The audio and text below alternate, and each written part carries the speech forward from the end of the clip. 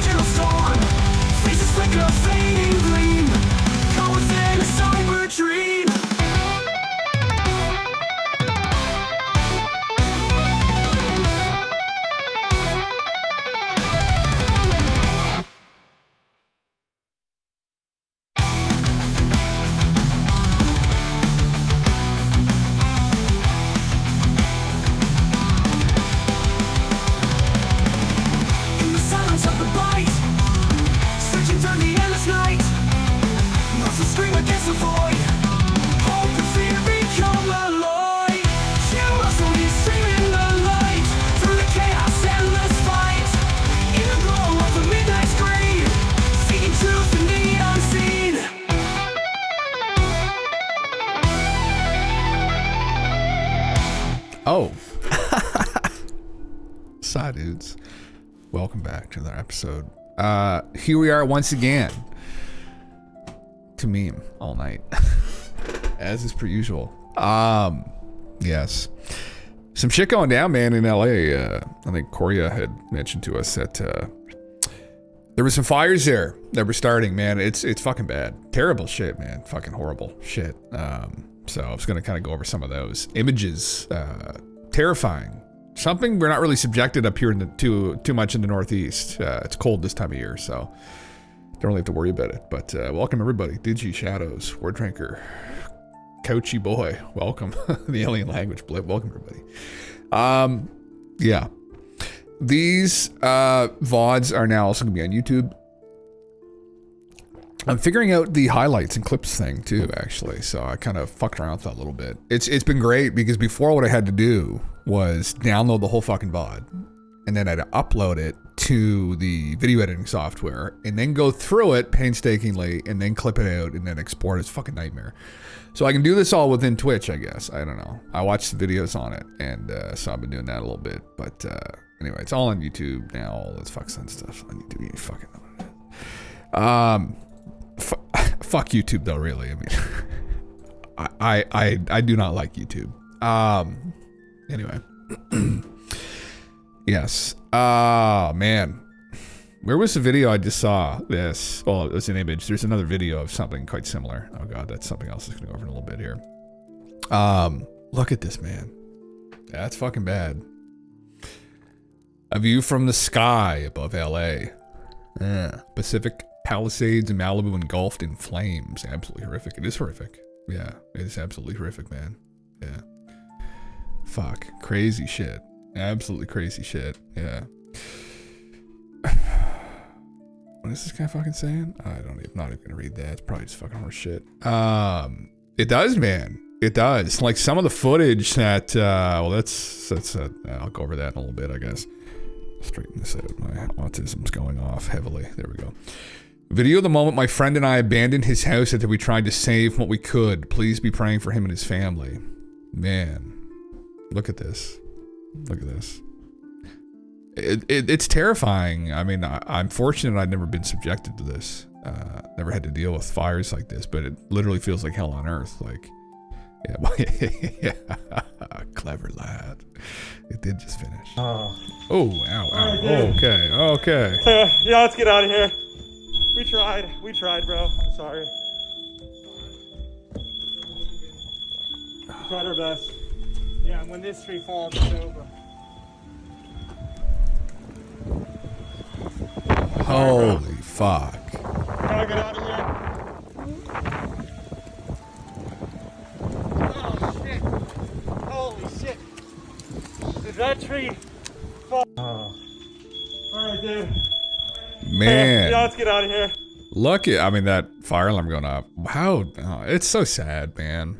To have your whole life in there and then it's, you know, yeah, insurance will fucking buy you a new home, but you get all your pictures and memories and probably childhood things you brought over from your parents' place into your place, and I couldn't even fucking imagine, man. Terrible.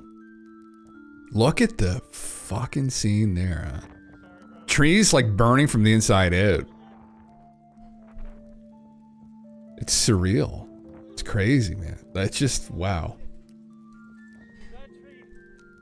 Unbelievable, man. Unfucking believable. Oh, live. Yeah.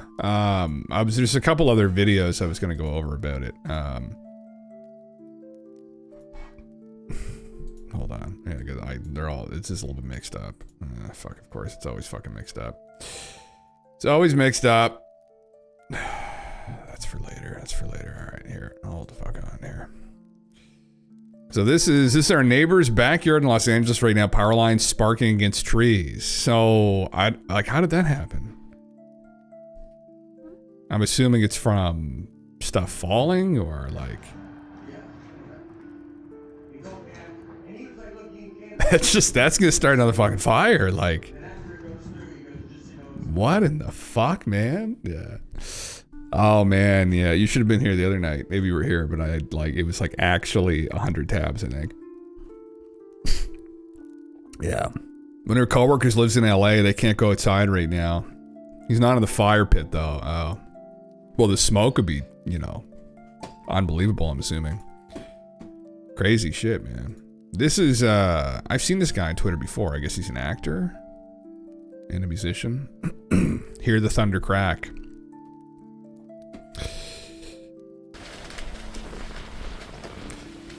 You're looking good. Your house is not on fire, but it's... I'm here in case some embers land on it.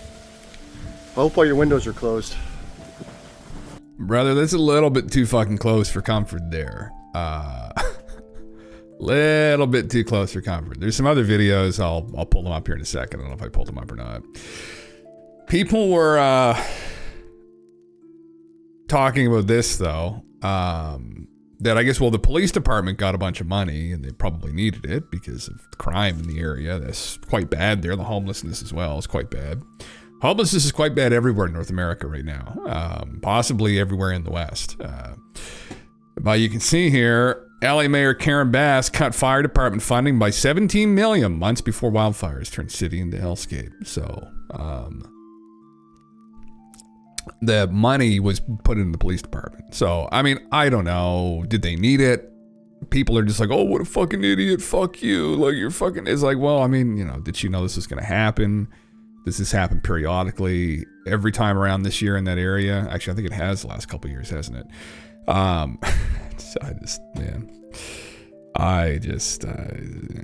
Anyway, yeah.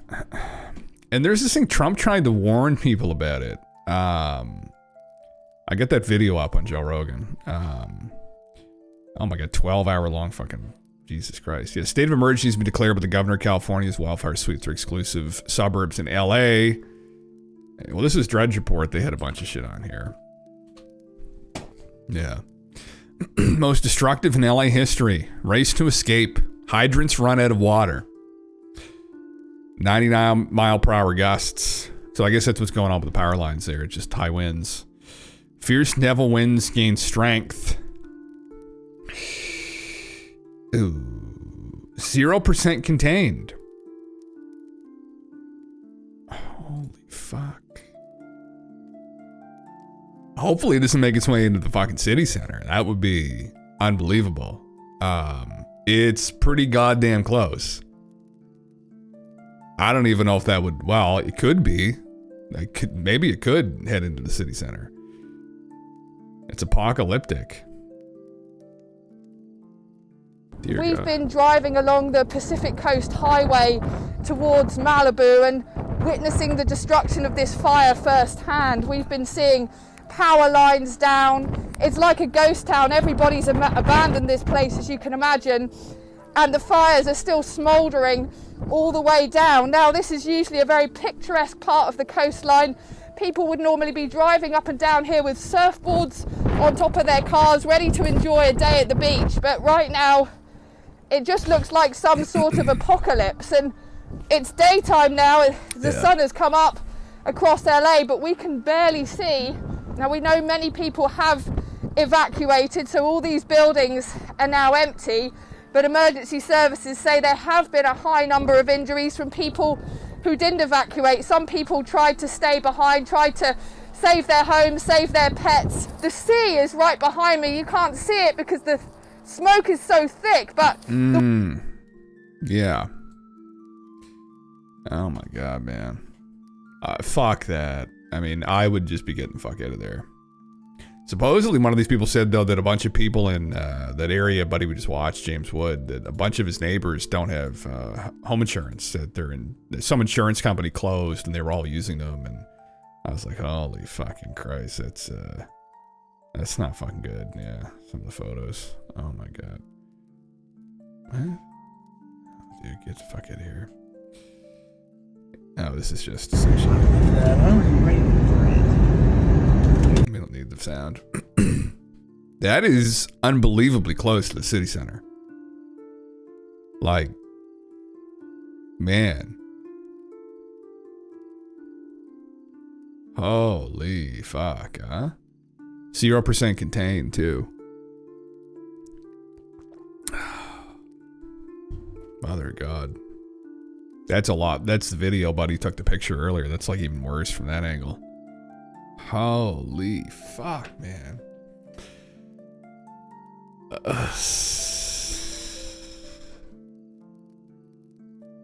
Florida can't sell homes now because of insurance. No, how did that happen? That's what? How does that make sense? It's fucking crazy. No, these are not really great photos. Fuck me. Biden. They got Uncle Joe in charge of it though for another what? How much longer does he have before he can finally go take a nap? Less than 2 weeks. So yeah, lots of homes are now marked as in floodplain and people can't get mortgages. Ooh, Jesus. What about sinkhole risk? That's the other fucking problem down in Florida is the sinkholes, man. They're fucking, it's crazy. The whole area is just like swampland. I mean, you know, fuck me. Residents rip mayor. She's in Ghana right now. She on vacation or is she doing some like reach out program? Fuck. That's just, it's fucked. I'll just read this. I don't really listen to 6 minutes of it. What did Trump say? He was mocked for sounding the alarm on the California water fire crisis during his interview with Joe Rogan. Turns out he was right. He spent nearly 7 minutes ranting about the issue, blasting Newsom for doing nothing to fix the problem. He specifically discussed the California Delta smelt controversy where rainwater is wasted by being directed into the Pacific Ocean to protect a tiny fish species. You know, in Los Angeles, you can't get proper amounts of water. In order to protect a tiny little fish, the water up north gets routed into the Pacific Ocean. Millions and millions of gallons of water gets poured into the Pacific.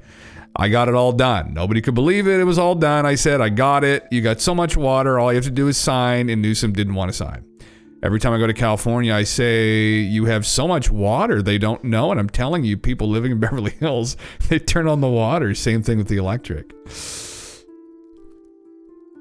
Gavin better run for the goddamn hills because they're about to throw him up on a fucking cross up in LA here, if this is the case. Protect one small species of fish that may have all just got cooked completely. Probably fine in the water, but oh my God, man. It's one of those things, like, we obviously don't want to be irresponsible and like overfish or, overhunt an area. But ultimately, really, when it comes down to people versus the fish, fuck the fish, right? I mean, within reason. But this would be an example where the area is susceptible to wildfires. There have been multiple around California in the last couple of years. And now the fire hydrants are out of water. And if this is actually true, that they're out of water because they've been rerouting water from the north to protect a small fish colony. God help that guy. God help that guy. That's fucking unbelievable. That's unbelievable. Yeah. Holy fuck, man. Yeah. He's been warning since 2017. They continue to ignore him and fact check him. Oh, man. Yeah, well. That Gavin Newsom guy's a fucking psychopath. They say what you want about Trump, but where's a picture of him? Oh, man. You just a study in fucking psychopathy there. Like, literally. Just a study in fucking psychopathy. He's just 100% fucking psychopath. There was a video I watched on here a couple months ago of him talking. And especially through COVID, the level of hypocrisy the guy had. He was closing down restaurants. People could go out to dinner with their families to stay home. You shouldn't be eating out. And then he was out eating out like every fucking night. Like, just a fucking cock, man. Who votes for these fucking people, man? Although I say that about Trudeau, and initially I did vote for him. But to be fair, we didn't really know. Although I did know better. But continually voting for them. Continually voting for them. These psychotic fucking people, man. Oh, God. Yeah. Anyway, fuck. Terrible news. All the live coverage here. Oh my God, man.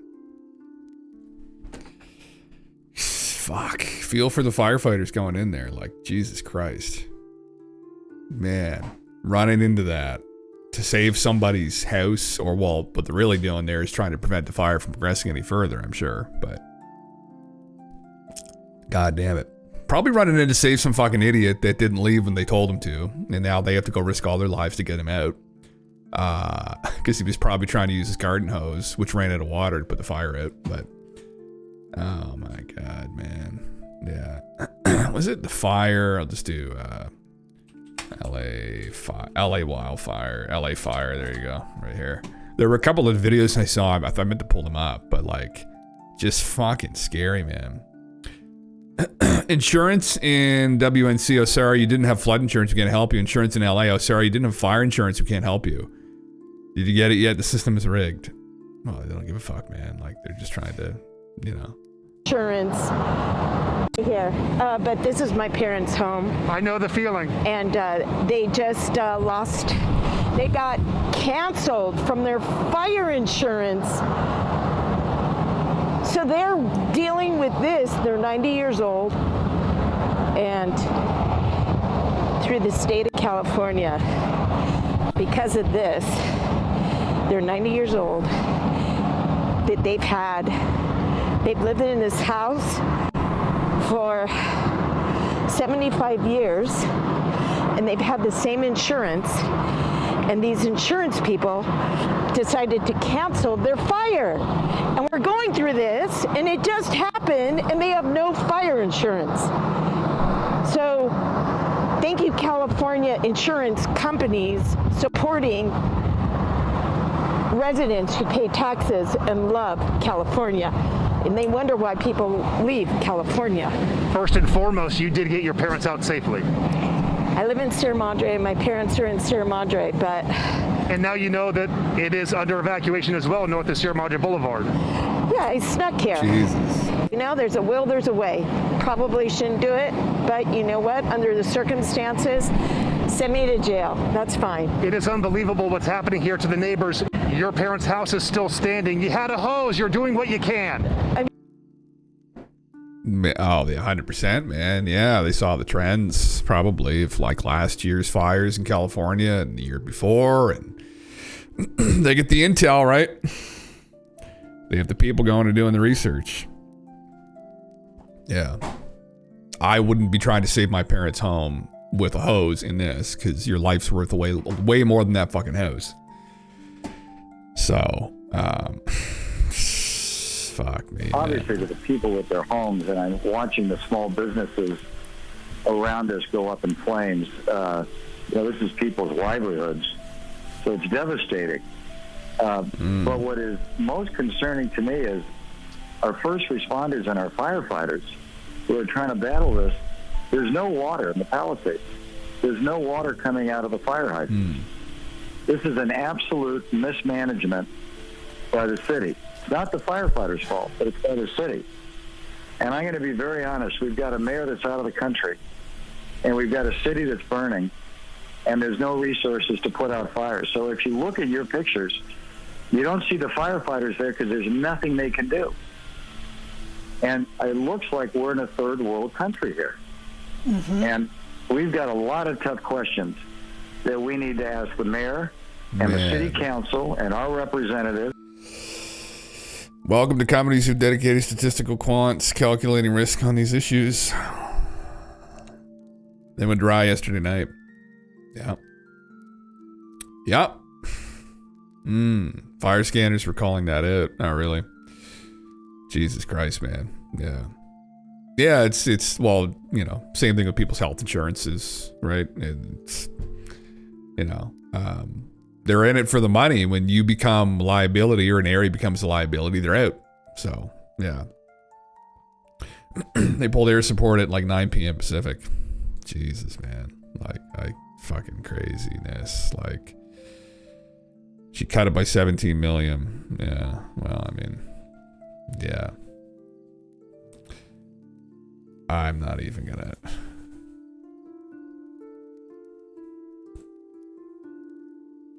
People saw some kind of an object come out of the fire. A drone. Spirits maybe trying to protect the area. Native American spirits. burial site there. Who knows? Man. Anyway, yeah. Oh fuck, man, that's a bad photo there. Yeah. Okay. Well. Jesus. LA neighborhood right now is shocking. It's moving into the fucking city, man. That's the scary part. Yeah. Yeah, well, that's exactly it, man. Yeah, third world government corruption. Look at it. Like, right in the fucking city.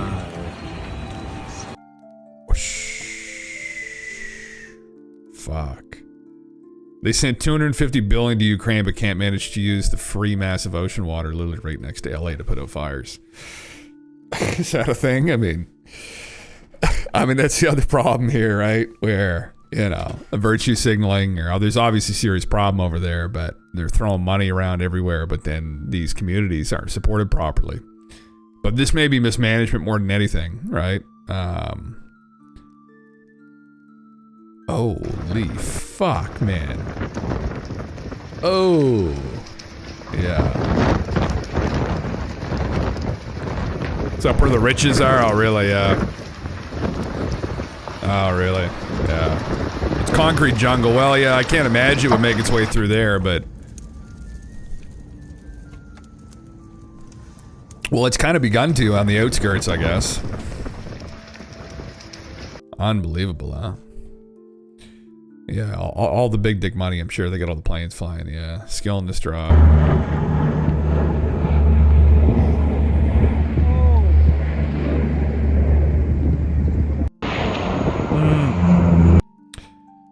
The boys and girls are trained to do. Okay, well, I mean, Mother of Christ. Lucky the man. Yeah, anyway, it's sad, but I mean, it's terrible. It's... Oh god, yeah. How could the poor people, they're all cemented in. Yeah, fuck.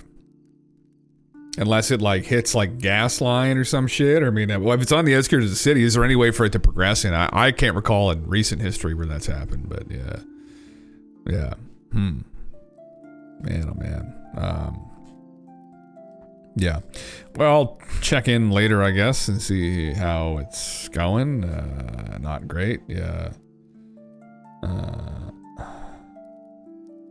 Well, but I don't, you know, people are kind of shitting on the fire chief because she wanted to be more diverse and inclusive, but I think they've been doing a good job. It's just they ran out of fucking water because of the idiot mayor and the policies in California diverting water potentially away to some kind of, you know, fish site to protect the fish, some wildlife reserve. Yeah, yeah. God damn. Oh man, look! Oh, it's crazy. The images coming out of here, though. Wow. Yeah. Fun times. Do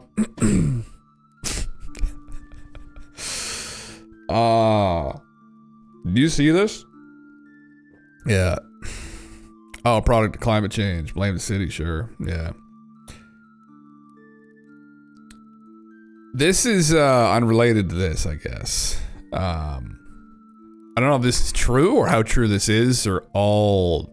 There's a lot of people talking about this. I don't know. I'm not even gonna fucking really comment too much on it, but supposedly some people think that Justin added a controversial token, a meme coin, and supposedly this is his. Let me read it here. This is who knows how fucking true this is. I just saw it floating around, and I usually meme on Justin, so I don't know. Be friends with Justin Trudeau's financial advisor. Buddy tells me he got Trudeau into crypto last year. Just holds majors on Coinbase, but he did make a Solana wallet. Asked for the wallet address to Snoop. Discovered the Prime Minister of Canada owns 17,000 of a crypto token called... There you go. Yeah, you think this is bullshit. They keep, this is, I mean, yeah, it's a thing. I would assume there's probably a good chance it's bullshit, but like... anyway, yeah, I'm pretty sure this is factual. Anyway, just people fucking razz and roasting them. So yeah, fuck me. Anyway, Holy fucking Christ, man. So this, I mean, this is the other thing too, where I'm like, man, I don't fucking. Anyway, multiple strange-looking drones were spotted in Beverly Hills, California last night. You don't think you're allowed to hold that currency? Why is no mainstream media outlets covering the drone infestation of people's homes? Whoever this is here. This is one of the persons that took the video, I guess.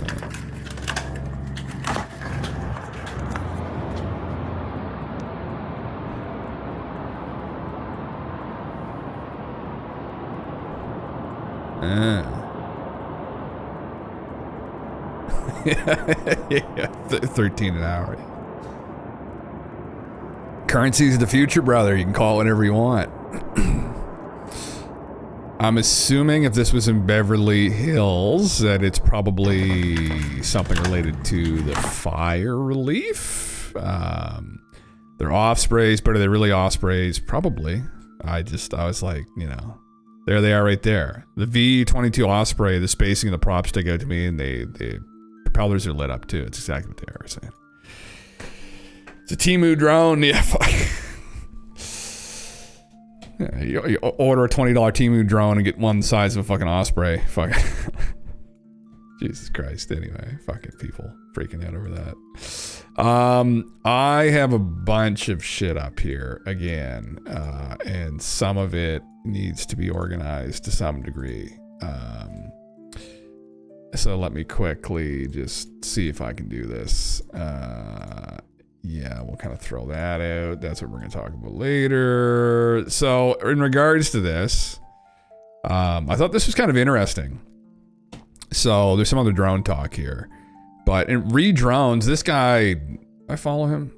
No, I don't. But I see stuff all over the place anyway. A toroidal propeller design that makes drones whisper quiet. This is kind of interesting. Because there are reports of some of the drones that have been seen, like the ones that were over Denmark recently, that they were very, very, very quiet. They were silent. So maybe there's some of this tech deployed. It's kind of, listen. Novel toroidal propeller makes less noise.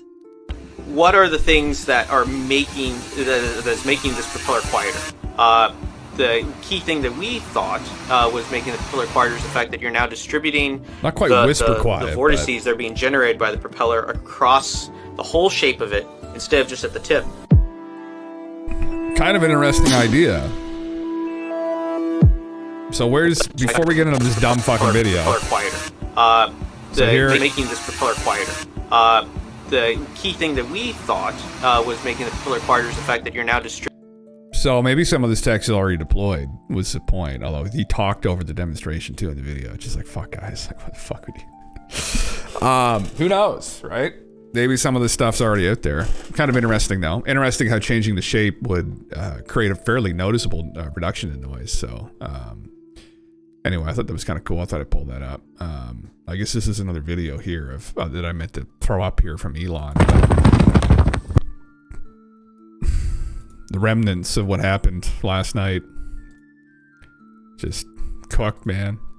Crazy shit. God damn. Crazy shit. Anyway.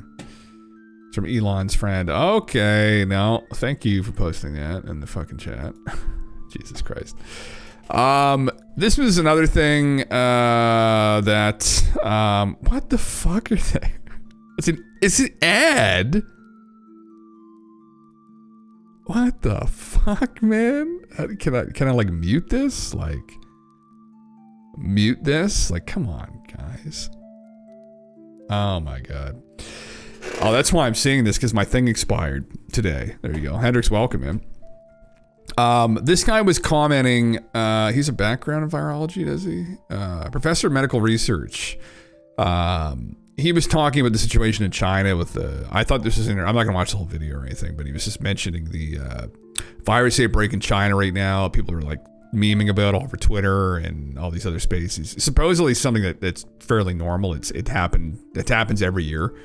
For whatever reason, it's just getting picked up in the media right now, I think, because maybe it's kind of slow in the cycle. And anyway, so the human metapneumovirus, virus, however you say that. So, yeah. See shit I get in the Steam store when he's pouring up. Oh, fuck. Jesus Christ. Greasy. Anyway, so this was interesting. I had no idea what to think of it. You saw the headlines. I was like, man, what the fuck what's going on? This is another kind of flu outbreak that's going to happen. Supposedly not. So anyway, I thought it was kind of cool. And this is something in regards to all the talk that Trump and the states are going to take over Canada and Greenland. Here's Pierre, who is probably going to be the next Prime Minister of Canada. Canada will never be the 51st state, period. We are a great and independent country. We are the best friend to the United States. We spend billions of dollars and hundreds of lives helping Americans retaliate against Al-Qaeda and 9/11 attacks. They supply the U.S. with billions of dollars of high quality and totally reliable energy well below market prices. We buy hundreds of billions of dollars of American goods. Our weak, pathetic NDP liberal government has failed to make these obvious points. Yeah, I will fight for Canada. When he's Prime Minister, he'll rebuild our military and take back control of the border to secure Canada and the U.S. We'll take back control of our Arctic to keep Russia and China out. We'll axe taxes, slash red tape, and rapidly greenlight massive resource projects to bring home paychecks and production to our country.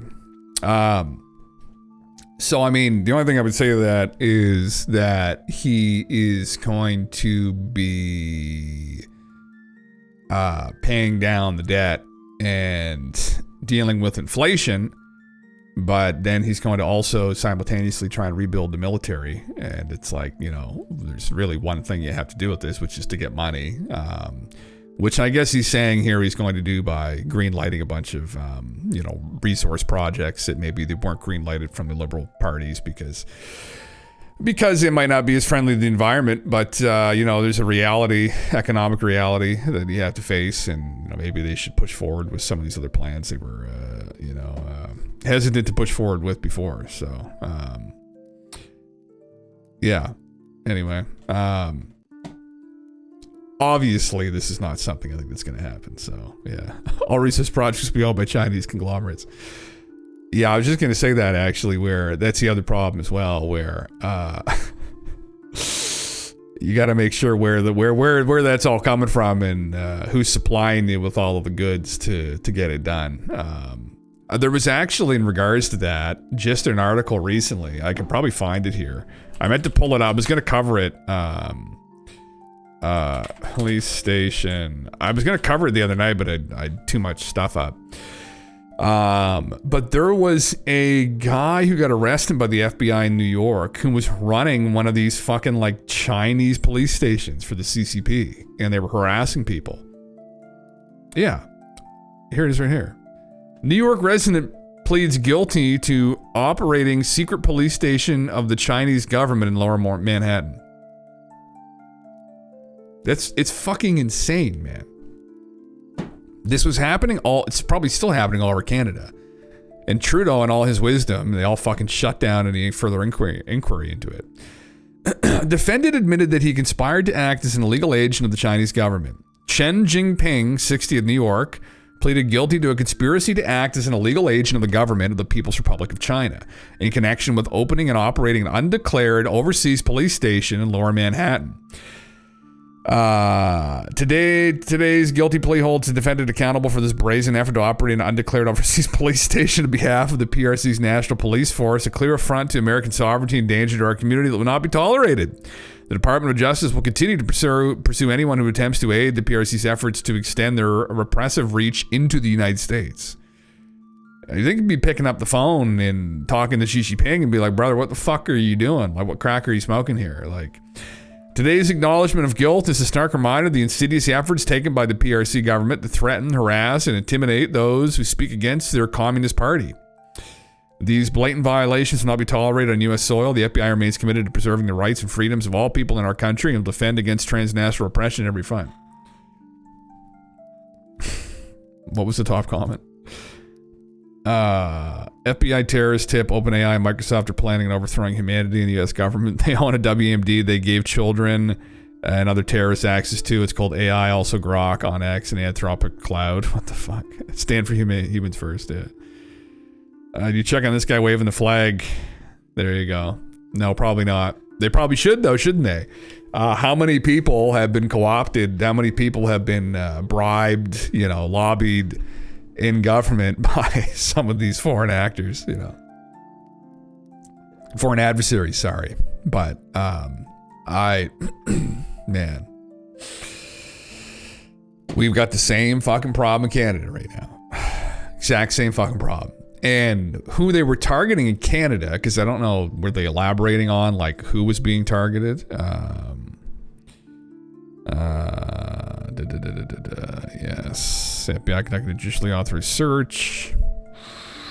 Maximum penalty of 5 years in prison. Brother, get him, ship him the fuck out of here. Like, he should be banned from entering the country ever again, unless he was an American citizen that was doing it. That might be what's going on. They were in Canada harassing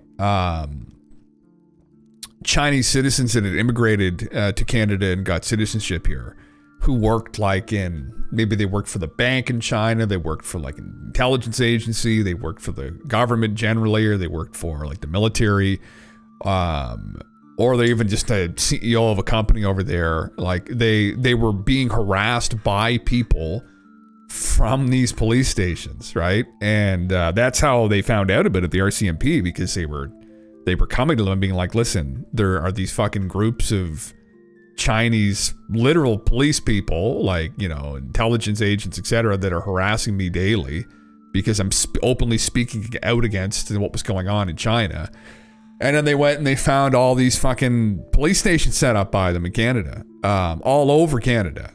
And it's fucking crazy, man. It's like, if you talk shit about Xi Jinping here, I don't think they weren't necessarily targeting like Canadians here, like someone like me, but it was more people that were coming from China that maybe knew things or knew a little bit more about like how things were working over there, and they didn't want them to be giving them a bad name and slandering them. It was just fucking crazy, man. Like, you do not, Canada's a little bit different. You know, our gun rights aren't quite as liberal as the Americans. Like, I don't know if I'd be going and knocking on somebody's door in like Texas, you know, saying, well, have you been speaking shit about Xi Jinping, man? You'd be getting blown out the fucking front door by a 50 caliber fucking sniper rifle or something.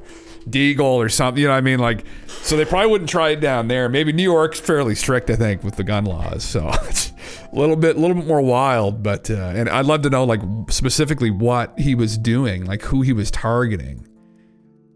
Who knows? Who knows, man? Yeah. We will continue our efforts to protect the rights of vulnerable persons who come to this country to escape the repressive activities of authoritarian regimes.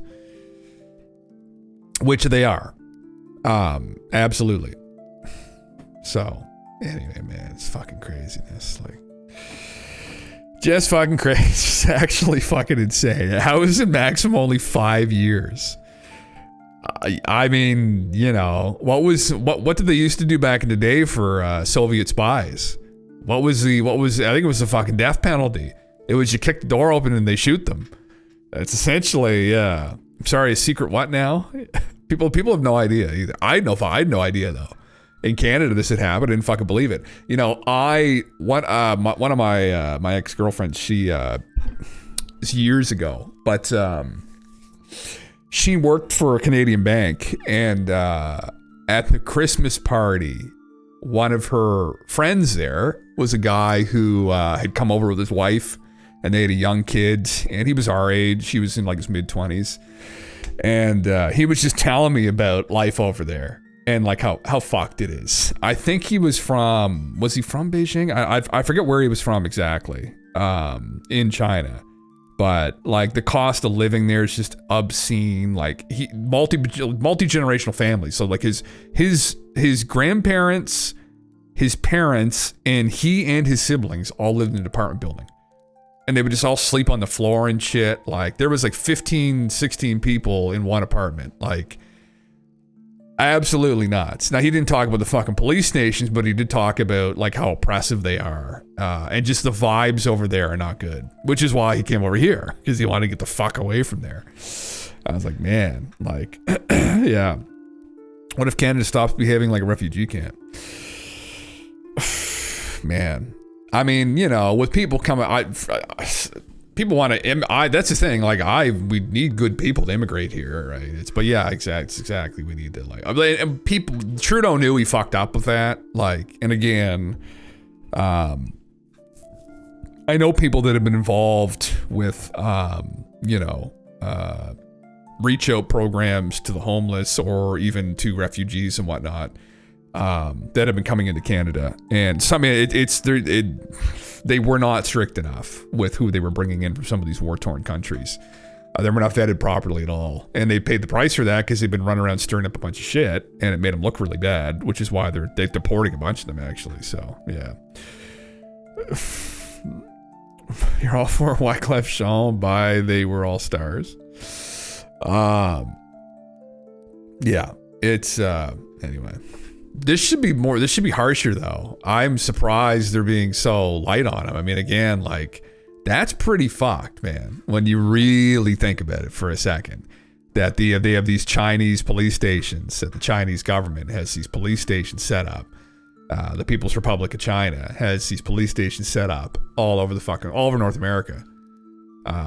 But then again, you know, are they police stations? Intelligence people really running that out of fucking China. It's really what it is. So as do the Russians, I'm sure, and probably other countries as well. But yeah. China's the global government. We just haven't been informed yet, man. Well, got to push back. It's like Elon Musk has been going on about fucking Buddy in the UK endlessly. What's his name? Starmer. And the gangs that go on over there of immigrants that have been raping these, you know, young women, and some horrible stories, right? Again, people that were vetted properly. And prison system's fucked over there. And there was like an MP that was calling out Elon or Americans that were talking shit about them, that like, we'll arrest you, we'll deport you over here to go to prison. They were like, man, shut the fuck up. Fucking idiot. I was like, no, they're not. You really think that's gonna happen? Like, give me a fucking break. I don't fucking think so. Yeah. Jesus, man. Grok can identify planets and constellations. Interesting. And this is all, every time I come on here, this is all he's been fucking talking about, is he's just like dragging this guy's balls through the glass. So I can't imagine he's going to be lasting much longer in the UK either. I'm not super familiar with him or what his background is, but Edge, what's up, man? Yeah. Take a moment to mention the absolute hero that is Tommy Robinson. Yeah, I don't really have a background on him. Like, what's his background? He was bringing to light some of the terrible shit that's been happening there with, people who essentially some third world immigrants that came to the UK and were stirring shit up and aren't being properly dealt with. Which again makes everybody look bad. There's tons of brilliant people that immigrate over every single year to our Western democracies, and they start businesses, and they're great people. I know them personally. And it just creates this wedge in between them and people that live in the area who are fucking idiots, like locals. And then they start attacking them. And it's just because if somebody assaults a young woman, right, like rapes her, right, brutally, and then they don't end up going to jail for whatever, like, man, that's just, you're stirring a pot you don't want to fucking stir. It's just gonna create a huge mess, man. And it's just, there's something seriously wrong over there. Seriously fucking wrong. Like, he essentially investigated this case for years, all while being prosecuted in the media and by the state. Yeah, why did they prosecute him? Like, many were told to shut up for the good of diversity. But that logically doesn't make any sense. Like, you'd want to address those problems immediately for the sake of diversity. Because there's tons of great people that come over, and this makes them all look bad, and then they get attacked, their businesses get attacked. So what you would really want to do is really be on top of that and deport people the fuck out who do stuff like that, right? It doesn't make any sense to me. Yeah, it shouldn't do. But Robinson's former mortgage fraud conviction helped the media and politicians demise his statements around the Pakistani gang rapes. Oh, really? Golfing? I didn't even know. British politicians, especially the left, love immigration because of the votes. Yeah. Well, it's the same thing here. Well, same thing that happened, in the United States with what was going on with the Biden administration, and I wouldn't be surprised too with Trudeau. But the funny thing is, people he brings over, they fucking hate him. They think it's just because, it's like, younger generations of people, like the millennials and onward. I mean, many of us were worldly people, whether you're from Syria or, you know, you're from China, or you're from China. Might be different because they control the internet, but still, like, we're all pretty worldly people. I mean, they looked at Trudeau, because I know some of the guys, they think he's a fucking idiot, they think he's a cock, they just fucking think he's stupid. It's like, you know, he did help them come over, but like, they think he's a fucking idiot too, right? So, but I know there's a lot of people who rely on the assistance when they come over. They don't come and try and do anything. They don't start businesses. They don't go to school. They don't do fuck all. They just sit around on welfare. Those are the people that are going to keep voting for it to happen. And those people are although, you know, those people are who are contributing to this problem, I guess. Yeah. The agenda is in part to rub the conservative nose in diversity. Yeah, they would win in the culture war and get away with it. They're traitors, in my view, and deserve traitors' punishment. Depending upon the intentions, man. Yeah, I know. Yeah, and it is concerning. It's very concerning. It's hard to pinpoint down exactly what's going on with it. If it's just them trying to use this as a voter base, which is what I've heard before, or some people think there's a more nefarious thing afoot. But like, I don't know why they would intentionally do this to like destroy Western culture, or I think it's probably just incompetence. That's what I probably would attribute it to, unless there's more evidence that comes out to the contrary of that. But yeah, I mean, the conservatives are implicit. They talk about immigration bad, but then they still import cheap labor for their mates' businesses and sell off national assets to foreign investors. Yeah, I mean, I think it's definitely, whether it's a left or right issue, I think generally speaking, it's just a bunch of fucking dickheads, right? They're just all part of the problem, really, right? So, yeah. Have you seen the Boogeyman and Gavin McGinnis educating Joe Rogan about the Pakistani bring? I have seen that video. I got to be careful on these platforms talking about that, because no, it's complicated. Stefan Molyneux was a Canadian philosopher who he doesn't have any balls left because they drugged him through the glass so hard about some of these conversations he had. Now, listen, I mean, even like, you know, IQ metrics, man, not that I have a background in psychology, but I looked a little bit into it. I know a little bit about it. It's complicated. Education plays a massive role into that. If you're from an area of the world where people have poor education and they're run by these theocratic governments who prevent like women from getting any kind of an education, and the men really have no education because they join the fucking military or when they're like 12 years old, like it all affects development and it all affects how well you're going to perform on these tests. So, that being said, yeah, I have seen that video and it's disturbing. It's disturbing because this has happened in the UK where people are married. And it's not just in Pakistan. There's other cultures as well there where they're married off to. It's the arranged marriages are in and of themselves a problem, not just for maybe the reproductive issues that could happen from that hypothetically. But just the idea of it is problematic in and of itself, where that's not really how things work here. You know, and then there's the other problems too, where they're not very tolerant of like the homosexual community, or they're not really tolerant of women's rights. And you can go on this ad nauseum about like Saudi Arabia and their track record on like human rights and women's rights, and we still do business with them because they have all the oil, right? So it's like, my personal gripe is all of the fucking fitness influencers, because I do have an interest in like YouTube fitness. I followed it for years, and lots of great resources on there, but all these motherfuckers live in Dubai, and they live in these like it's really oppressive there.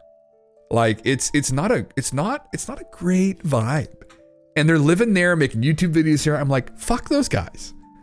Like, really though, like, although the new guy that's running it is a little bit more forward thinking, thank Christ, but like, yeah. It's hilarious because Rogan was like, let's fax this, Jamie, and he was like, well, yeah, it was one of those controversial ones. Iran post-Islamic revolution. Yeah, man. Yeah, that's exactly it. Yeah. Speaking of women, saw a week ago the Taliban banned windows so women can't be seen in their houses. They're just smooth brains, man. I mean, that's literally all, and you know, that area, another area is Mesopotamia. That is like the Fertile Crescent. That was Samaria. That was Babylon, right? It was Assyria. The Akkadian people. I mean, they were brilliant people, brilliant mathematicians, astronomers. The idiots took over. Guess what's happening here? Same thing, right? Scary shit, man. The idiots take over. It's an example of that. Literally, it's a terrible example of that. Like, Stefan Molyneux's case against violence toward children is called the bomb in the brain, a very strong case. Is it? What's that about? Yeah, he had some other issues where he was in a debacle where he gave someone life advice. His wife is a psychologist, and the kid ended up taking his life, and there was a lot of drama he dealt with behind the scenes. But he was pretty extreme. I mean, I used to watch him because he had but he would get in these debates with people, and he called himself a philosopher. I was talking with Gale on TV about this the other day. And, in the end, he'd be using rhetoric to try and trip the person up and just win. He was just trying to win. And I was like, you smooth brain. Like, you call yourself a philosopher. You're after objective truths. Like, we're after the good. We want to, what's the truth? Like, we're not in this for our ego. But it was these constant, like, he would do like these soliloquies. And he was just kind of an egomaniac a bit. And so I'm not completely, when he kind of went under, I was like, But at the same time, I was like, yeah, he was kind of a dink, Anyway, he frustrated me endlessly. Anyway, they would have these ontological discussions too, and with like fundamentally religious people. And some of his points, not that I am at all, were just obnoxious. And I'm not going to get into it right now, I guess. But anyway, yeah. I'm catching up to shit. Did I ever do anything? No, they didn't do anything. Yeah, no, they didn't do fuck all, yeah. Just fronting, yeah. Yes, you're right about the assessment of the ego. Yeah, man, his background, not that it matters, right? Because if to call yourself a philosopher simply just means that you love wisdom, because it's literally what it means, is a lover of wisdom. That's what philosophy means. His background was in theater, so academically. So, I mean, I was like, starting to make more sense now, but I think he did a master's in philosophy or something like that. Paid them fucking 30 grand or 25 or much, sucked somebody's nut so you could fucking call himself that, right? Anyway, yeah. His wife committed no, I don't think it was it wasn't his wife. His wife and he had given some advice to someone and it went sideways, and the kid had committed suicide, and there was investigation into his wife and her ability to practice, and there was investigation into him. And that happened a long time ago, actually. That was quite a while ago. And that kind of got dug back up when he kind of started. Stefan loved to he was very audacious. Actually, the first interview ever that Jordan Peterson gave publicly, like proper interview, was on Stefan Molyneux's podcast, Free Domain Radio. I remember watching him like way back. This is like the Bill C16, I think it was. This is like back in like 2015, maybe something like it was quite a while ago. It was almost 10 years ago, something like that. And Stefan though used to love making these ethnic IQ comparisons, right? And he'd point to these areas of the world where there's barely clean drinking water and being like, oh, look. And I'm like, brother, we know that there's a huge component factor here with like the level of education people get, right? And how well they're going to do in those fucking tests. And like these people have been in a war zone, some areas for like 3,000 years. It's like, it's like the privileged class looking down on people who haven't quite been as privileged and be like, you're dumb. Fuck, man, you drive me fucking nuts. Drives me fucking nuts. The IQ test to some degree drive me fucking nuts. They're getting better, obviously. I spoke with Corey, you talked, I'm sure in here, you talked about that recently, and I've kind of looked at it a little bit more now. There's some better tests, but that kind of stuff pisses me off, honestly. And they try and like assert a person's worth by how well they score in a test. Maybe they didn't sleep well the night before. Maybe they don't even take the test seriously, right? It just fucking pisses me off. It doesn't really factor in creativity very well, the traditional IQ tests. Like, look at Einstein scored what? Like, hypothetically, they put him at 160. And, like, all these other guys are like, that guy who's a fucking, what's his name? The fucking guy who was like a bodyguard or a bouncer got like 210 or something.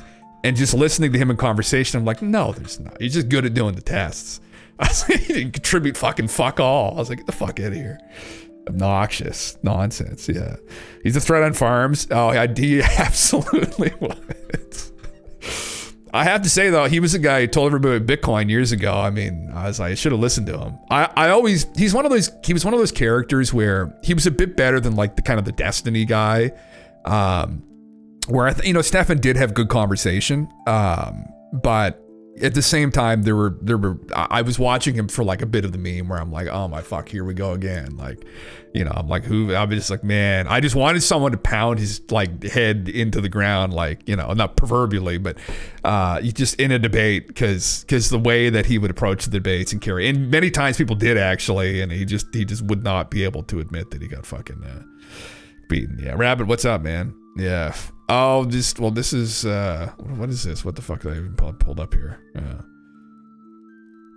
Oh, I clicked on something accidentally. Yeah. Well, we're looking at Elon's posts. This was about the stuff going on in the UK right now. Yeah. In the IQ test questions are like, who's the 34th president of the USA? Oh yeah. That's the thing, man. Yeah. If they're not, there's some other ones where those questions aren't present. It's more, there's some more modern tests where it tests people like, it's kind of like your intellectual reaction times, one way of putting it, I guess. But there's different components to it. But ultimately, yeah, I don't like that. We don't know enough about the human brain to really come to any definitive conclusions on people's worth based off what they scored on these tests. Like, fuck off. Like, yeah. He knew about the education thing too. He had several IQ experts, including Dr. Michael Flynn, on his show, whom explained IQ and intelligence in detail to him. Yes, yeah. He did, yeah. But still, he would try and make these assertions. But anyways. Whatever. Yeah, thread is 10 years old and only 35 pages, so he's in a thread if you're interested with the peer now. He's still a smart guy. Like, he's a smart guy. I don't know what the fuck he's doing now. Someone told me he just has like some weird show on some obscure channel somewhere. But anyway. More importantly was what's going on in the UK with this stuff. And, Elon's definitely stirring the pot with it, but it is important to address. It's important for everyone, right, that they address this. And I didn't know I've just been offhand following it, but I wasn't really aware that, what's his name again? UK Prime Minister. Musk uses memes to call out UK PM Starmer over Pakistani grooming gangs. Starmer was involved in the Jimmy Savile shit. And I think I mentioned this the other night. He supposedly stated there wasn't enough evidence to go forward with any, formal charges against him back in the day. And which was just insane because there were so many people that made accusations. So it's unbelievable. Like, what's his first name again? Starmer or something? Keir Starmer, right? Keir Starmer, Jimmy Savile, which was not told about dropping, let's see here. No evidence for Boris Johnson's claims about Keir Starmer. Was not told about dropping of Jimmy Savile case, say sources. Labor leader was unaware prosecutor had closed case in 2009 despite being head of CPS. It has emerged. Keir Starmer was not informed when an investigator at the Crown Prosecution Service decided to drop a case against Jimmy Savile, sources have told The Guardian, despite the fact he led this institution at the time. Fuck off, man. Labor leader was unaware that a prosecutor had closed a case into the notorious child sex abuser in 2009, nearly a year after he took over as director of public prosecutions. When did Savile die? And I don't even really want to talk about him. He died in 2011, so he was still alive, actually. He's 80, lived to the ripe old age of 84, man. Like, this is one of these guys and never didn't, unfortunately, get the medicine, didn't get what he had coming to him. So, yeah, it's just fucking bullshit, man. I mean, some of the stories, like, people probably, I mean, we all probably know, but some people, like the general public, have no idea how bad this actually was, man. He used to volunteer at children's hospitals, so he would go back to the morgue and have sex with the dead bodies of the children. Like, just digest that for a moment. This guy was best buds, okay?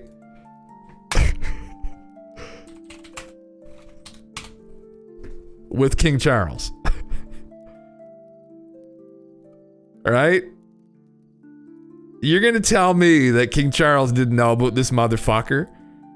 Apparently everybody knew he was a fucking absolute psychopath. Especially people in music knew that he was a massive pedophile.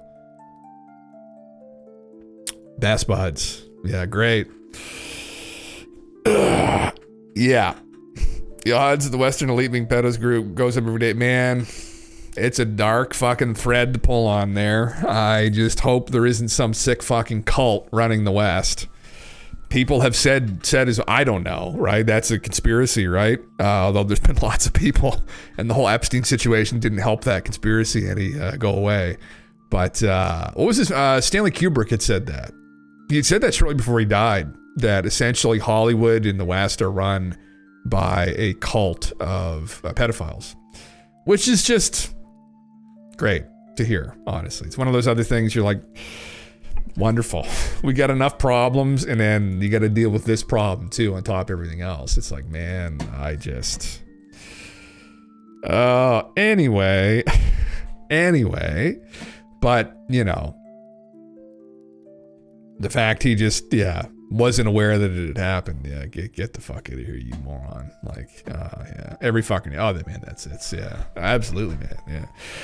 Thing, when you have lots of money, you can use it to do all kinds of sick shit. Offered some poor bum $10,000 to do shit, they do it, and that money you can also, and it's insulated and protected from getting into trouble. Yeah, oh man, absolutely. Yeah, that's the problem with it, right? It's a level of corruption that we're dealing with here. It might just be beyond what many of us really want to even fucking deal with. I mean, it when it gets to that stuff, I usually, as much as it's great, it's important to bring awareness to it, which is why I talk about it, but some of it's just like, I don't even want to fucking know. So I don't want to know the finer details, man. Like, I shouldn't even read that article the other day about that one of these fucking shitheads who, abducted these young girls and subjected her to like a 30-person gangbang and then killed her and cut her up and put her meat into a fucking, what's it called again? Fucking, into donair meat.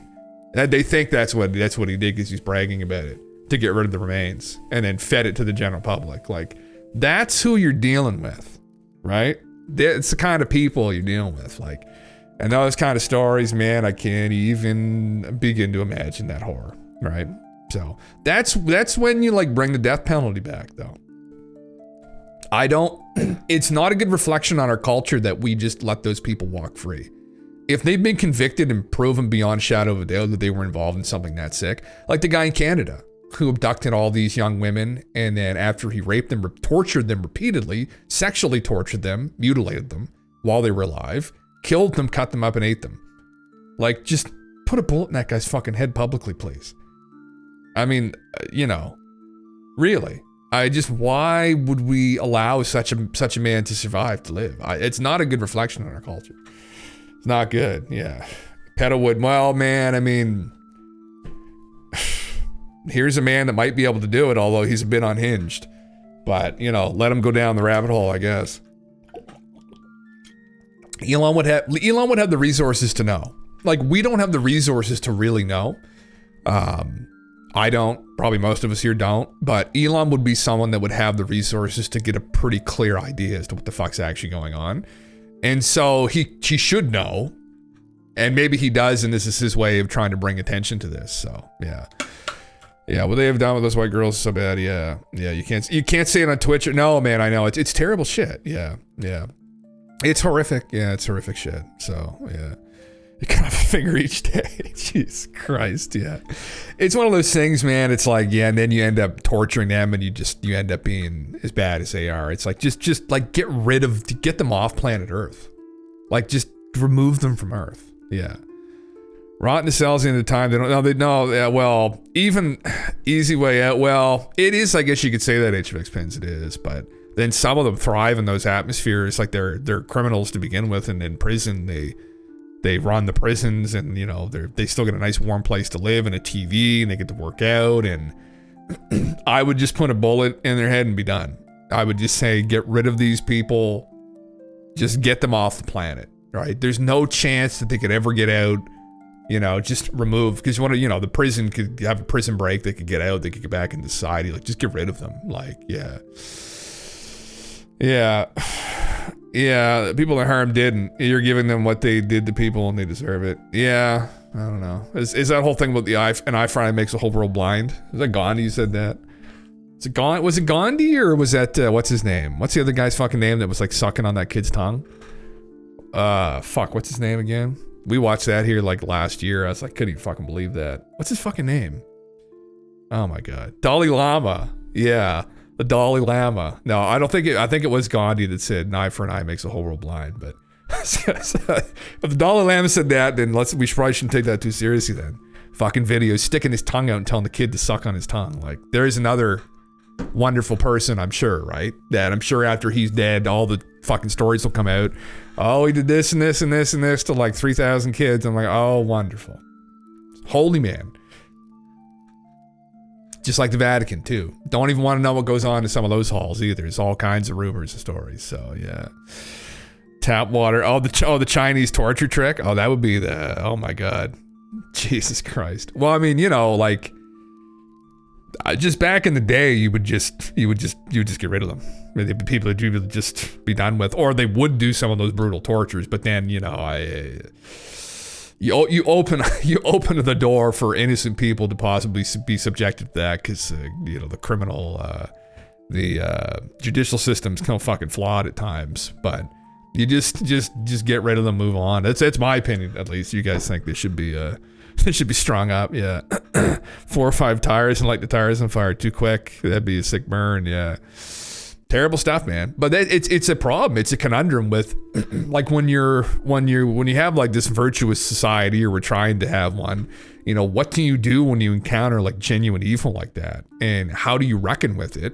And how do you prevent those people from doing what they do? And I mean, I don't know. I think personally, not having some kind of a death penalty is as horrible as it can be when it goes wrong, right? For innocent people being put to death, there's been many people. It does send the right signal to bad people that this will end in your life. Like, you will die if you do this kind of behavior. If you don't have that, it really signals to terrible people. The worst thing that's going to happen to them is they get thrown into a nice warm place with a bunch of shitheads like themselves, right? So, I don't know. Yeah. Hanging back in the day for what they would have done in this case, they should get the William Wallace treatment. Oh, Jesus Christ. That panel has some serious issues. Yeah, mistakenly offing innocence. That's exactly the conundrum, man. That's exactly the conundrum. But yeah, it just have to maybe, yeah. You have to weigh the balance. You have to weigh the balance between some innocent people being mistakenly convicted, and then what the consequences are as a whole on like a societal level of sending that signal out to bad people, and how many bad people there are. Because proportionally, there aren't that many like actually psychotically evil people versus like regular people. But yeah, Jesus, yeah. It's not a deterrent. Even when people legit would get tortured for stuff, these crimes still occurred. That's not a bad point. Yeah. Well, I guess we have to look at would it be some kind of a deterrent? Would there be any evidence for that in different cultures that have it? You have to look at the data, I guess, to see. Yeah, because in the States they still have the death penalty in quite a few states, and see if that would actually show kind of a. But I don't disagree with you entirely, man. Where there are going to be psychotic sick people anywhere you go, and they're probably just on some kind of like a suicidal path anyway, right? Where they're just going to go down with the ship at some point if they're that twisted, right? But if they're that broken, so yeah, it's a shitty thing. It's a shitty thing, but definitely this is not good when they're not dealing with this properly, and they're at least not deporting people out who are engaged in this kind of behavior. What's happened is there's been literal, this is what he's been highlighting, which is crazy, man. But there's people who are getting prison sentences for social media posts, and then there are people who have literally raped people that are getting let out of prison. And it's like, that is not a good, that's gonna cause some kind of societal breakdown at some point there. You're gonna have massive violent protests. And these people in charge, some of whom may be good people, who just aren't paying attention or not even involved with these decisions are going to be injured or killed. It's just, I don't know the signal they're trying to send with that. They better get their shit together really quickly. So, yeah. Always have draconian law. You do anything wrong, you die. You don't get a second chance to do worse. Vigilantism, I'm sure, will start happening. Well, yeah, that's exactly it, man. Yeah, and, you know, will that deal with it? Maybe. And it might just create a bigger problem, right? But I mean, if you lived in a small town, like even like not that long ago, probably like, I don't know, 100 years ago in the States, what? Like 100, let's say 120, 130 years ago in the States, right? You lived on the West Coast, right? I mean, it's Wild West. I mean, they kind of relied on that to some degree. Communities would kind of stick together and deal. Fucking Mexico right now, that's what's happening, I guess. I read an article, it would have been almost a year ago, but the gangs down there, it's just out of fucking control, right? And communities, like the police are all corrupted. They're involved with it. So like literal towns get together and they're trying to fight back against these fucking gangs. And they just take matters in their own hands because they don't have a choice because everything's so fucking screwed up. So free Luigi, oh, Jesus, yeah. Oh, it's fucked up. They get special treatment in prison. Well, I know that's exactly it, man. Yeah, they get fucking the TV and they get meals and human rights. And it's like, man, that's the thing though. When you commit atrocities like that, I don't know if those apply to you anymore, which would be the philosophical debate here ethically about would someone deserve those human rights if they've been involved with something that heinous and taking away someone else's. I mean, you know, like if someone, like it was gang violence and, you know, someone from another gang shot another guy in another gang and they were warring over drugs, it's like, fuck, you're an idiot, like whatever, like, you know. But like people that have done sick things to children or really maimed and tortured and injured people and shown like really evil behavior, I don't know if they deserve that humane kind of treatment. Not that I think they should be ripping their fingernails off every week when they grow back, but you know, I would just say get rid of them. But that's just my take, I guess. Yeah, it's a weird thing, man. Edge, I know, and that's what they're going on. I don't understand what's going on. Yeah, it's a woke intersectional feminist logic. I don't know if it's feminist logic, but it's just, I think it's idiots, really. And the dark thing is that some people suggest it's some kind of an attempt to destabilize these countries. And that's a legitimate fucking conspiracy. And you have no fucking idea. So, I mean, it's, yeah. Human rights should be human rights for everyone, irrespective. Otherwise, you can run into issues and people's rights get taken away for things like heresy. Yeah, I think I agree. I think it's I guess that would be a problem, I guess. And you don't want to cross that line. I guess I have a problem with people who have been unbelievably inhumane getting treated to that level of like this. They're fed regularly, they live in a warm place, and they're just indefinitely in this little cell for the rest of their life getting all the basic necessities and whatnot. And I just have a problem with that. I personally don't think it sends a good signal, but we'd have to have a debate on it and go through. And that's a good point too, though. Obviously you want to be careful with that because then you could have some despot get into power, right? Some idiot get into power and they could start tweaking things, and maybe, you know, they could start, even for people doing social media posts against them, they could start stripping them of their rights if you open the door for that. So you probably would just have to leave the human rights in place and then have the death penalty brought back, maybe. So personally, like, this is the problem though. If you don't have the death penalty, like, yeah, I think you're just trying to, it's definitely unpalatable and doesn't feel right, but pragmatically, I think we just have to swallow the bitter pill. I'd still disagree. I don't want those kinds of people to be alive. If someone gets convicted of a crime that heinous, like eating a young girl and raping her and maiming her and pulling all her organs out while she's still alive and stuff, on the off chance that there's some kind of a prison break or destabilization or collapse of society, I want the death penalty for something like that. And I think proportionally, although maybe in the confusion of the judicial system, some good people may end up on that death row, I think having those people in our society at all on the face of the earth is a bad thing. I would be very concerned having those people anywhere near anyone. So that's personally like how I feel about it. We'd have, pragmatically, I don't know how it works, but yeah. Unless you followed alien lore, I have followed political, like you have followed the political and ideological lore the past 10 years. I can explain this in details without a doubt. Intersectional feminism. Who thinks feminism? Is feminine thing a tolerance? Is it tolerance is a feminine thing? Is it? Yeah. Maybe. You could say that. I mean, maybe. Yeah. You'd have to make the argument, I guess, man. But I mean, we don't obviously want to go back to a time when there isn't like, respect for women, because there was a time not that long ago women couldn't vote, they couldn't be in charge of anything, they were the property of men. I don't want to go back to that time. I think you need a balance in not having deep interest or in any deep insights in like what's gone on with wokeism. I know kind of what's happened, but cultures throughout history were fairly balanced. I mean, men had their roles and women had their roles, but ultimately there was a balance. It's hard to say though, because there's examples you can bring up where they weren't, but I think we definitely need a balance, right? But there's different roles, right, that men and women, I think, traditionally in those other societies fulfilled. But yeah. So how many virgins are we throwing in the volcano for the greater good? As many as necessary, brother. As many as necessary. Yeah. I don't know. I mean, yeah.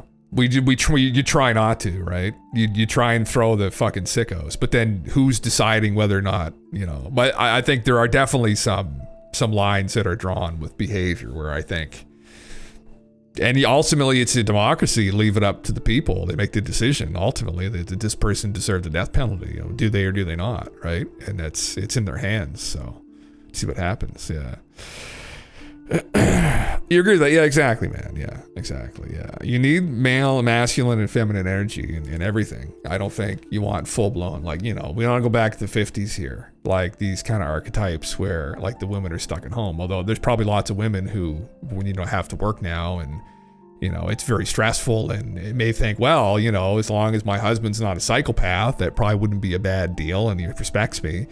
If I could live that life, but you want the option available. I think personally, I don't think we want to go back. I wouldn't want us to go back there personally. I would want to keep people have the ability to share, their opinions, and voting is a part of that, I think.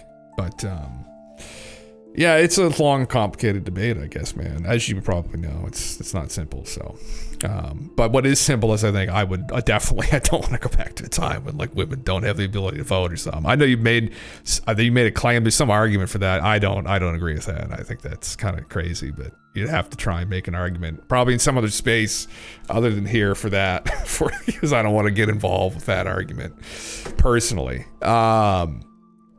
What else? Oh, fuck, right. This isn't the drone stuff. Yeah, the NRC just released all the data they've given to Ariel for their yearly reports. I don't really want to go through this. I was kind of trying to see if anybody summarized it. But anyway, this was obviously where, there was some incursions over some nuclear sites and military sites and shit like that. Man, this guy's fucking site needs to be overhauled, and these fucking ads need to be taken off. The records illustrate the growing amount of drone activity over critical infrastructure. Although the released documents primarily focus on drone sightings, they shed light on the broader scope of Aerial's work in addressing potential aerial threats, whether they stem from benign curiosity, commercial misuse, or nefarious intent. While these incidents released by the NRC do not reveal any groundbreaking revelations about unidentified aerial phenomena, they underscore the critical need to address drone incursions at sensitive sites. This concern was magnified by the December 2024 drone sighting over the Oyster Creek Nuclear Generating Station in New Jersey, along with other sightings at the Salem and Hope Creek Nuclear Generation Stations. So, sorry, that was the one I was talking about, I think. Was it? No, this is different. Okay, no. Sorry, because this happened back in August or July. And I thought that was over a military base, I think. That was the one that they talked about when Elizondo and co were up there in front of the Congress. They brought that up. Okay. Anyway, yeah, interesting shit. It's now official. The ongoing mystery objects drones are a flight safety risk. The FAA acknowledged the in-flight object strike. That's what Buddy had brought up there, Ryan Graves. He had a whistleblower who talked about it. So there you go. Interesting. Although I don't think that was like one of the fucking drones over New Jersey. That was like a UAP type scenario. Maybe it was just, and who the fuck knows? Wasn't it up fairly high though? I'm just gonna say maybe it was a commercial drone, but where's the actual G550 pilots as a whistleblower? Interesting. Okay. Yeah, there's not really any other data there. Oh well. This. Yes. See what this is. This is Chris Sharp's new. What has he said recently? Anyway, I'm just curious. Because he was going over. Maybe I'll go over this in a second and see if he's had any more information on the recent. There's been more drone incursions. Not that I want to fucking keep talking about the drones endlessly, but talk about UFOs endlessly, I guess. So there you go. Supposedly there's been more sightings over military bases that aren't to do with the military bases. And he was going to see if he could get more information on them, but let's see what this is all about, I guess. So UFO disclosure endgame. This was just released today. See how spicy this is. Things could move fast in the coming weeks and months. The incoming Trump administration must act decisively to disclose information about UAP. The stakes have never been higher, with advocates and skeptics, did he spell skeptics right? Vying for influence within the government. Appointing UAP advocates and whistleblowers like Carl Nell, Lou Lozano, and Dave Grush to lead these efforts from within the National Security Council could be a game changer, helping shape policy and efforts to navigate around gatekeepers to alleged rogue UAP retrieval and reverse engineering programs. That could be a reality, such figures do have positive relationships with key Donald Trump associates and family members, with Lou Lozano having appeared on Donald Trump Jr.'s podcast on 2 occasions. The signs that the Trump administration will take action are positive when looking at the team President-elect Trump is building. If Senate confirmations go as planned, pro-disclosure advocates could fill roles in Trump's cabinet. Figures like incoming CIA Director John Ratcliffe and presumptive Secretary of State Marco Rubio are likely to push for greater White House transparency on UAP matters. The same is true of incoming Health Secretary Robert Kennedy Jr., who will likely for declassification of files relating to the assassination of his late uncle, President John F. Kennedy. Oh, that will be spicy, so who knows? All 3 will need to be confirmed by the Senate before being appointed to the roles. Another pivotal figure will be the National Security Advisor Mike Waltz, who does not need to be confirmed by the Senate, meaning he'll be ready to work on the UAP issue from day one if required. If they do this. I mean, if they really give a fuck. I mean, Don Jr. seems to care, but it's fucking Don Sr. that will make the fucking decision ultimately. So, yeah. I don't mind drone talk as long as it's actual organized drone swarms over military bases and not rednecks in New Jersey listen to shit over every like this guy. Yeah, that's kind of same. Yeah, if it's actual like intel from people on the ground at the bases who know it's not even the test flight or a practice, that's what was kind of going on. So, David Normus, thank you, sir. Appreciate it.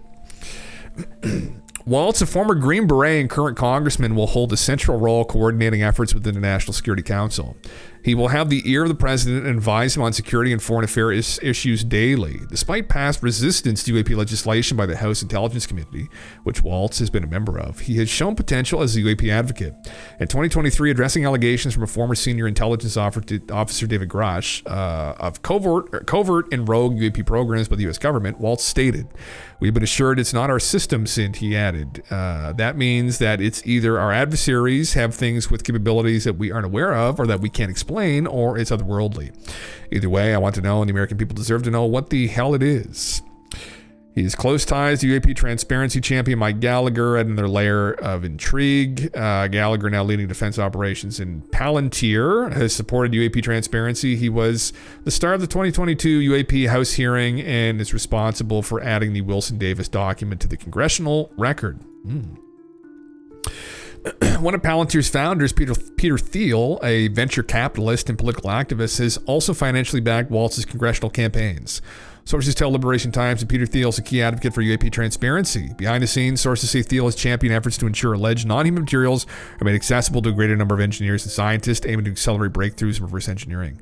Another key player could be Steve Feinberg, nominated as Deputy Secretary of Defense. Okay, anything else spicier? Figures like Elizondo, Null, and Grach could potentially be utilized within National Security Council, potentially. Again, okay. This may require bypassing or even standing the arrow down. Liberation Times understands that key whistleblowers have already spoken out with their testimony set for release in the coming days, weeks, or months. Okay. So that's something that we just heard recently from, I forget what his name is, but he was on Jesse Michael's podcast there. He works in intelligence in the U.S., and he had kind of stated the same, that there are some new whistleblowers that are fairly accredited people, that one in particular he spoke to that is going to be released, and that supposedly the interviews have already been taped and they're just waiting to set it loose. So, and some insiders have already shed light on the potential reality of UAP and its non-human origin. Among those shedding light on the issue is Harold Malmgren, a former advisor to JFK. In December 2024, Malmgren thanked Liberation Times for publishing an article by Jeff Cruikshank, which claimed that the 1962 Bluegill triple prime nuclear test brought down a craft of non-human intelligence. Yeah, that's crazy. Malmgren revealed that he worked on the test as an advisor to the Joint Chiefs and praised Cruikshank's article for effectively explaining the significance of the test. When asked on X whether he knew what UAP had been brought down, Malmgren responded, "As soon as I received the report from Los Alamos in early November, at the same time as that report was made to JFK. I come seeking sanity during your drive home, old bones." Well, you might not find that here, but you'll find conversation. At the very least.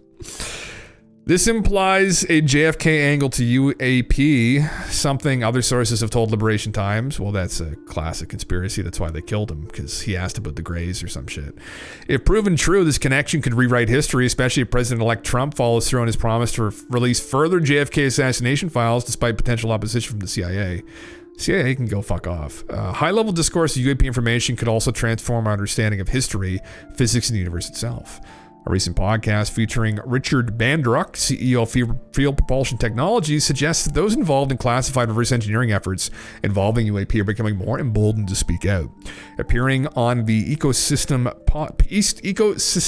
podcast in December 2024 alongside Rima Ouid from the Department of Energy, Bandruck, described as lead developer of next-generation propellantless propulsion devices, stated, 40 years ago, I was involved in a company that used to do reverse engineering. And one of the things that came out of that experience was that some of the NGOs that we were trying to reverse engineer advanced technologies reached out to us to take a look at some of the stuff they had. Banderick became deeply curious as the materials he encountered were definitely way more advanced than the stuff we actually have.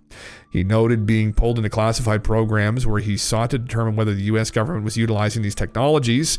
It turned out that my conclusion was that the U.S. government was not, he remarked. There you go. So, Stephen Greer, you're fucking wrong again. He further elaborated on his observations, describing materials with extraordinary capabilities such as self-reconfiguration, cloaking, and the ability to disintegrate into dust when reverse engineered, which is just insane. The isotropic analysis of the dust left behind tells you it's extraterrestrial, at least that it was manufactured somewhere off Earth, Banderick explained. Banderick described his materials as hundreds of years more advanced than current human technology, with construction methods beyond the capabilities of even the largest aerospace corporations. He concluded that such advanced materials often serve to prevent reverse engineering, with mechanisms seemingly designed to thwart human attempts to uncover their secrets. That is... I heard that, but that's extremely interesting. Yeah. These weren't just decades ahead of us, they were likely hundreds of years more advanced, he stated, highlighting the monumental challenges and implications of these discoveries that can be verified outside of the classified world. The implications of upcoming disclosure extends beyond scientific advancement. They challenge our understanding of human history, governance, and humanity's place in the universe. These revelations could pave the way for new fields such as xenoscience, exopolitics, astrobiology, and exotheology. What do the aliens believe, right? Is there space Jesus? Space Henry Cavill, is he gonna fucking, I mean, he might be Space Jesus, actually. You drink all the horse milk you want, right? Won't be any negative consequences. Get jacked as fuck. Jacked and stacked. With the right steps, the Trump administration has an opportunity to lead a groundbreaking effort, one that could reshape the human story. Hundreds isn't thousands. That's exactly it, man. So he's stating that the materials he saw weren't that far away. So interesting. So maybe it is going to be achievable, attainable. Maybe what we dealt with wasn't that far ahead of us in. Far enough though that they were able to get here, but yeah, interesting. The interesting thing I noted that was said by him was that where was it again? Yeah, the ability to disintegrate into dust when reverse engineered.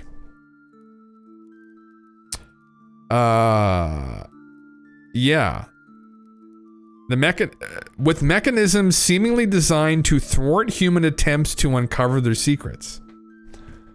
So they, and again, you have to unpack that one a little bit, which it's almost impossible to do because it's hard to elaborate on something that's that speculative, I guess, where, I mean, if that's true, again, it's like, fuck.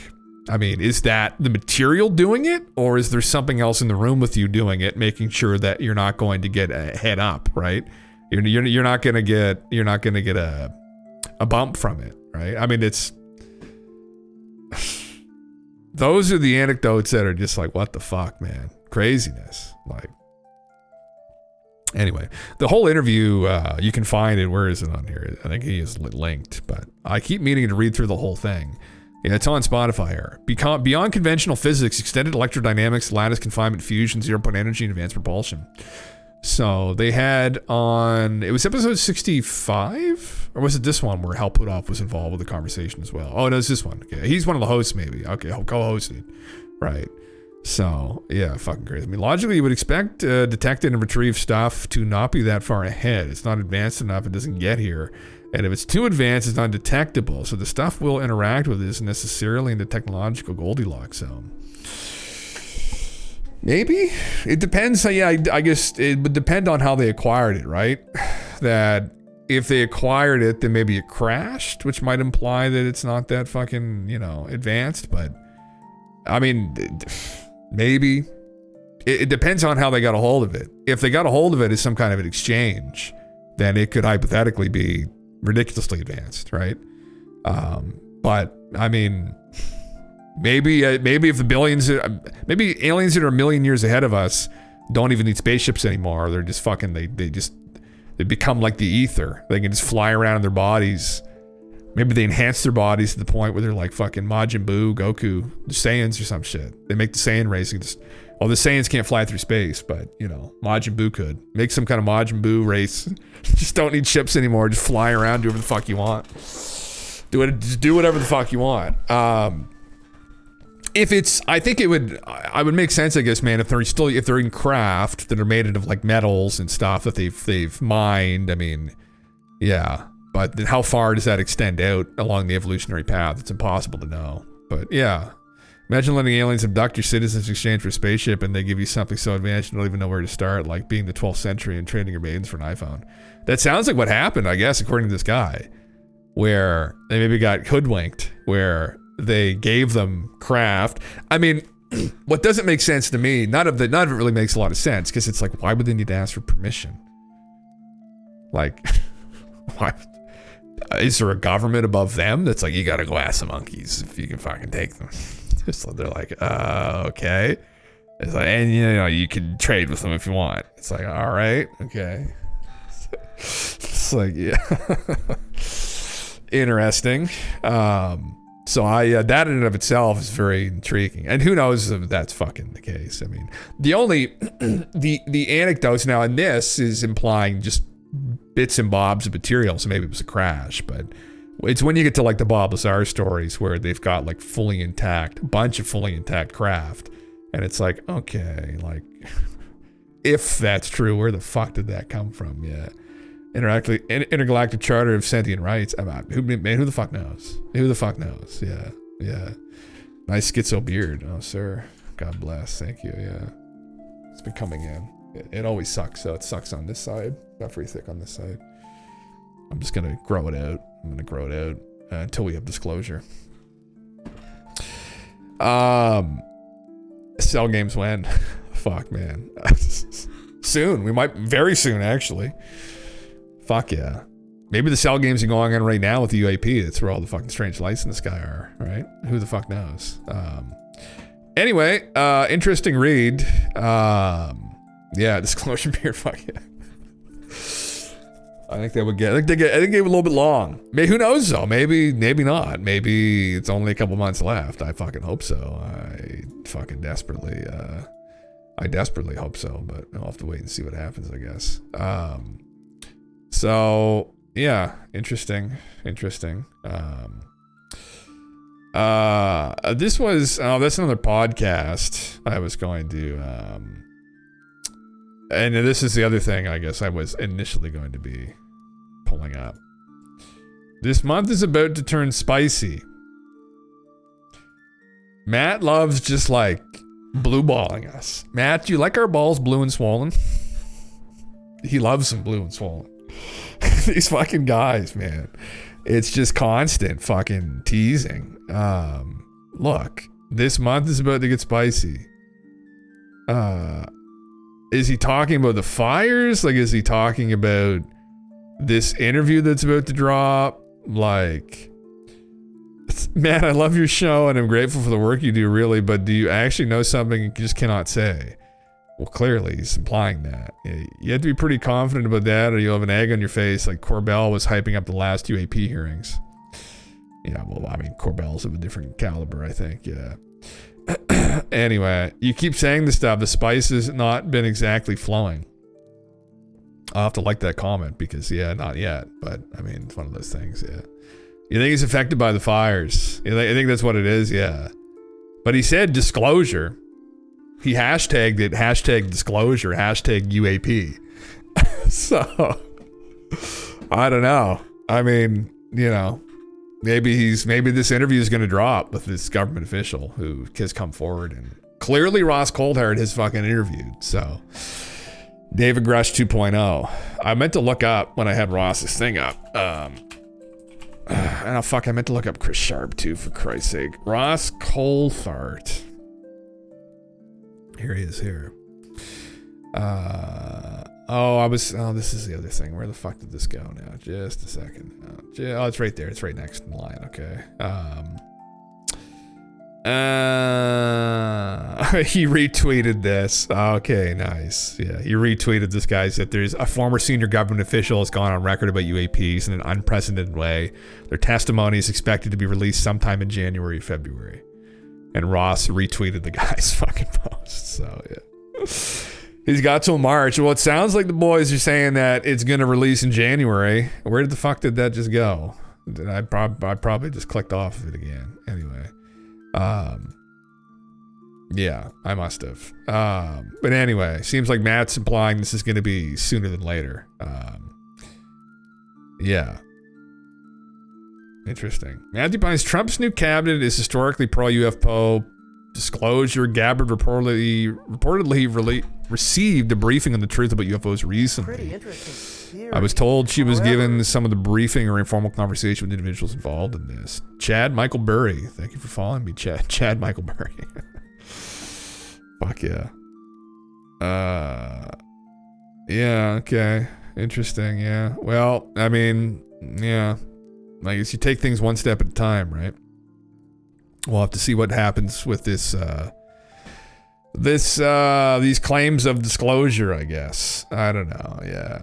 Powell Bryce also be held calm out. He said he would, yeah. It sounds like that this is what's going to happen. They've got a new interview tape that they're going to release on News Nation, and it's going to be take your pick, X, Y, and Z, X government. I hope it's not someone like John Podesta, or so. That would just be fucking disappointment for me personally, because that guy's fucked, but somebody who's in the know is going to be making some definitive statements, kind of similar. I don't anticipate it's going to be anybody like dropping like some evidence, because that's really what everyone's still waiting for. You know, if it turns out to be another nothing burger, I'm going to email him a cow shit so big I'll have to build another building over it. Holy fuck it. Yeah, I think it would deserve some razzing if it turns out to just be bullshit. But I don't know. He's put his reputation on the line, and it's been in pretty good standing after what happened with Grosh. So, you know, yeah. Fucking mixtape, you imagine? Yeah. Fuck, man. Oh, God, Jesus. Let me read. This is something Nick Pope had talked about. Here's a New York Times article. Drones and update. The New York Times published an interesting and important article on January 4th titled Drones, Exploding Parcels and Sabotage How Hybrid Tactics Target the West. It contained the following paragraph. Military analysis have concluded these drones may have been on a state-sponsored surveillance mission, according to one U.S. official familiar with the incidents, who spoke on the condition of anonymity to discuss an open investigation. British and German defense officials declined to discuss details of the sightings. This was in relation to drone sightings over the UK and Germany, but it would be decidedly odd to say that such state-sponsored surveillance missions could happen in Europe and not in the US. Those people who know about interactions between the government and the media on classified and sensitive topics will be aware how to read the phrase, according to the one U.S. official familiar with the incidents who spoke on the condition of anonymity. So what people think about the U.S. drone sightings, they most certainly are a defense and national security issue. Misidentifications and mass hysteria clearly do explain some U.S. drone sightings, but using this partial explanation to dismiss all the sightings risks throwing out the baby with the bathwater, and it can only help adversaries of the U.S. Yeah, that's, of course, that's logical, but some people are illogical, and they like to try and project that it's all fantasy and nonsense because they live in a delusional fantasy of their own construction. Yeah. So they've concluded, the military analysis have concluded, I didn't run into this article because I probably can't read it. I probably need to pay to read the fucking article, don't I? Yeah, go fuck yourselves. I'm not reading it. I'm not paying to read it.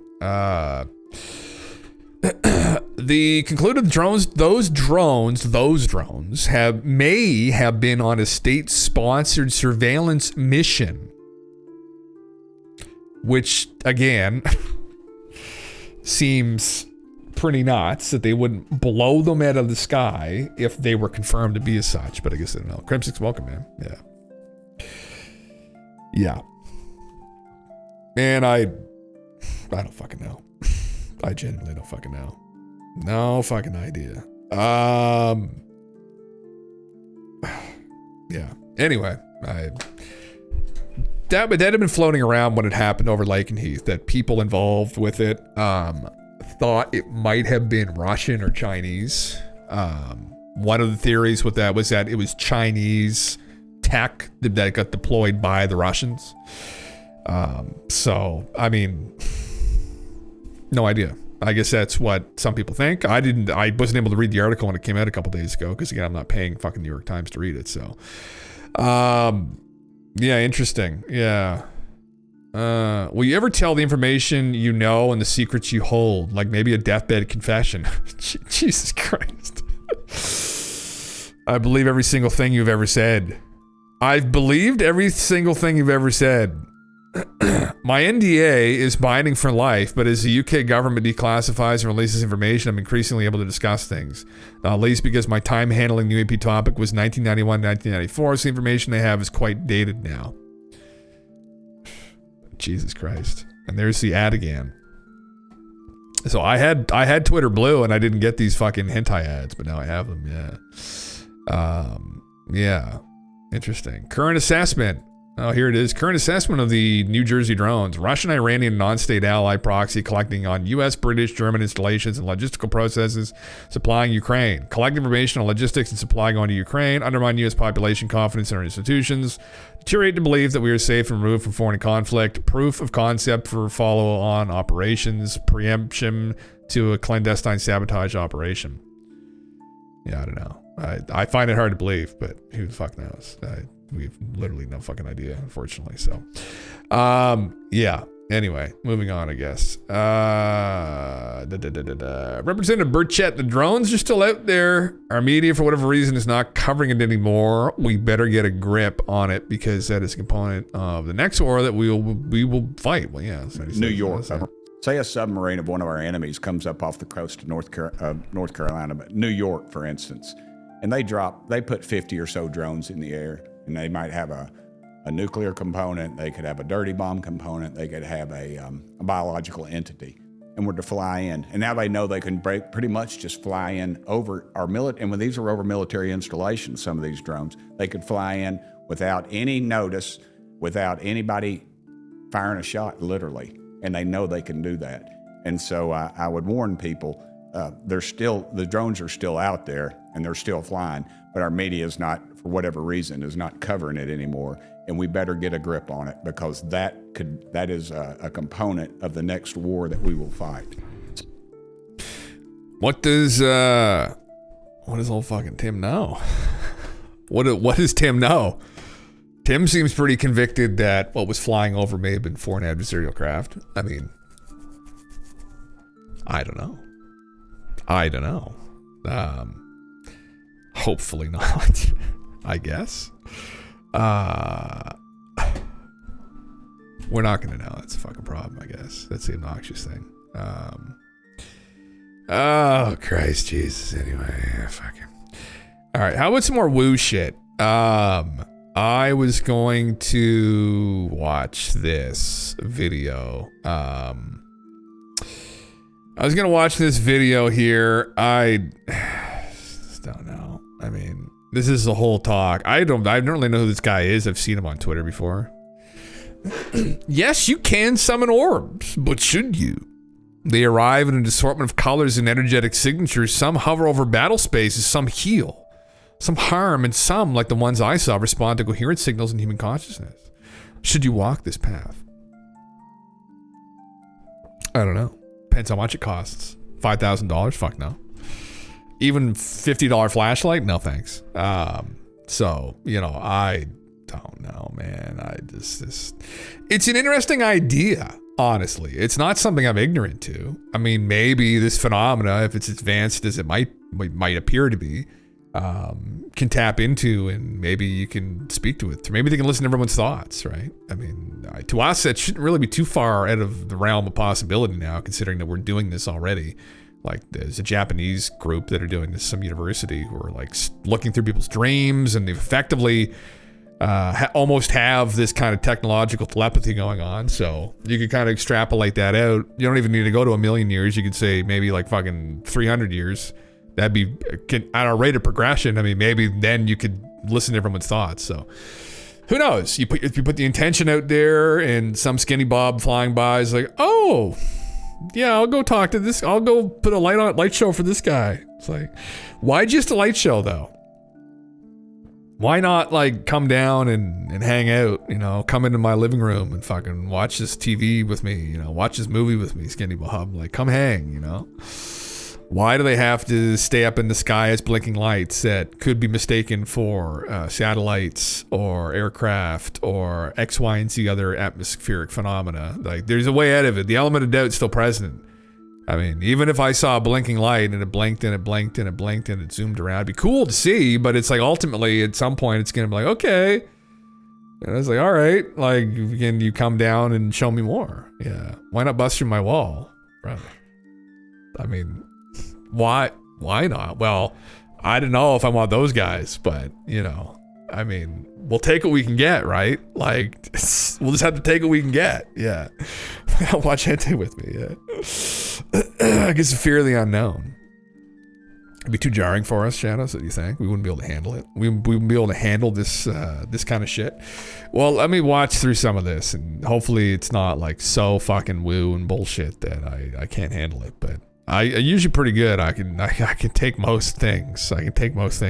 In the top left peripheral vision, I looked, and there were 3 of these circular orange balls in the sky, orbs, high up, flew across really fast, stopped instantly above my property. You can actually initiate forms of communication, forms of contact with some of these intelligences through the medium of meditative consciousness. At face value, that sounds like an absolutely ridiculous thing to claim, that you can make telepathic communication and have contact events. That something changes in the brain when you have an experience that's beyond the normal. It kind of invites you to either just lock yourself away and forget that you ever experienced that, or it sends you down the road of seeking and trying to find answers. I went out into my garden in a completely sober state, projected intentions mentally, and orbs showed up. I can promise you, if I end up doing this on stream, I will not be in a sober state.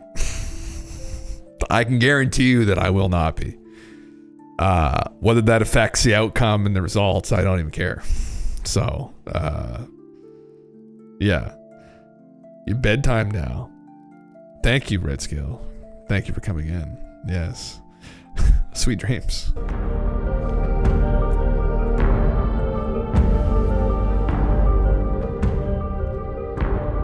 German newspaper claimed 2 Eurofighters intercepted a drone today. They found out it was a weather balloon that came from England. I wasn't a meditating practitioner. I'm not a yogi. I haven't, it's a good explanation. Disciplined myself in meditation. But I just started getting into these very basic, in through the nose, out through the mouth, calm the brain, calm the thoughts, and just start from that position of stillness in my back garden at night. And these are like breathing techniques? Yeah, just that very calm, breathe through the nose, through the mouth, get yourself calm, try and shut down the chattering mind that's constantly running. And when it got into those quiet spaces, I would start to just very coherently. Fucking, oh my God, you guys are going to bed, huh? 99 Blip, thanks for coming in, man. Reach in the bag of edibles, eat 3 of them, sit out on the back deck and wait for the lights to show up, right? That's we're going for that approach, all right? That's how we're going to fucking summon them, yeah. Just get the finger fighters out and engage, man. Model my thoughts around the idea that I want something to turn up. So, I mean, people might call this a prayer, like saying to the universe, like, show me, I want to see, I'm ready. If there is something out there that can hear this, that can respond to this, I'm ready, I want to see you. If you believe that consciousness is the fundamental force of all things, that love is the most important force in the universe, come and see me. I wasn't trying to mess around with anything dark and malicious. I was really trying to bring those energies up into a very positive space, which people laugh away. But again, if you understand biophysics, you wouldn't, because you would understand that we're actually electrochemical beings and our emotions produce incredible amounts of energy. What was it that you experienced? I experienced a lot of things, man. Can you describe it? Yeah, or it starts off lightly. It certainly started off lightly with things that could be considered. I mean, I've always watched the sky. I've always been someone who would lie down in the field and look up at the sky at night. Look, there's a satellite. So I'm not, someone who was ignorant to what goes on in the night sky. I started seeing initially an influx of what you could call satellites. They certainly look like satellites. Just way more of them than I've ever seen in my life in one time. Like we're talking, 15 to 20 of them coming across in the space of 3 minutes from different areas of the sky. Like, why is it so busy? I mean, they're not moving in any weird way. They're just traversing like normal satellites, but there's a lot of them. So it was like that was the first initial hint that something might be going on. It was enough to at least keep me engaged because it felt like there was something going on. Then, and this is over the course of days, right? Days and weeks of going out, doing this stuff, seeing these lights, seeing these satellites in higher numbers. Then some of them would start to glow very brightly as they were traversing. So they'd be coming across the sky. And for anyone who already knows about this stuff, I'm already aware of iridium flares, which you get from iridium satellites, where the sun reflects off the satellite and creates a flash. Yes, I was just going to fucking say that's a fairly common phenomenon that you can see quite a bit. But you actually need to be out at very specific times for that. And people who are obsessed with these things, they kind of, wait, they have their camera ready for that, just that right traversal moment. I was getting these white orbs coming over like this, and then they would start to glow and flash and then recede back down. And this was happening 3, 4, 5 times with one of them as they were coming across. Not one flash, but flash, flash, flash. Did any of them communicate with you? Well, this is the thing, is that I was, at least in my mind, sending some form of confirmatory, like, is that you? Flash. I mean, is that a communication? It's rudimentary, but it certainly felt like there was some form of responsivity from whatever this flash, whatever this light phenomena was, and the thoughts that I was, at least in my mind, imagining I was projecting from me. And it really did feel like this was a step-by-step progression, because it started to come... The first thing this is why I don't do this. I'd be like, you better fucking do something really crazy right now, or I'm going back inside because it's cold as fuck out. You better do a couple circles in the sky right now, because I'm not buying any of this horse shit, right? And then I go out for 5 minutes, and then they don't, and then I go back inside. So I mean, that's essentially the fucking guy's weeks he's been doing this. Like, brother, like, is that how, like, they just fucking tease you? I mean, they're blue balling everybody. Everyone's blue balling everybody. It's just all blue balls. It's literally the fucking, this is what Kind it of sounds progress like. from there to fast-moving white objects that would flash and move in strange directions, curve upwards, and do directional changes that satellites can't do. It was all starting to become even weirder. It was like layering it on week What was the by weirdest week. thing that you saw? I had 4 experiences with orange orbs of light, including one time where they came and hovered about 3 feet above the roof of my house. Did they do anything? Blew my mind. But apart from that, no. Like, they didn't do anything in terms of a communication to me that's very directly. different. But I was, again, outside in my back garden, doing what had become my usual routine at this point. And this was in, like, August of 2019. It was quite warm. So I was out in the UK. Obviously, it's pretty cold in this place. You know that. And I was out in my back garden. It was a summer evening. And I was looking up at the sky, and I was doing what I'd been doing for a few weeks now, which was projecting my thoughts. And I saw a blur of orange light in the top left peripheral vision. I looked, and there were 3 of these. He has a caduceus on his left forearm. Interesting. That is the winged disc with the entwined serpent on the rod. Right. Is this guy from Nibiru? Circular orange balls in the sky, orbs, high up, flew across really fast, stopped instantly above my property, very high up, but literally went zoop, froze. And then they started this weird movement. I could see them rotating around each other. Then I noticed that they were actually starting to descend down from the sky. And so they were coming. I was literally at the back of my garden looking towards my house, which is probably no more than, maybe just double this length scared? of this room. I was shocked. I wasn't scared. I was rooted in place though, like shocked, just staring at this thing. So many people say, like, why wouldn't you get your phone out? Like, dude, like you do not understand. When you are seeing something that literally does not make sense, you do not take your eyes off of it. At least from my experience, the idea of doing this and unlocking my phone and looking at the brightness, none of that was even entering my head. Very selfish, because you're just like, I just need to look at this. I just need to look at this. They came down. They were doing this weird rotating movement, very smooth, 3 of them, in this, like, almost like fireflies, but they were quite big. Hit him up, and they man. froze Hit him about up. 3 feet, 5 feet above the roof of my house. They're about. Do you know him, Finn? I've seen his posts on Twitter.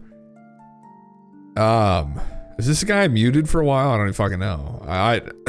I've seen him on Twitter. Fucking get animated. That'd be fucking sick. Sized, which is weird because I could see them from quite a high altitude. So it makes me wonder if, like, they decreased in size as they were coming down. And from my perspective, I couldn't see that because they shouldn't be that size if they were also visible, really visible in the sky.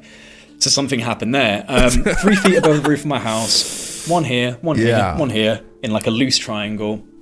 They looked like, as a camera guy, there's an effect called bokeh, where you take a camera and you outfocus it and lights just become circles, right? It's quite a famous effect they use in on highways at night, and it's just like different colored circles. They look like bokeh. They look like these, they didn't even look spherical or 3D. They look like circular, slightly transparent, slightly kind of like ghost-like orange lights, but they weren't giving any light onto the roof. There was no glow of light, and these were just made of light. So that's something that I've always wondered about. How can you see something that's producing light and there's no scattering of light onto the surfaces around it? It's a very strange phenomena, but this was the closest, and I had 3 other experiences. I've heard with that those orange before orbs. from people. That's not even the first one. It's just the closest and easiest to describe in a short period of time. The first one was a giant triangle of them in the sky, about 30 of them. Jay, what would you say to people that have said that because you went through a dark sort of time and you were looking for this, it was your brain playing tricks on you? Because, as you know, our brain is probably even crazier than UFOs and the things that it does when we're looking for things. And so what kind of proof would you give to anybody who's kind of like, this is just your brain that was playing tricks? Fascinates me, man. Very well could be our brain. What does that mean? You know, what does that mean? Like for me, it's less about saying like, oh no, they were aliens. They were some sort of alien probe. It's not. No, it's about that. It's like I went out into my garden in a completely sober state, projected intentions mentally, and orbs showed up. That's all I've got for you. That's my story. How do you feel about it? That's where I'm at. So, that's hot. That's hot. That's awesome. I mean, don't know, man. I would. I don't like, people are like, oh, he's just hallucinating. It's like, oh, no, it's like, how many times in his life has he hallucinated? He was sober. I mean, do people have vivid hallucinations like that sober? Not really. I don't think so. Really? Yeah. Yeah, it seems to be, man. I don't know. Like, yeah, that's yeah. You just have to kind of take it from what it is. I mean, he's not doing the Stephen Greer being like, I can call down aliens now. Come out with me. Come on my cruise. Come on my cruise and we'll do it. It's $6,000 a ticket, and you can do the same. It's like, okay, that guy's a fucking dingus, clearly, right? But yeah, it seems like a pretty sensible approach to the sighting. I've considered that. Even the Buddhists would consider that a tulpa, a psychic projection, something that's actually occurring within the psychic space of your own perception. Maybe if someone else who was in the back garden next to me was here, they wouldn't have seen them. And it's quite possible. But I have taken friends out into fields at night after having my own experiences and going up to them like, guys, like, you wouldn't believe what I've been going through.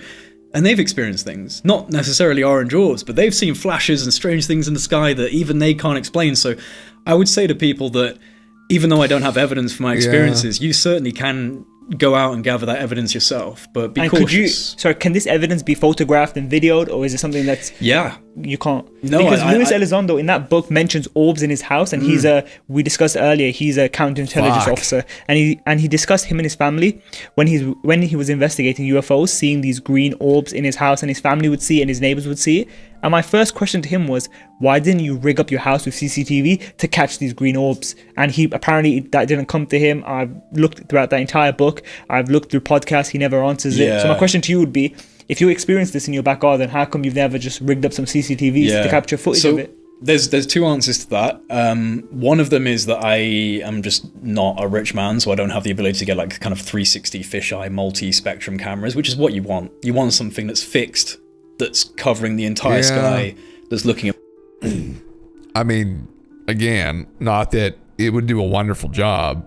I'm also not a rich man, but I do have an iPhone. And I mean, you could just take a video now. Even if you took a video of something at a distance that was an anomalous orb, it's good to have it, but like, is that going to bring us any closer to the truth on what that actually is? Someone could say, well, it's a drone at a distance. Like, well, hypothetically, it could be. There was no noise. Well, it was too far away. You couldn't hear the noise. It's like, I saw it descend down from the upper atmosphere. Like, oh, well, that doesn't sound like a drone, and what's in the video? So then maybe you're lying. It's like, okay, maybe you hallucinated that. It's like, it doesn't end, right?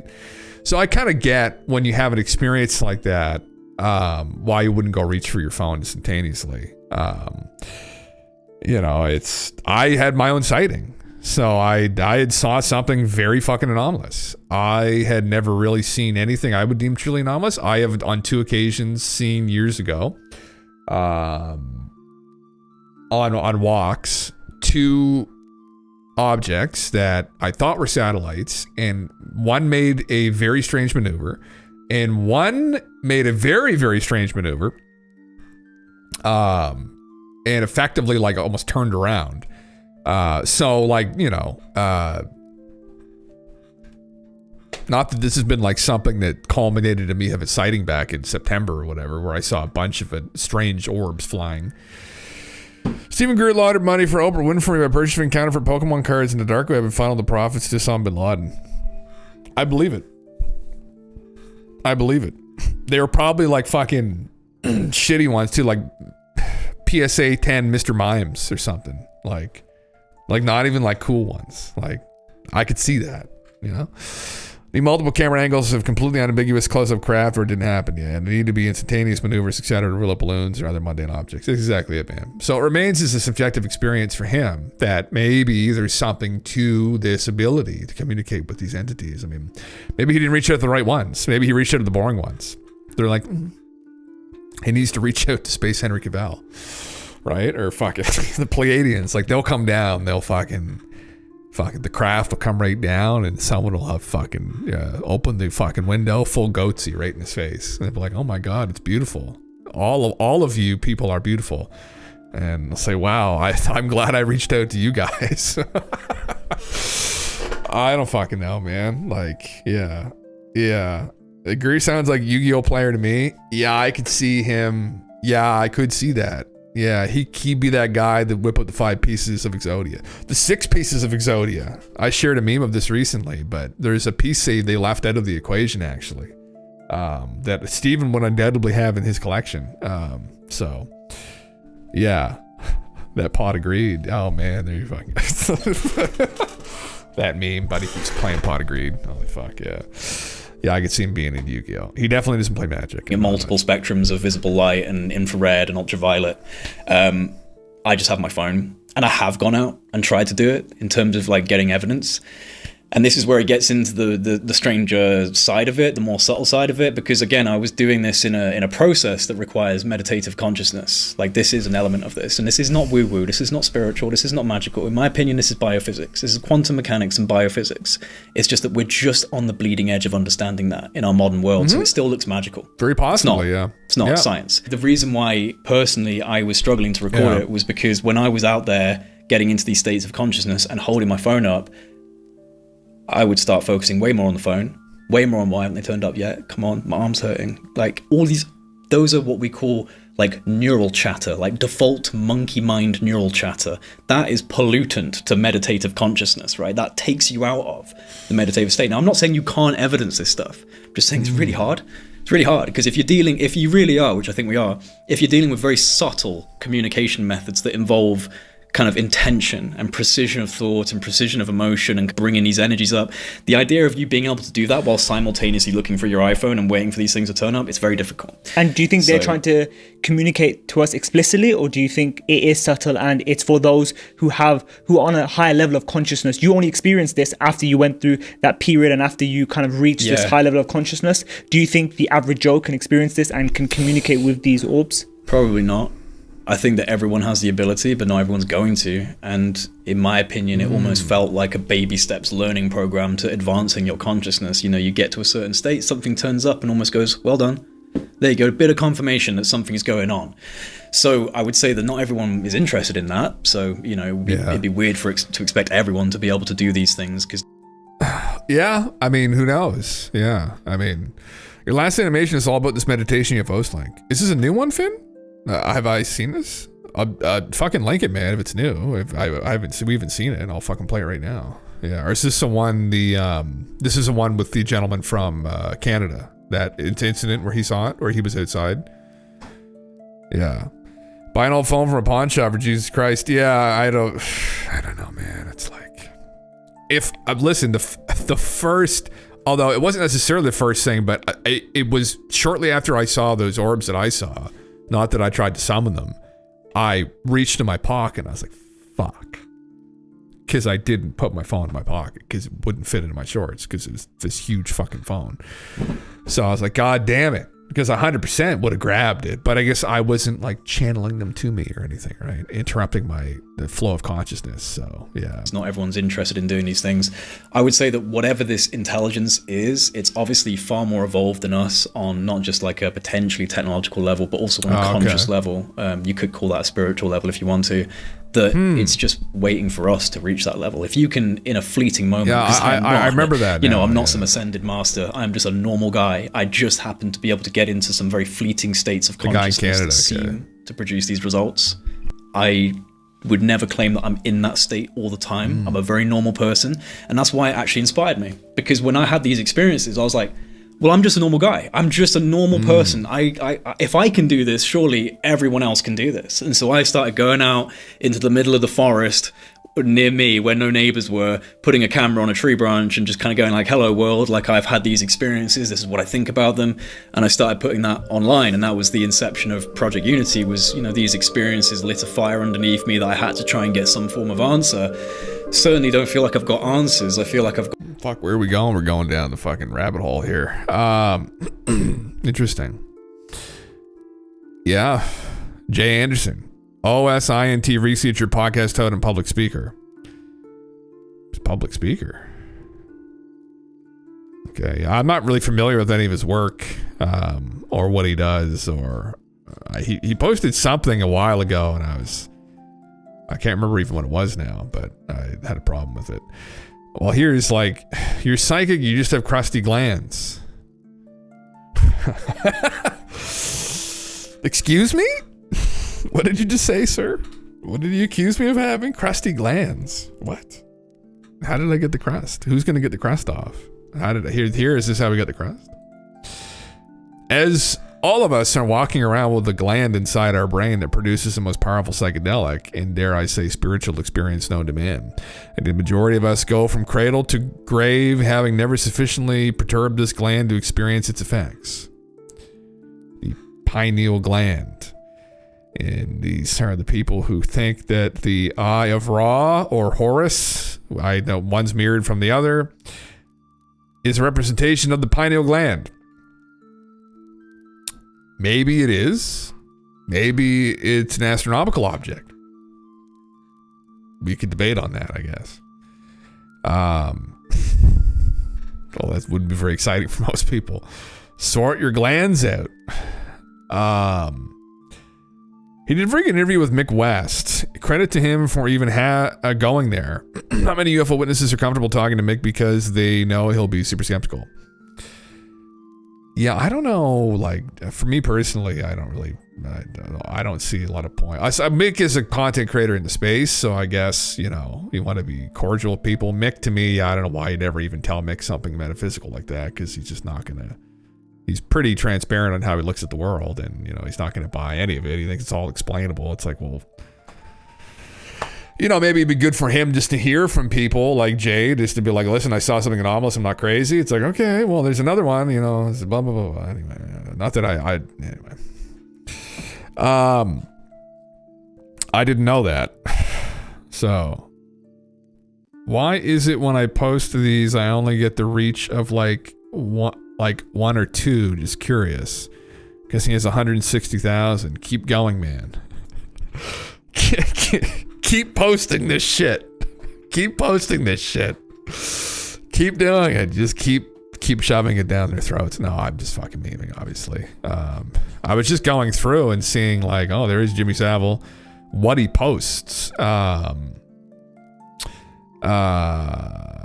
I mean, listen, this exploration of human consciousness is intriguing. I think, well, many of us, I have an interest in that. I always have an interest in it, and manipulating human consciousness and what is consciousness, right? And asking these questions in philosophy. I mean, it's like age-old questions, right?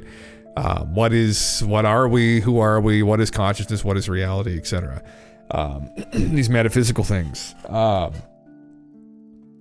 manipulating consciousness too, and that might be one way to try and discern what it is or get answers to what it is, or maybe even some people think you can by manipulating your consciousness reach out to these different realms that exist, right? Like go to the astral plane, talk to the machine elves, I don't know.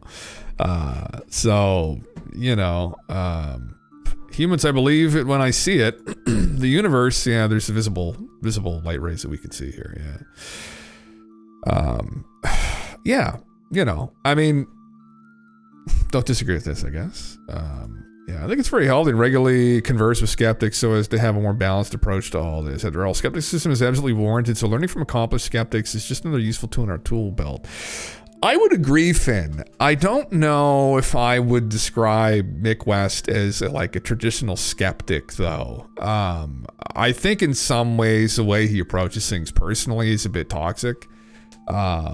Because I think a skeptic will approach things unbiased. Really, I think you will approach things. It should approach anything you don't know every physical proof of skeptically. But the bias is what bothers me with him, where he is pretty transparently biased. So they are, but to what degree? I don't think his level of bias is helpful personally. I think his level of bias is a bit problematic. There was a good talk, actually, the Ethical Skeptic did. He had a good post on this, actually, about skepticism and a skeptic community, and what problems there kind of are with it. I think everyone should approach this phenomena skeptically, but It's the hubris he employs as well is problematic for me. For instance, recently with the whole telepathy tape thing, although, you know, I'll approach that as well and say, as I have no idea, but there's no possibility for him that this is going to turn out anomalous. Like that there is definitively a rational explanation for these things. There is no scenario where there's no wiggle room where this could be something new that we don't know about. And that, I think that's a problematic way of approaching things. That's an extreme bias. As well as a lot of hubris. It's just very problematic, and a lot of people employ that. And same with in academia too. It's they're very, the level of hubris in some of these disciplines is problematic. Yeah, I'm not saying become a McWest clone. I'm just saying there's plenty to learn from him, mainly from the perspective of UFO videos. Yeah, I think there is. Yeah, but sure, not from the perspective of taking witnesses seriously. And yeah, you know this. And yeah, we agree on this. The subject deserves one that does not. On that, he does fail. Yes, and that's what I'm getting to. Where.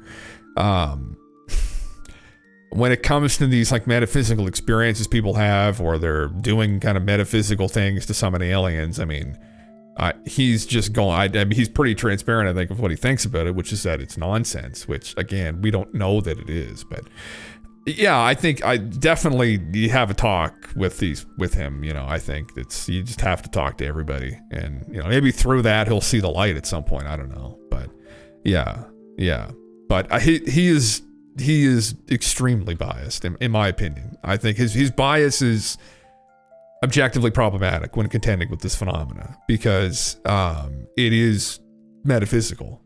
Same with the abduction phenomena. It's the metaphysical phenomena. It does not mean that it's not real, right? So it doesn't mean that there's definitely a point to taking it seriously as well. And dismissing it out of hand is just mass hallucination. It's just nonsense. It's just absolute fucking nonsense. That's not helpful in any way. And yeah, it's frustrating, I guess, too. And it's like, yeah, but he is good at the UFO videos things. Although he'll make the UFO videos and assert that this is a likely scenario, or same thing like the gimbal footage. He'll say that, well, this is probably a plane at a distance, and it's like, well, but you're arguing that it could be, but I don't know if you can say probably. I don't know how probable that is. It's probable because he's already in his mind scratched out the scenario or the probability that it's something anomalous or that it's NHI, and you shouldn't do that, right? And the whole process of like collecting data or anecdotes and going from hypotheses to a theory, etc., you shouldn't be thinking like that, right? And that's where my problem lies, is in some of his logic and how he approaches these things. So, but yeah, man, I don't know. We know that, I guess. Anyway, I didn't know he had a conversation with him. I'll have to watch that. So, YouTube project. Oh, so his thing's on YouTube though. This guy. It's my. I mean, I do watch stuff on YouTube, but like, you know, I want to believe. What the fuck is this from Joe? Anyway, yeah. Oh, because he tagged him his video. Okay, the Jesse Marcel. Oh, okay. Oh, yeah. I see that. Yeah. Interesting. Yeah.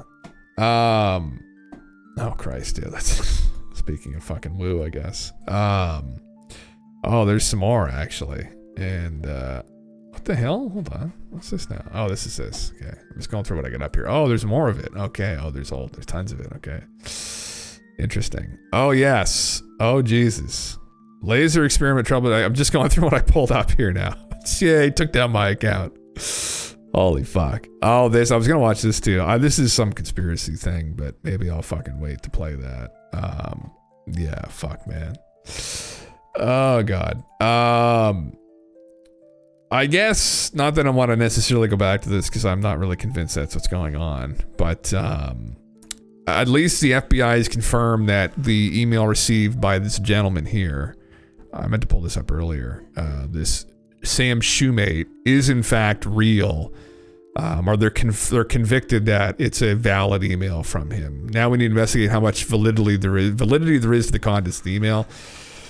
Good luck. I mean, that's where you're gonna have a fucking problem. So, you know, Is this a video of them stating just as such? I'm assuming it is. Special agent in charge of the FBI's Las Vegas It's at a division. one ear. In terms of a question about the validity of what Leibelsberger put out to the public, either in the two-page manifesto or additional documentation we're discovering, we're not speaking to the content. I can say, as Sheriff Corrin described and others, it runs the gamut. I mean, he's talking about feeling that he was, surveilled, guilt. You can tell there's, some anguish there, some frustration with the government. I mean, there's a whole host of things. So we haven't gotten into what's legitimate, what's not. The only thing that, out of an abundance of caution, in as much as there's Department of Defense equities that speak to sources and methods or something else that would endanger folks overseas, that's not being released. But beyond that, we haven't vetted any of his writings to determine, what's legitimate and what was in his own head. Yeah, including, he alleges a variety of things, and we haven't gotten into the weeds on any of that. That podcast. Oh, we have 2 ears. Yeah, so we have. No, confirmed it sounds the just document fucked. that he sent to the podcast. We know that he was the one that sent that document. That's correct. He was. Okay. Well, yeah. Anyway, I'm not need to go on about this ad nauseum, but I just fucking think I don't fucking know. I hope not, but anyway. Yeah. Well, good for Sean and the team to, I guess, show. I think that most people watching the interview, I know people were jumping down his fucking throat, man, over this. And I was like, did you watch the fucking interview? Like, the guy was pretty transparent as to what went down. He went through the whole thing. He showed the email chain on the fucking interview. And then he had to release it publicly later, so people believed him. But I was like, they probably vetted the guy. It didn't seem like it was a hugely problematic thing. Yeah. The first press conference about this was a bit confusing, but this feels much better. Clear the email discussing Sean Ryan show is indeed from the bomber. Yeah. Interested to know how they confirmed it. Well, yeah, exactly. Yeah. I think, the buddy provided to them a bunch of the details. Sam, who came on the show, provided them all of the details about where he sent it from, etc., all of his personal information. So maybe they were able to track that down and confirm through a server that it actually came from his device. Why does it differ in the manifesto that was on his phone, though, I guess? Very strange shit. And I mean, although it's extremely interesting he claims those things, ultimately we don't really have any other proof that they're fucking anti-gravity or they're gravity propelled Chinese drones, I guess. I mean, anyway, yeah.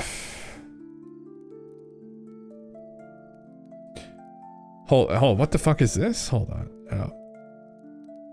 Brian McBath erroneously asserts the Shoemaker's claim to have received an email from Matthew Leibelsberger the night before the attack is most likely a lie. This is false. At a press conference, they confirmed that it was. So, yeah. Yeah, there you go. Okay, anyway, yeah. What else did he post?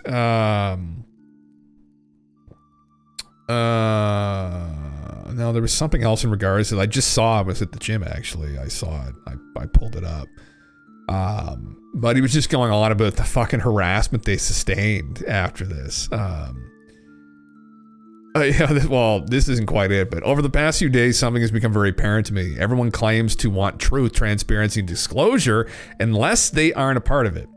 And if they are not a part of it, then they will stop at nothing to try and destroy everything you've ever done, no matter how much good or how much truth. Their ego will consume their entire mind and eventually their entire existence. Humanity's in a sad state. They drug their balls through the glass, man, over this. And anyway, I guess they've been vindicated now by the FBI that there was something to these claims initially. So, anyway, yeah. Yeah.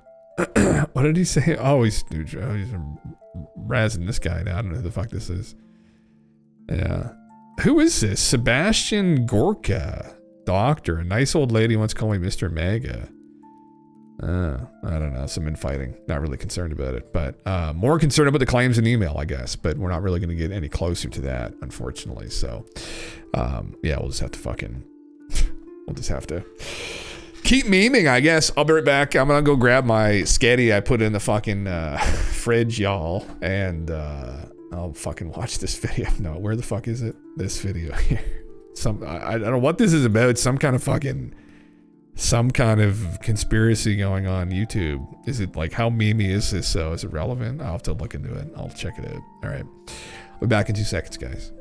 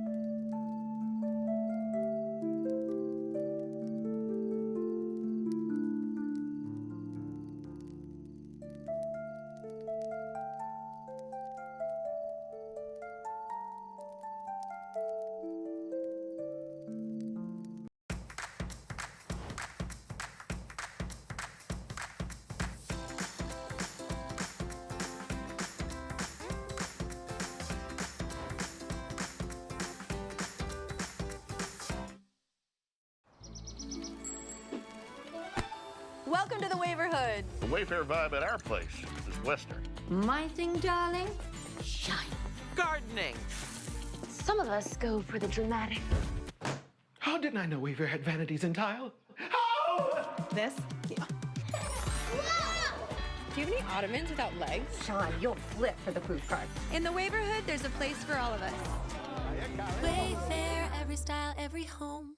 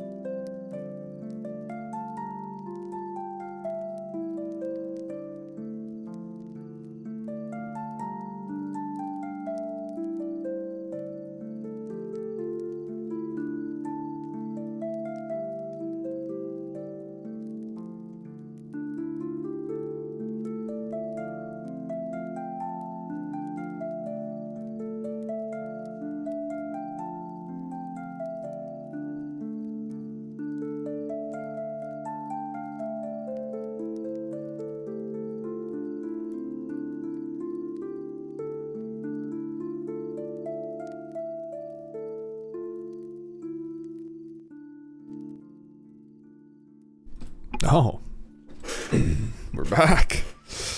Yes, sir. Another mukbang. Goddamn. So many mukbangs. I have a beef and pasta. There's some Instagram beef thing I made, which I don't know if I really like beef pasta sauce thing. I don't really turned out. It's fucking metric fuck ton of food. Yeah, man. God damn it. Oh, God.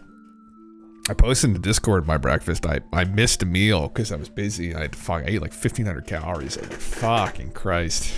Do not recommend. Did not feel great after that. Anyway, so what is this? The Elsa Gate conspiracy. What is this? I have no idea. Like, how much of a meme is? Oh God. Okay. All right. I can see what it's about here, I guess.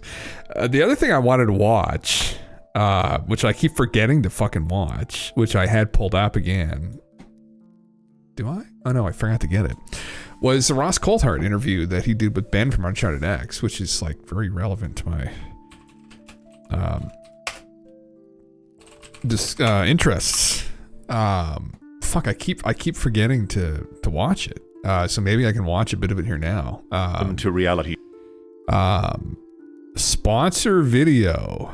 Coulthart from Egypt. Okay, I think this is where it starts. Pretty cool. I mean, again, I was going over this last night about Egypt and the Serapeum in Saqqara and the crazy sarcophagi there. Just a beautiful sight. And some people say it's anomalous. It's definitely a feat of construction. So I'm curious, the healthyfat.com/Ross. What the fuck's this? The show. Interesting. It's amazing to be here in the Valley of the Kings, which is where many of the pharaohs were buried in secret, with a huge number of the incredible treasures, the things that Howard Carter described when he found the tomb of Tutankhamun as wonderful things. So fucking cool. But there's a mystery. What I would give to go on a tour there, man. Fuck, I would love to go there. It'd be so... I've heard from people that have gone there, and it's just unbelievable. Indiana Coulthart. Yeah, it's just kind of like, you know...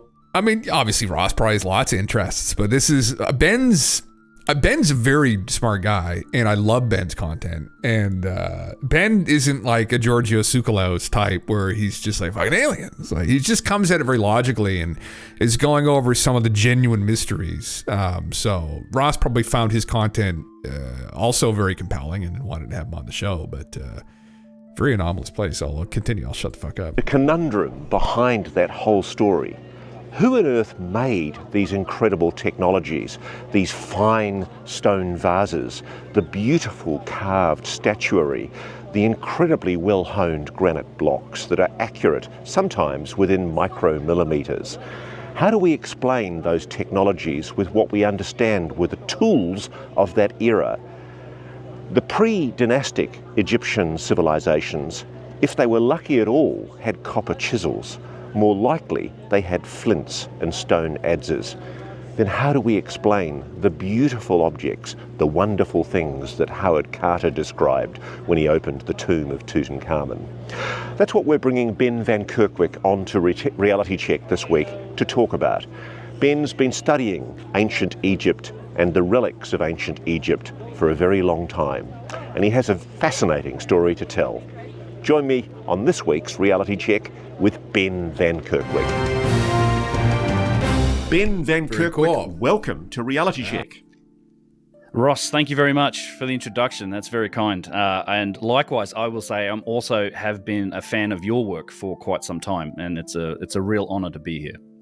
Well, mate, we love the idea of causing mischief with doctrinaire dogmaticism. And one of the things I love about Uncharted X is you take us down paths with fastidious detail and analysis. And I find if I read online, you're often debunked by doctrinaire archaeology and dismissed out of hand. And frankly, there's not a lot of logic behind how they're so dismissive.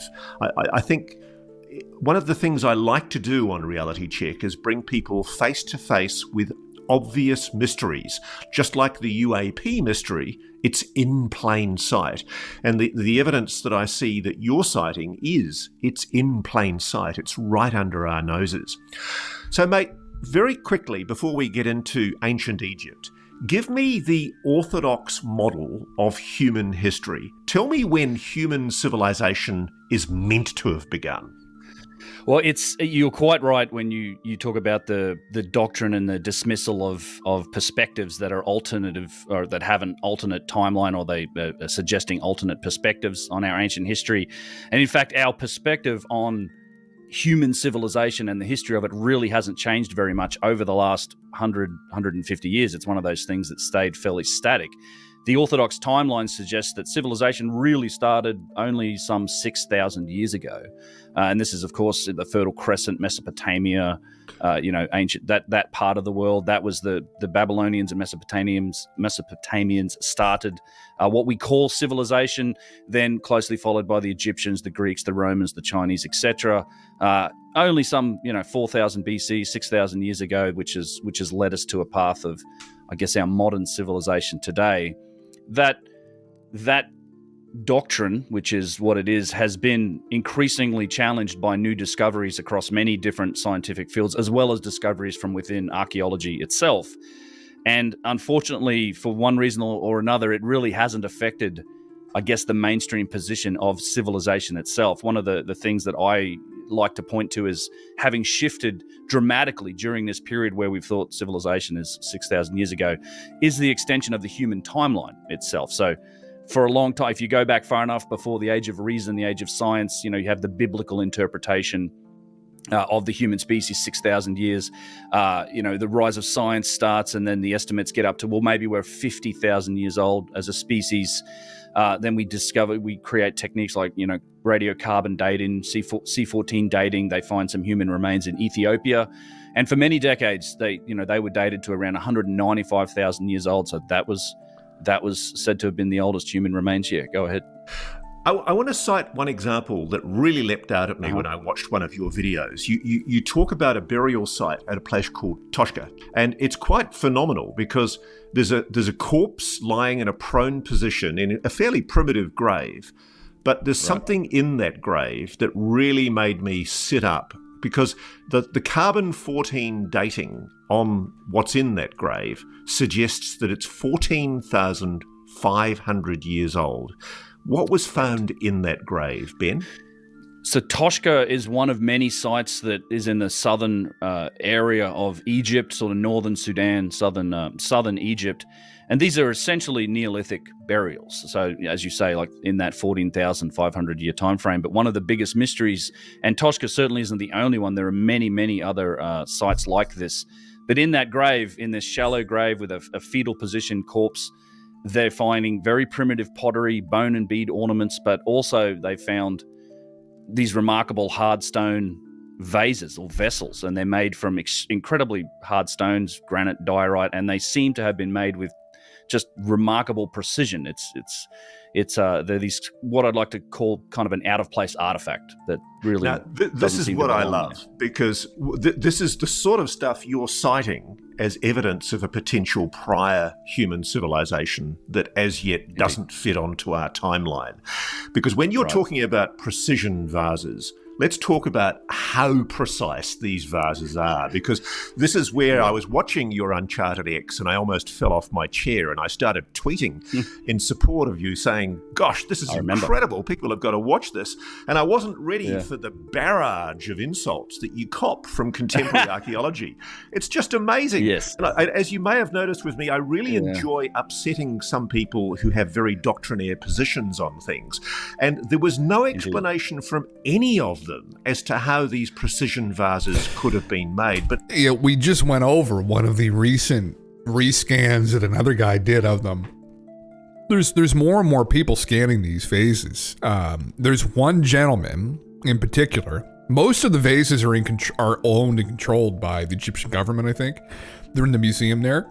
But there are private collectors, and one of these private collectors, I forget what his name is, but he's worked with Ben, has acquired a bunch of them, and a couple of them that have been confirmed 100% to be these pre-dynastic vases that they collected back in the 1800s, and There's some of them are anomalous, and that's what Ben's whole point has been, working with Chris Dunn and his son, who is a very credited person who works for Lockheed Martin, I think, just to show that this doesn't make any fucking sense. And then obviously people in archaeology, which is kind of a hard science, I guess. Not really. It's kind of like a scholarly discipline mixed with some hard science stuff, are getting offended because they're starting to upend this narrative that, oh, well, they figured it out. It's like, no, they couldn't have. All right. And the only test they put forward so far, we went through in this article, was that they were supposed to recreate one of these themselves with the primitive tools the Egyptians would have had.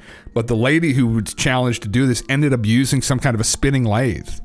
But it was moving at a speed and with a level of precision they would not have had. So the whole fucking test fell apart. So it's like, again, you can claim that they may somehow figured out a way to make these, but we'll have to try and show that. I mean, it's anomalous, I guess, which is what they're talking. They're going to talk about here anyway. With the there they that are. you're talking about, Yeah. There's no doubt that these precision vases were recovered from this site. They're not something that was inserted later on. Well, no, because these sites, there's actually not a lot of records of these excavations for a number of reasons. These happened in the 1960s. Boston University and Harvard were doing the work down on this site, and many others in that I guess that Neolithic period. And all of those sites today are underwater. They were all excavated prior to the building of the Great Dam in Egypt on the Nile and the creation of Lake Nasser, which is the largest man-made lake in the world now. But so they're all underwater.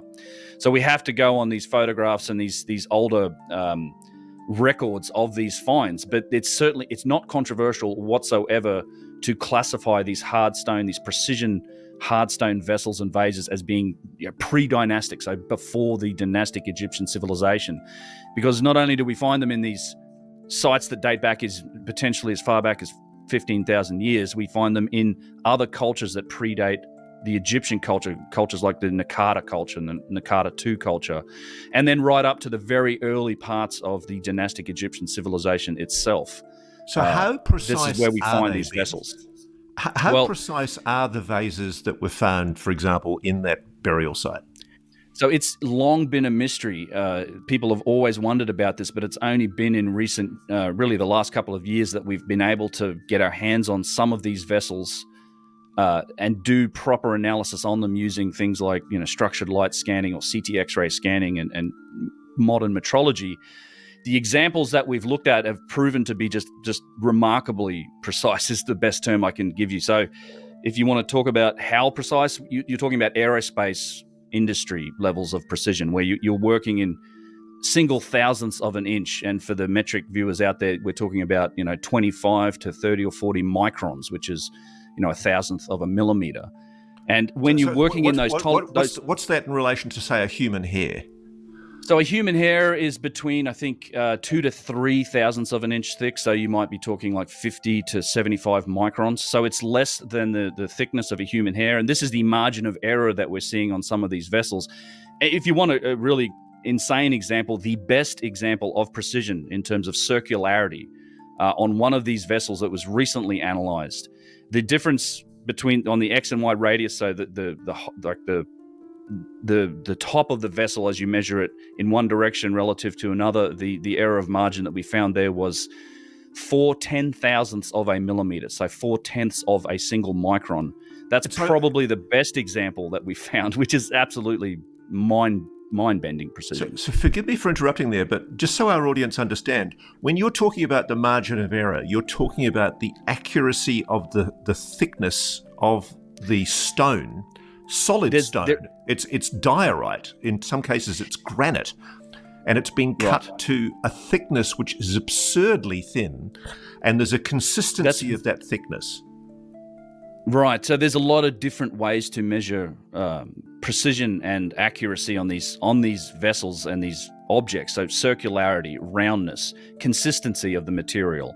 When I'm talking about precision, it's like how accurately is it made relative to other surfaces. So the center line of the vase, like how accurate are the edges of the vase to it? How round is the top of it? That type of thing.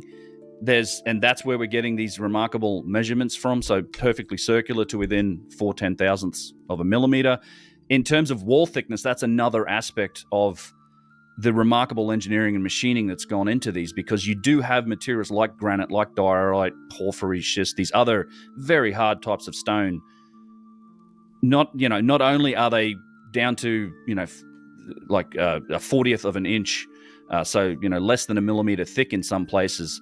These materials are brittle at that. It's like glass. A cube of glass is very strong, but if you get it down very thin, it's the same material. It's hard, but it's very brittle. And that's the same case for stones like this. It's made even more difficult by the fact that many of these stones have large crystal inclusions in them, so the material goes from hard to soft as it's being worked. But whoever made these things, had the ability to machine them down to just very, very thin tolerances indeed, and keep it consistent. And it would be, put it this way, it would be an incredible challenge for us to replicate these sort of things today, even with our best machines and tools. And as of yet, we haven't really done it.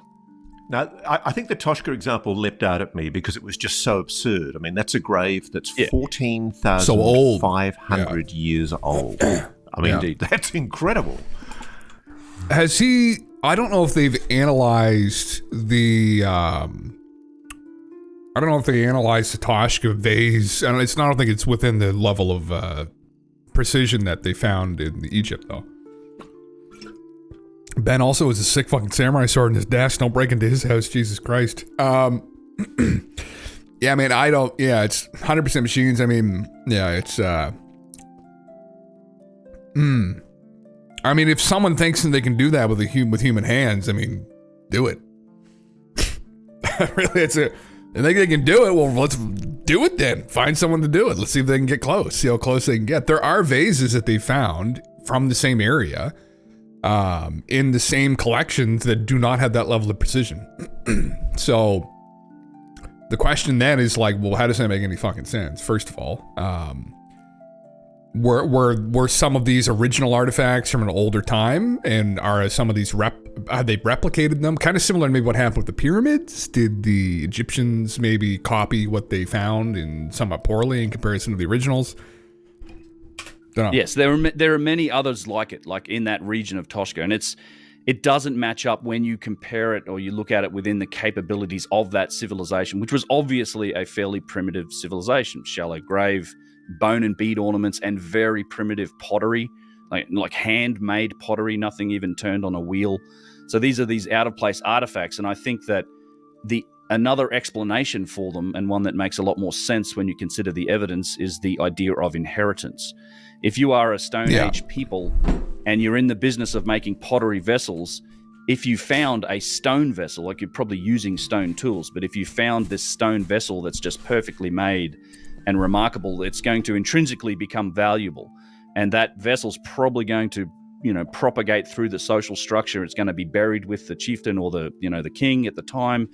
And that's where we find them. And the same process seems to have gone on in those cultures preceding the dynastic Egyptians, and indeed to the dynastic Egyptians themselves. One of the biggest mysteries I find about the vases, and one that shines a light on a lot of the contradictions when it comes to ancient Egypt, is the fact that we do find these vessels in the ancient Egyptian civilization, but only at the very start of it. So 3rd, 4th dynasty of the Old Kingdom, they found 50, 60,000 of these things buried beneath pyramids.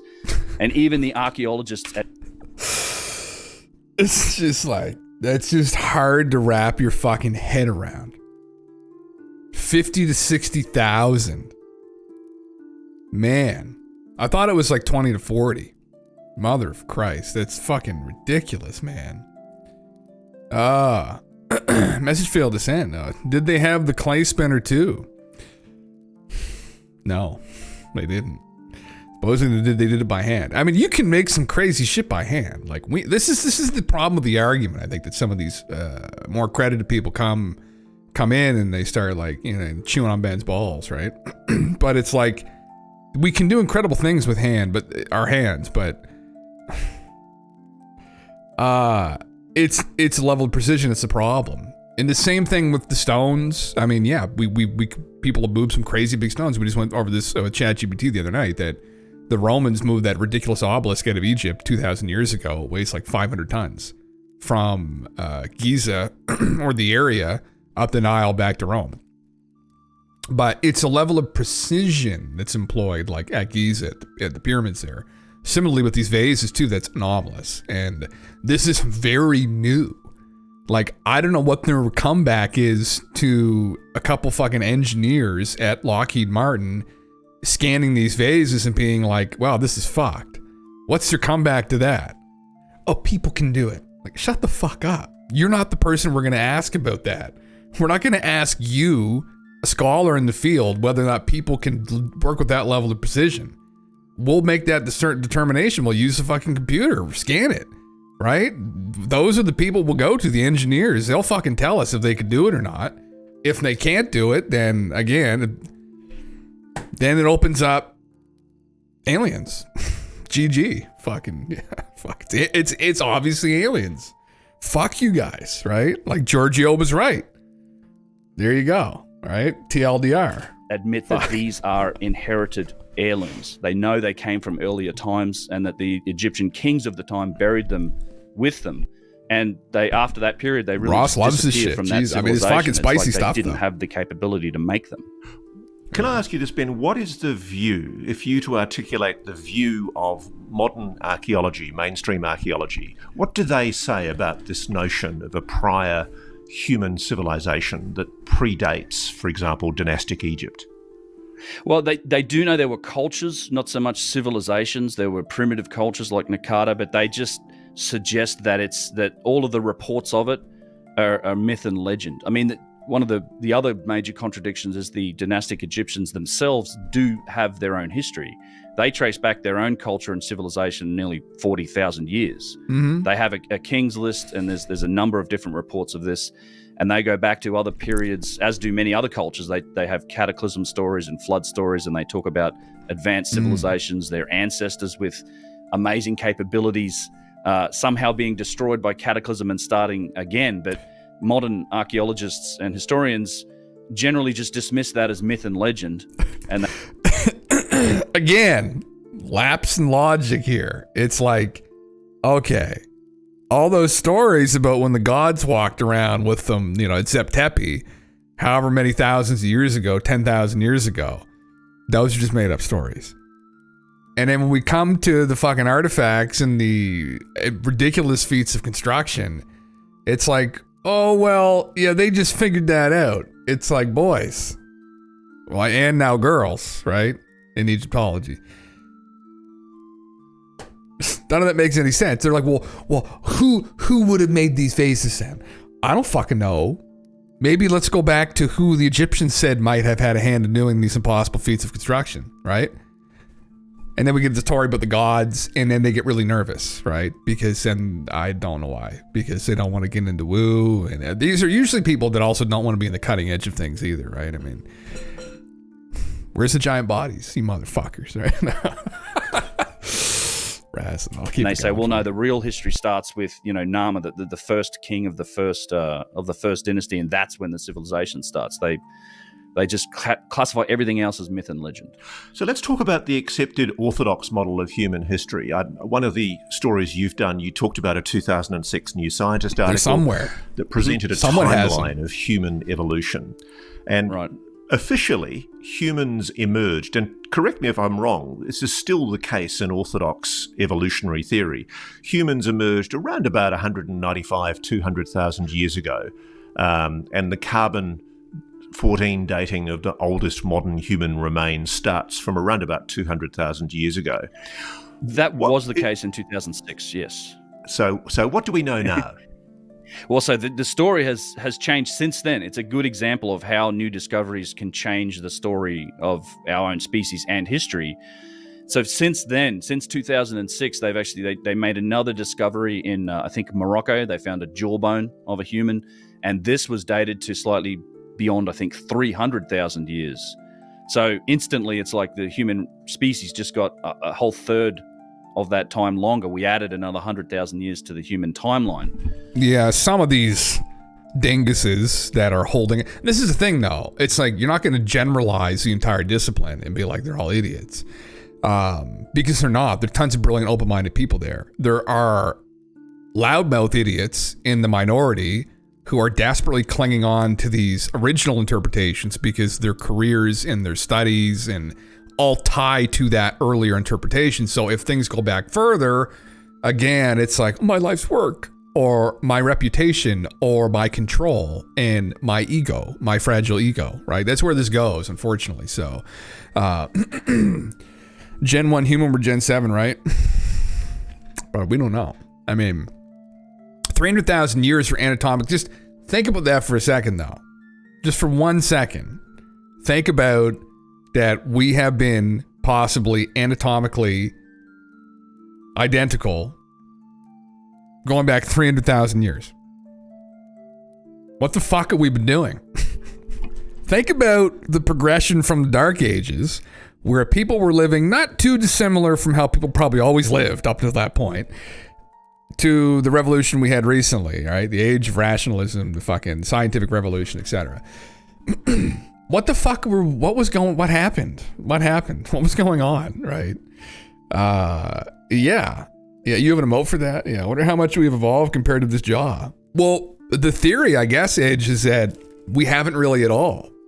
Now, that's not completely true. I'm sure some people in anthropology would chime in and say that cognitively we may have evolved, right? So that's when people look at, I think there's an old cave, it's about 45,000, 50,000 years old. It's in France. I forget what it's called. Picasso went to it famously, and they saw the cave art on the wall, and they thought this was kind of the emergence of like consciousness in humans, but that might not be true, really. I mean, who the fuck knows? The story may just be way wackier than we might realize. And also, I mean, although we do find evidence that's like this and of this old, it's hard to find these things. And when listen, going back 10,000 years is unbelievably difficult, right? Go back 300,000 years, good luck, right? And there have been a lot of really cataclysmic things that have happened on the planet over the last 300,000 years. So that'll make it even more difficult. And these discoveries and these advances in science have progressed even further than that.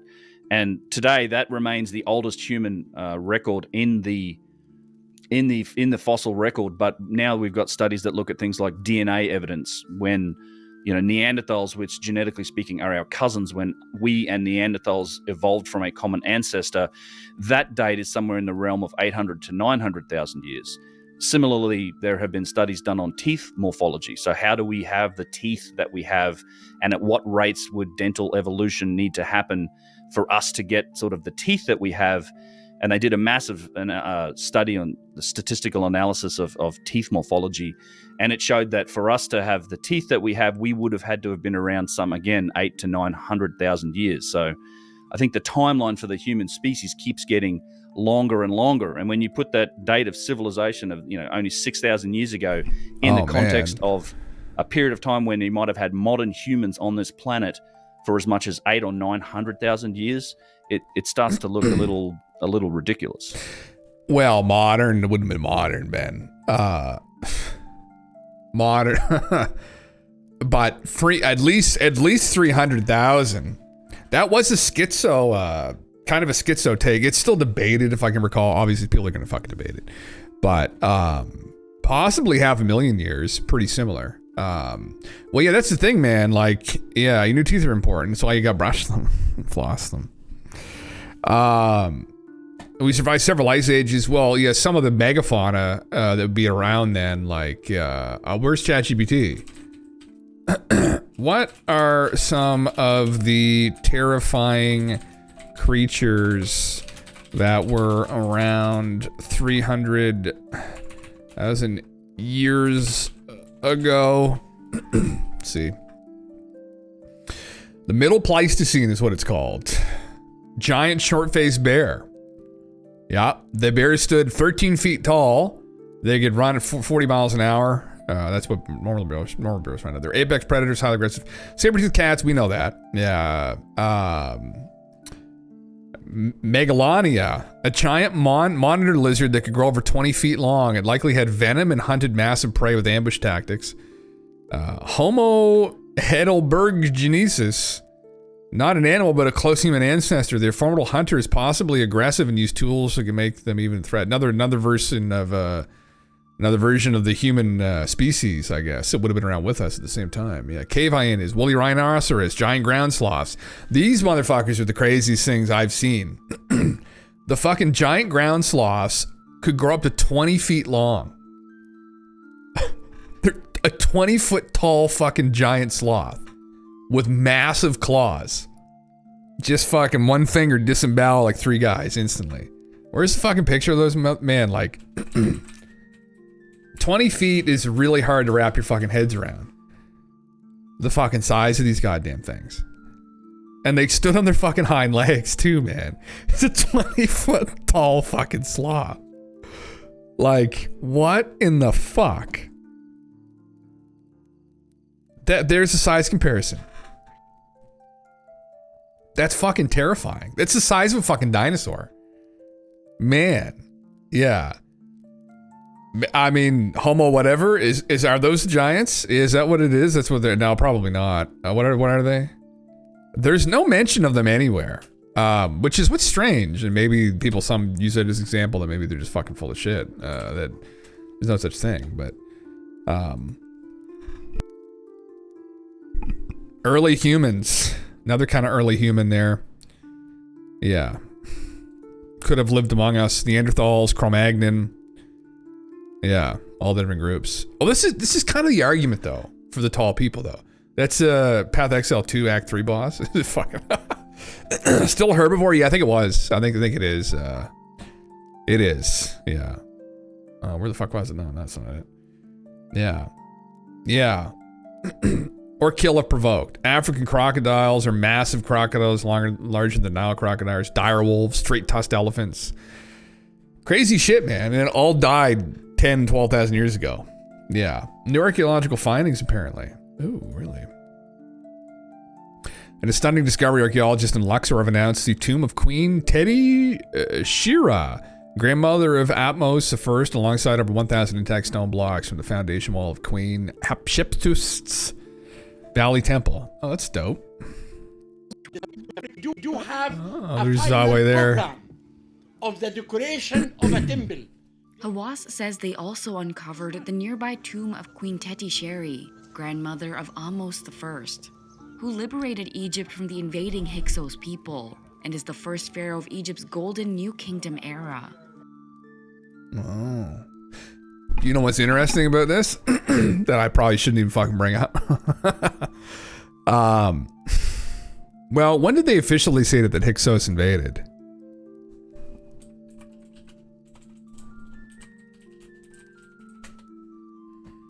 Hmm. 19th century. Hold on.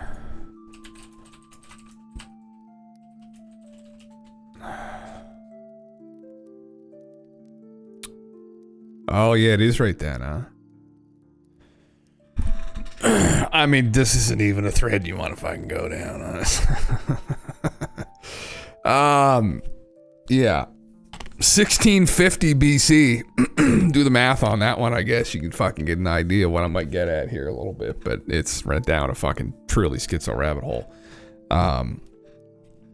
There was a period of time in Egypt when the dynasty was interrupted, and the Hyksos people to the north, I believe, came down and interrupted the royalty there. And it's a weird event that supposedly isn't very well understood, how they were able to accomplish this. And some people put forward the idea that, well, maybe they were in a state of disarray when it happened, when they took over. And this is some of, like, again, like, if anyone from any kind of proper scholar of this will, like, look at me and be like, Jim, take the quartz into the crack pipe. But, you know, there is an event that happened around this time, supposedly, called the Exodus out of Egypt, right? With Moses and the Israelites. Now, it's supposedly pegged a little bit earlier, like 1400 BC. But we haven't really hit down on a solid date, maybe. And there was a cataclysm that happened. And there's a bit of well, not really a conundrum, but what kind of a conundrum where there's a Roman historian named Pliny the Elder who talked about this king in Egypt named Typhon. And Typhon ruled Egypt at a time when this great red star appeared and caused disruptions. And it wreathed in the sky like a serpent. And that this event is what led to this beast in Greek mythology being known as Typhon, this red-winged beast that Zeus fought off of lightning bolts. There's no king in Egypt known by the name of Typhon. But there is a period of time in Egypt for about 100 years when we don't know what the fuck happened. So what's implied is that the Exodus happened around 3,600 years ago, roundabout. And then there is a guy who talks about an object that's kind of similar to that.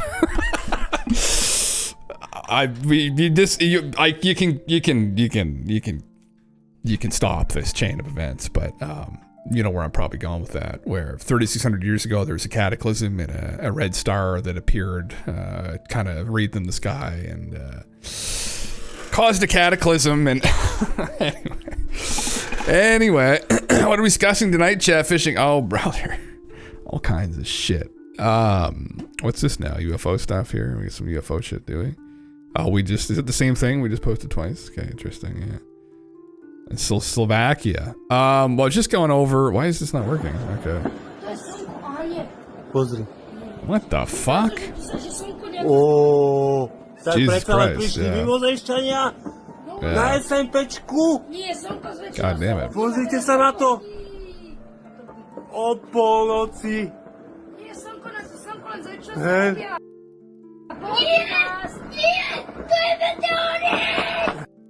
This sounds like during the celebrations of New Year's.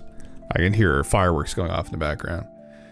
Flare. It sounds maybe a drum with a firework. Yeah. Fish. No, I've not. I've not though. But yeah, I did look into it actually. Yeah. Fuck. Yeah. Look at reflections on the car. Oh, it's definitely real. Yeah. Yeah. Yeah. How to take over the internet. Yeah. Here, I'll play it again. Listen. Oh, tak predsa len prišli mimozemšťania. You can hear fireworks. Na SMP-čku. Pozrite sa na to. O polnoci.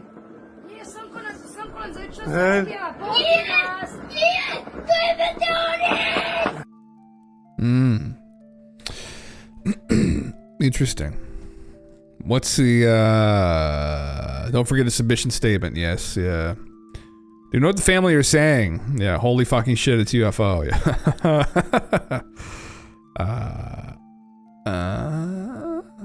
What? Woman is saying that the sun has risen that night and the kid at the end counter arguments it's a meteorite. No, it's probably, maybe it's a drone with fireworks. I don't know. Yeah.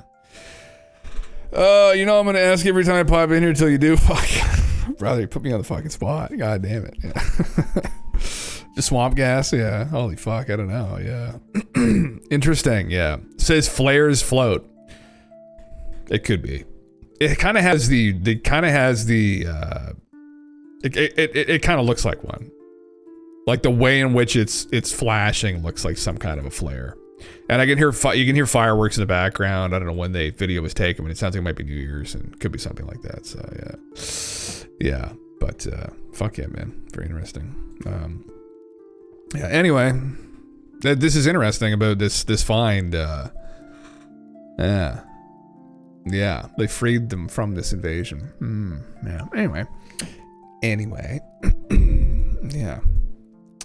Intriguing shit. Where the fuck video get? Yeah, I was watching this, which is interesting. Video on the dynastic Egyptians. They're getting into all kinds of different topics. This is interesting, you know, about, because the whole deal, right, with these vases that Ben brings up and that Ross is covering here, this all gets back to alternative ancient history. Really, it's that the history was not what we thought it was. And that there was another group of people that were more advanced than we thought. And the vases raise an interesting point, which is that they were possibly similarly advanced as to we are now, is what they might suggest. And they go back a long way. And by a long way, we have no idea, really. Because you can't carbonate the fucking vases because they're made out of rocks. They've carbonated, I think, what's in some of the vases, but that doesn't really constitute. And that's how they came up with these initial numbers, where they're like, oh, well, there's this stuff in there. And it's like, well, they must be, you know, from this period of time, which is, you know, whatever, 4,500 years ago, roughly. But that doesn't really make a whole lot of sense because that's just what they were using. They were putting something in the vase. So it doesn't necessarily mean the vase was made. So some of the vases may be, and they were bringing up that, I forget what her name was again, the woman that is 14,000 years old. I don't think the vases are similar, but Ross was trying to get at, well, maybe that's how old they are. And hard to say. I mean, they're stone, they're granite. I mean, if they're not left out in the elements and they're I mean, they could be. How the fuck are you gonna know? They could be. I don't know what the cutoff period is. You've talked to a geologist about how granite's gonna like erode and decay and shit, but like technically it won't, I don't think. So like there really be no way to know how old it would fucking be. Yeah. Someone reposted the foggy grayscale video, reminded me. Oh, interesting. Yeah. Well, anyway, I mean, I'll continue going with this a little bit. I want to see what they're. Oh, here's the most replayed thing. Oh yeah, he's going over the. Oh, that's kind of interesting. That's very fucking interesting. Yeah. Let me. What's this word right here? Oh, is this parachute flare?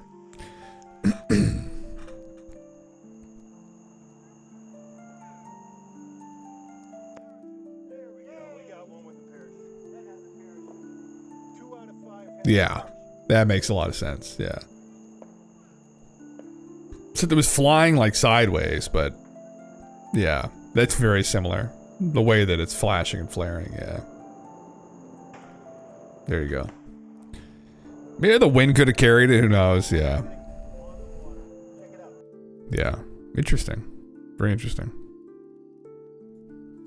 So, officially, the orthodox model would have it that agriculture only began 10,000 years ago. And yet that would appear to be totally inconsistent with even the grave we talked about at the head of this interview, which is a grave that's 14,500 years old. There are these holes in the archaeological record that are not explained by the orthodox model. Indeed, yeah, there are many mysteries and many contradictions when you take a close look at all of the evidence that surrounds the history of human civilization. The more that we learn, it's like it is a difficult process and a difficult period of time to try and analyze, right? We really do have very scant evidence. We're looking back through the mists of time, and the further back you go, the more scant that evidence becomes, and the more, it's like there's been more civilizations that have had the chance to live in these areas and to change what you're looking at. So you have to continually evaluate the best evidence to try and put together the best theory that you can. My problem, I think, with the orthodox perspective on particularly the date of civilization is that a lot of this new evidence that comes up forms like things like Göbekli Tepe in Turkey. I mean, this was a massive megalithic site that it is 12,000 years old. At least, in fact, there's strong evidence that it may well be much older than that. So just to make the point here, officially, the Orthodox model still has it that around about 4,000 to 3,500 BC, the first civilization was the Sumerians of Mesopotamia. And then you had the Egyptians, the Greeks, the Romans, and the Chinese. But human civilization basically started 4,000 years ago. Before Mudwater, I relied on a boost to jumpstart my morning. Shut up, I don't want to talk. There's actually a post relevant to this I was going to go over. Göbekli Tepe, and possibly, we've kind of gone over this before, but dating some kind of an astronomical event that may have been cataclysmic. So, yeah.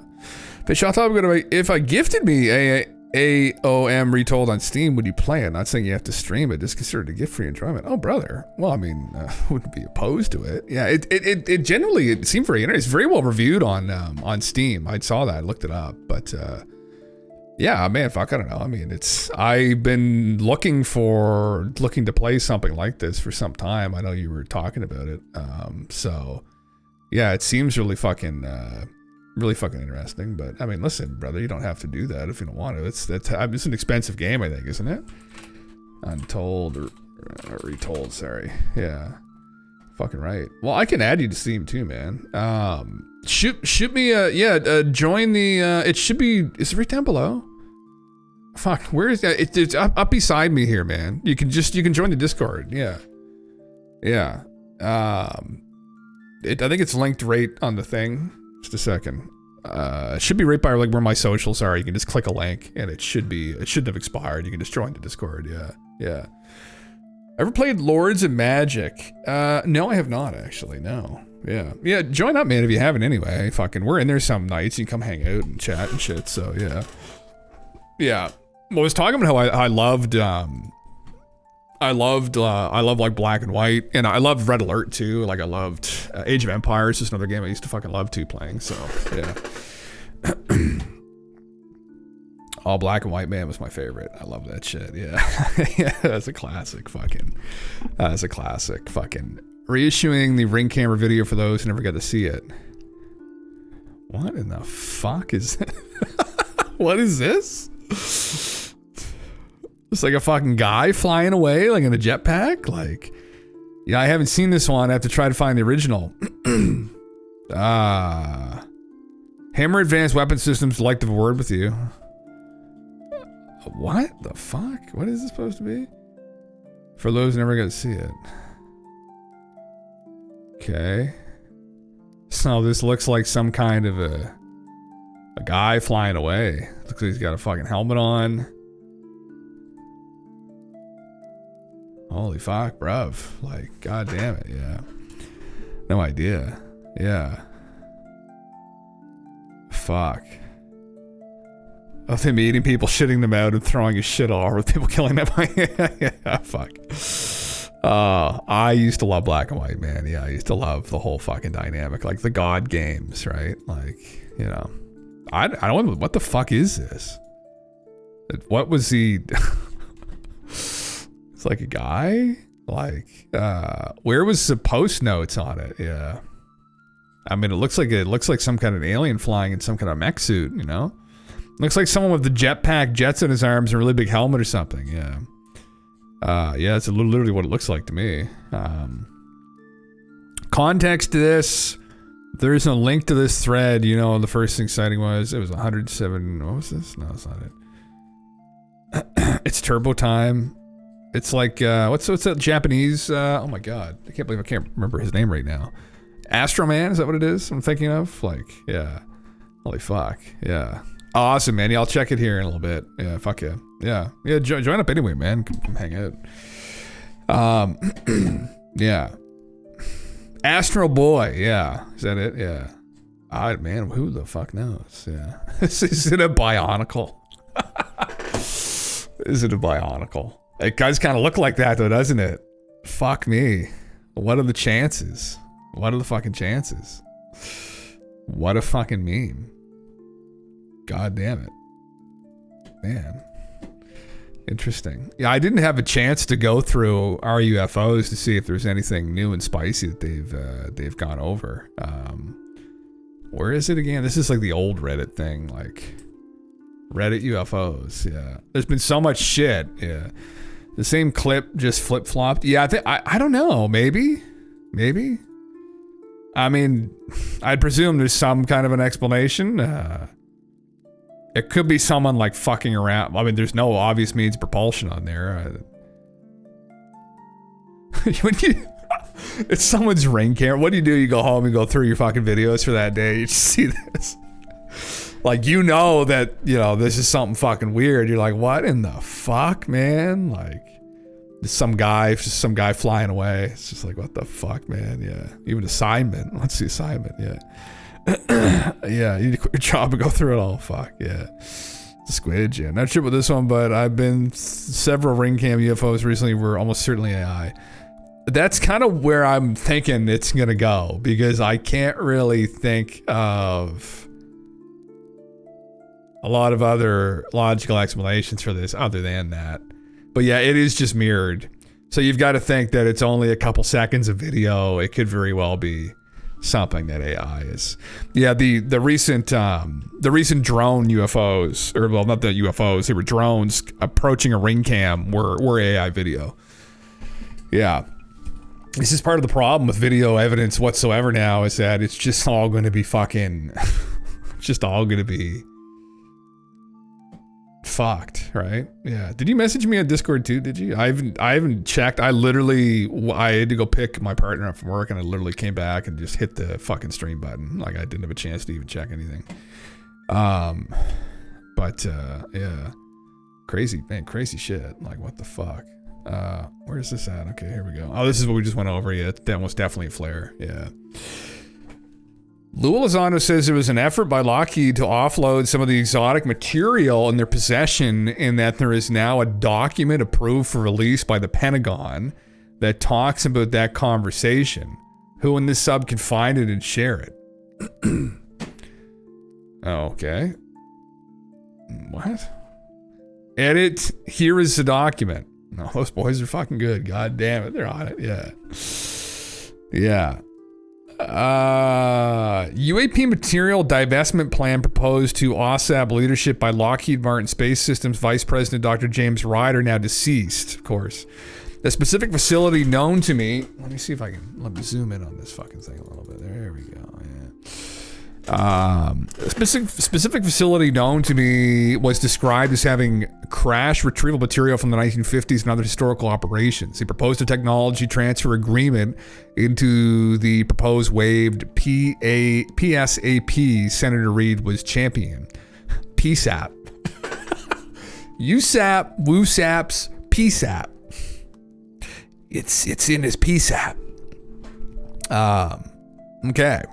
I mean, Skinwalkers at the Pentagon.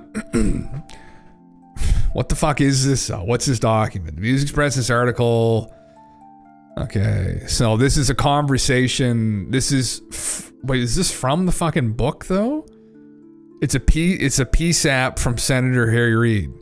And Harry Reid, so let me see here. The $22 million allocated to DIA OSAP after speaking to multiple individuals in the program was originally intended to skiff out Bigelow Aerospace facilities in Las Vegas due to a UAP material divestment plan proposed to OSAP leadership by Lockheed Martin Space Systems President Dr. James Ryder. Okay, all right, well, there you fucking go. So, yeah. Tree sap. Don't drink the sap. Don't drink the sap. People, we were talking a little bit earlier, man. It's not happening over New Jersey as much, but it happened over Denmark a couple days ago. There were 20 of them that supposedly, there was an incursion over Denmark. And there had supposedly been continuing drone activities going on around some military bases in the UK that started a week ago. And that some people on the bases have been reaching out to people to tell them this. But again, like, we don't have any photos of it or anything. So, well, that's a meme, I guess. I've heard of that before, though. So, okay, so that's obviously it's not new. But Lou is saying what in regards to this? There is now a document approved for release by the Pentagon that talks about the conversation. Well, it's a conversation that Harry Reid had, I guess. I don't fucking know, man. Like, it's like, so we have a piece of it, man. It's like there was a conversation that was approved by the Pentagon that happened, and it's like, okay, yeah, there was. I see that. But like that doesn't, like, it's not the craft itself. Yeah. Man, I don't know what the fuck's going on with it. I don't know. So we just were going over a second ago that the email from Buddy that blew up a Cybertruck at Trump Towers is real, that he sent claiming that the drones were Chinese drones using some kind of anti-gravity technology. That doesn't necessarily line up with the anecdotes I've heard, especially at what's been going on at like Lakenheath and the UK military bases, where they were propeller-based drones, but they were more like little planes. They weren't like anti-gravity. But I mean, I don't know. That could also have been that. Well, that was some hearsay, I guess. So maybe they looked closer and said, "Oh fuck, those are fake propellers. Those are just like blown in the wind. It's fucking anti-grav, and that's why everything stopped, and it did. So, I had no idea. I have no fucking idea. Yeah. You know, it's super sus to me, but the whole Sean Ryan vector, now he's pushing his private phone. We've seen this play before, and last time it was the FBI CIA that wiretapped all the devices. He seems like a spook. It's like they're going to blow up these phones in people's pockets. Like they're going to blow some more dicks off here in the West, though. Holy fuck. Careful. Everyone be careful. Don't put your phones in your pockets. Just hold on. Blow your fingers off, not your dick. Oh my God. Chris Bledsoe just uploaded this on X. Orbs, not drones. Sending down during a thunderstorm. So, Chris is this gentleman who claims that he's been in contact with ETs directly. He claims that the ETs have told him that is it this Easter or next Easter? Is it Easter 2025 or Easter 2026? All hell's gonna break loose. A woman in a white dress told him this.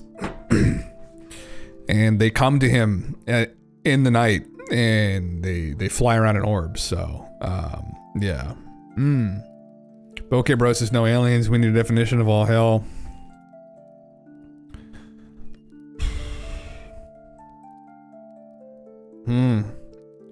Just watch it again here and see.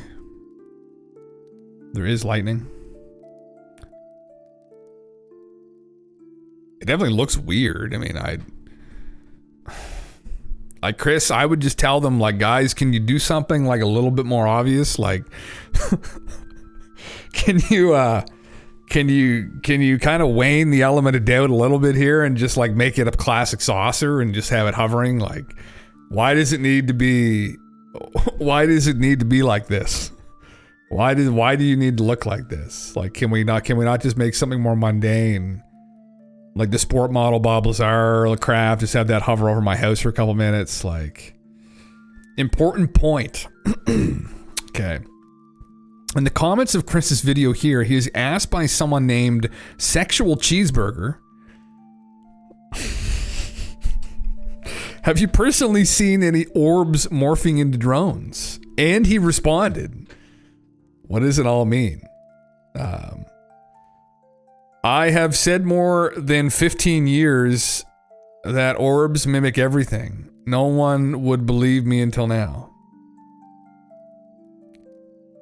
So he is confirming to Sexual Cheeseburger that the orbs are morphing into drones. This reconciles my previous cognitive dissonance because I've seen the orbs morphing multiple times. When Chris is mentioning not to trust the drones, he is referring to US government drones sent to muddy the waters and spy on the NHI orbs drones, in my opinion. Brother, where are we now in all this? Why did Chris choose to respond to this gentleman? Does he have a cheeseburger fetish? I mean, yeah, I don't know what the fuck you can infer from that. Like, yeah.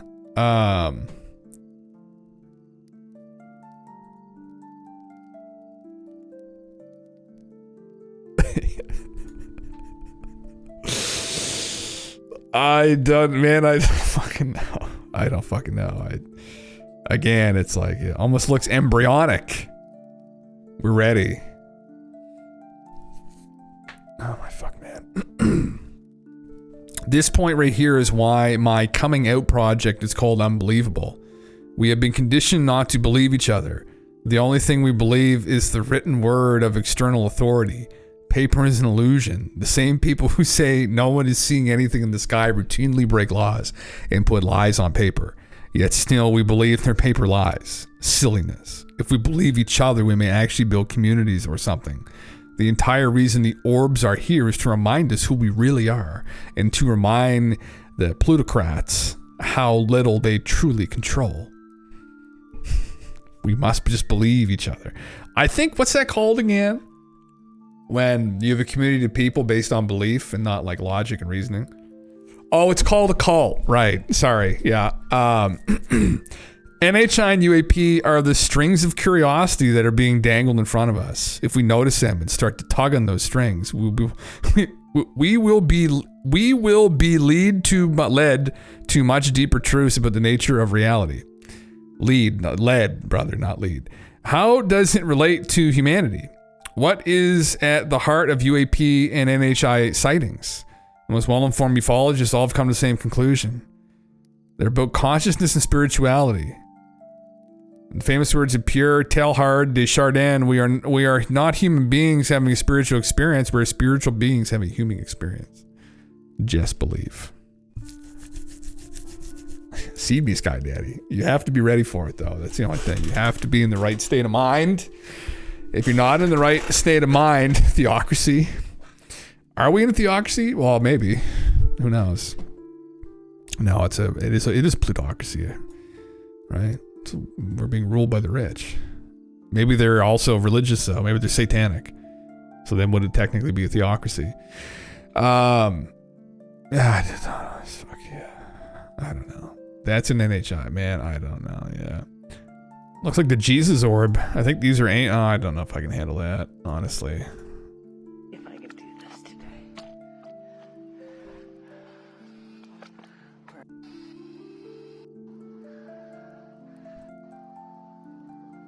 Loves me. Jesus loves me. Oh, you know Jesus. You know Jesus. Jesus is awesome, isn't he? Yes, he is.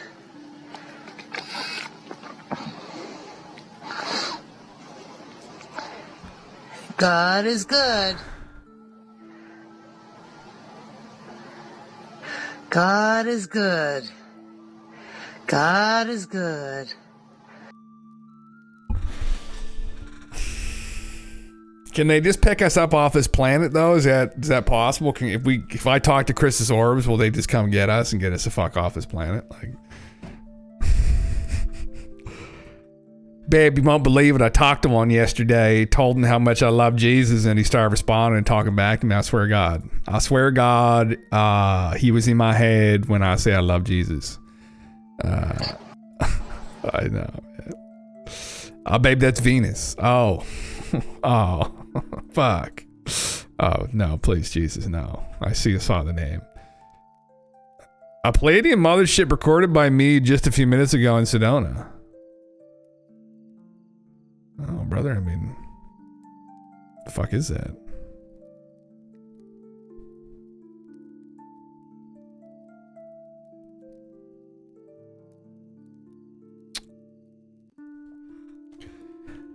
I mean, yeah, I don't fucking know. Guess we can't say that it isn't, can we? Could be a blimp. Yeah. Could be a blimp.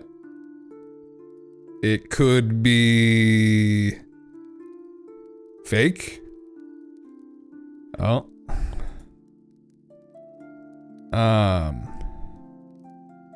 I was on foot. It was a mile away. It's not a matter of needing to chase them down. It appeared for a few seconds so I could get a shot. I know who was in it, and I know where the base is they returned to.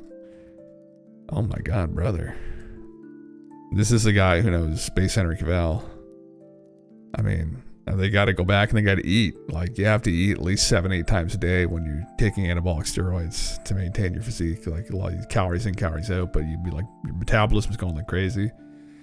Yeah, man, I don't fucking know. This is proof this guy's mom is talking to aliens. This is proof my mom is actually talking to aliens, bro. Like, bro, trust me. Like, listen, my mom talks to aliens. It's like that whole meme, like, my dad's rich, or like, you know, my mom talks to aliens. There you go. That's it. Yeah. Fuck. The U.S. is mainly an oligarchical autocracy of the illusion of freedom and liberty through two-party voting system and the degradation of critical thinking through public indoctrination from a young age. There you go, man. That's it, actually. Yeah. Yeah. Interesting, yeah. Who are the puppet masters, though? And what did they believe, I guess? We need to find out. They could be fucking religious nuts, yeah.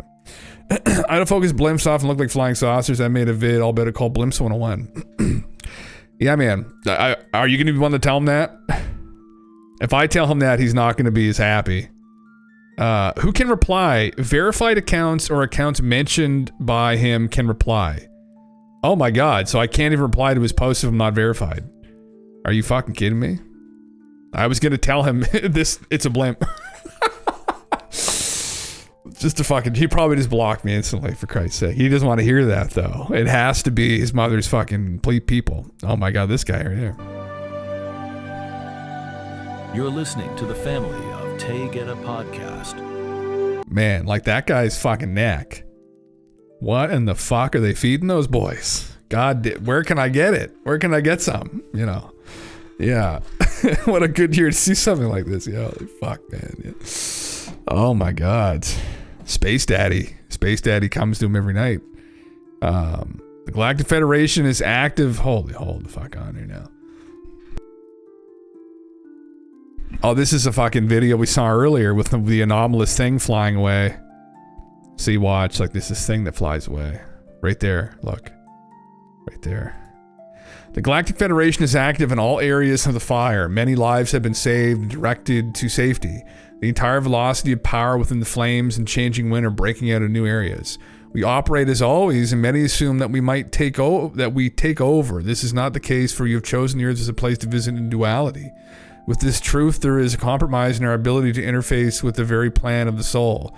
We will not leave, and bilocals are very active in these moments. Brother, what the fuck did I even just read? What, are you going to save people or no? Like, are people just going to be left to burn? Like, fuck. Space moss? Is that what you transcend after space? Oh, fuck. The sea moss to space moss. Yeah, that's probably it, actually. That makes a lot of fucking sense. Yeah. Yeah. Galactic Federation doesn't put out fires. They only save people who are able to be burnt. You have to, this is the thing though, if you don't believe, they're going to leave you to cook. All right. So if you don't fucking, if you're not on board with what Cab and Co are fucking slinging here, be prepared to cook. All right. You have to first and foremost believe, and then they'll put the fire out. They'll hover over your house waiting for you to convert. And it won't be until you convert that they will put the fire out, and they will let you burn alive. So there you go. That's essentially it. Yeah. Fuck. God damn it. Yeah. Yeah. It's not a galactic fire department. Yeah. Holy fuck, man. The audacity of this guy. Yeah. What's buy local? Plating assistance that can come in different forms. What's that even supposed to mean? We're going to find more information. Oh no, I shouldn't have clicked on it. Oh my God. Platings are of Elohim, which means they are souls created in the 12th dimension. Oh my fucking God, man. What in the fucking crack is this? Oh my God, okay. Alright, I think that's all. That's enough for one day on that. You see there's no puppet masters anywhere, just human nature, greed, and centuries-old tactics of ever-evolving strategies for mental control over populace for those with the finances, connections, and power. You don't think there's like a conglomerate of them, Fish? Maybe there's like a group of them together that like they organize and they have some organization. What about the Freemasons? What do you think of that? I don't know. I'm genuinely interested. I've become more interested in Freemasonry as time has gone on. I don't know how extensive their control would be or how high it goes, but you think there would be a group of them because they have the Bilderberg meetings, you know. The WEF is not quite an equivalent, but I don't know. Who knows? Yeah, I'm curious what you think of it. Fuck, man. Well, yeah, that's shit. That's crazy. Yeah, that's fucking Masons lurking. Are you Mason, Edge? You're Freemason? Yeah. Are you part of the Brotherhood? Have they sworn you in with a fucking handshake, brother? Have they fucking done the handshake on you, right? I've had the handshake done to me. I've had people try and do it. Brother. Yeah, so whatever you are, I might not be surprised, actually. Part of the Brotherhood. Part of the fraternity.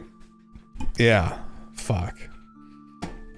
Keep all the secret. Where are the giant bodies, brother? Answer me that. Where the fuck are the giant bodies? That's a question I have for the Freemasons. Where do you put them? And what freezer are they? I want to go and inspect them. Yeah. The big boys. I'll walk into your local lodge, right? Maybe you have a couple fucking wobble pops first so you have the confidence to say this, right? With conviction. Where are the big boys, right? They'll say, sir, what are you doing in here? Where are the big boys? Where are the freezers with the big boys? And then you'll show them the cylinder seals and you say, you know what the fuck I'm talking about. And then that's probably when they're going to call the police, right? But you don't leave then. You wait till they come in and physically remove you from the building because you've got to find the big boys. So, yeah, fuck. The weather storm? What's that? Perfect. A prefect at my high school once gave me a weird handshake, but I think he just wanted to bum me. Do you think I missed out on a chance to join the Illuminati? Absolutely. That's part of the initiation process, Finn. That whole scenario. Yeah. It's part of joining the brotherhood and the fraternity. Bonding with brothers. Nothing wrong with that. But, you know, it's just a part of the deal. Anyway. Ay. How did I end up here? Let's go back, yeah. Again, what kind of punishments can they have? I've heard of this. Yeah, they can handle like the disciplines, like it's like a schoolyard. It's like the hall monitor or some shit. You know, special handshakes and shit. You know, yeah. I told the story, but when I worked at an airport, one of the cleaners was parking in some of the spots from the business I was managing, and I had to go out and tell him, and he was from like Cuba, and I said, brother, you can't park there, brother. Like just kind of like memeing. And he came up to me and I noticed he had a Freemason hat on. And he came up to me and he was going for the handshake. And I was like, oh, fuck. He was like, brother. I was like, oh, he's like, are you part of the lodge, brother? I was like, no, dude, no. Fuck, I'm not doing this fucking game, you Illuminati motherfucker. Then that's when I took his knees out. And then after I took his knees out, knocked him unconscious and then put him in the dumpster. No, I didn't do that. I just said, no, I'm not. Just said, no, I'm not. I said, no. Please don't. Yeah. Fuck. Anyway, fucking crazy Illuminati. Oh, but there's a lot of stuff going on here today, isn't there? Here's another one at the fire. Yes. Well,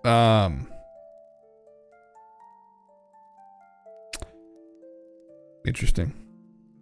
Undoubtedly, there are going to be some drones flying around there, because you're not going to want to be flying around there yourself. So, interesting, though. Possible capture of it, I'm sure. Yeah. Yeah, this is fucking Chris. Yeah, testimony of key whistleblowers is set for release in the coming days, weeks, or months. Probably what the fuck? It's not years. They can't be more specific than that. Yeah, holy fucking Christ. Yeah. I mean, dust to dust, humanity is ever evolving with a medium of society acceptable concepts and ideas. So the ideas and cultures of the past will always eventually evolve into non-compliance with the founding ideas of those ideals and cultures. Without change, there's no future. If a boat is repaired with new parts till there are no original parts left, is it the same boat, brother? Are we the same people after our cells regenerate after every 9 years, right? Can we be forgiven for our sins if that's the case? It says every 9 years, my cells completely regenerate. My whole body's completely regenerated into a new person. So the fact I took all that money from that homeless guy out of his cup, right, 12 years ago, it's like, I can let myself live with that now. I'm not that person anymore, literally, right? I don't do that anymore, right? And you could maybe kind of justify, you know. Anyway, in philosophy, there's a term for that argument, or it's kind of a thought experiment too, I guess. But yeah, interesting. Yeah, yeah. Oh, there's a lot of fire stuff going on here. Yeah, obviously the fire is ongoing and it's horrific, so I guess that makes sense probably. Yeah, interesting. Yeah. Man, I feel like, did anybody clip this? Because I see it everywhere. I haven't heard the actual, that's probably Starlink, conversation where he mentions this, but it's a podcast. Fuck. It's only on Spotify though, so I don't think I can even listen to it on here, unless it's on YouTube, so. I did know something and was able to show some secret footage of the coming and goings of the inside. What would that be worth, I wonder, if you did know something?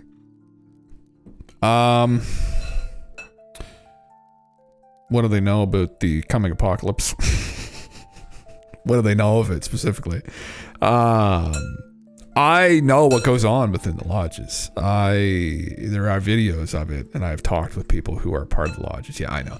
For the most part, it's like a drinking club, right? Fucking boys get together. Right? The parents did it. The grandfathers did it. The great grandfathers did it. You do the ceremonies. You do the handshakes. You do the initiation rituals.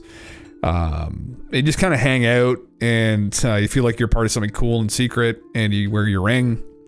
Right. And you kind of like, you greet each other and talk about the lodge and talk about, when you're getting together next and what you're going to talk about and the interesting things you're going to talk about. And to me, it's like for the lower level stuff is like, there's nothing of significance that really happens, but it's what's more interesting is the upper echelons to me that would be, of interest and what they might have access to and what they might know. And, just this kind of it's intriguing though, the idea of it that you have in pretty much every major city in the West, there is a lodge that's been there for a long time. And you'll find that a lot of people within business, right, in that city will be a part of the lodge. Like you'll know someone who knows somebody who's a part of the lodge. That's a pretty prominent business person. So it's intriguing. Yeah. Nothing to report really. Don't worry about it, Jim. Ain't nothing to it. Yeah, fuck yeah. God damn it. Yeah. I mean, it's yeah. It's interesting. I guess I could join, couldn't I? You need to be recommended by 2 people. Usually it's people whose families have been a part of it, but I'm not big into like getting indoctrinated into knowledge and stuff like that. Some people are big and like, we need to understand, like the context of it to really appreciate it and understand. Oh, fuck that. Just give it to me. I'll figure it out. Just give it to me. I'll figure it out, but I'll try to at least. I don't need the fucking whole indoctrination thing. Just get to the bottom of what the fuck's going on here. And I think really looking at it anecdotally, they're stewards of some kind of ancient knowledge around construction. It's not encoded within ancient megalithic sites. There's mathematics there that points to some earlier civilization. I think it's probably kind of a TLDR maybe we could think as to what they could actually fucking know. So, yeah. Can they confirm the mud flood? Well, maybe, man. I don't know. Yeah. What does riding a goat in the Freemason mean?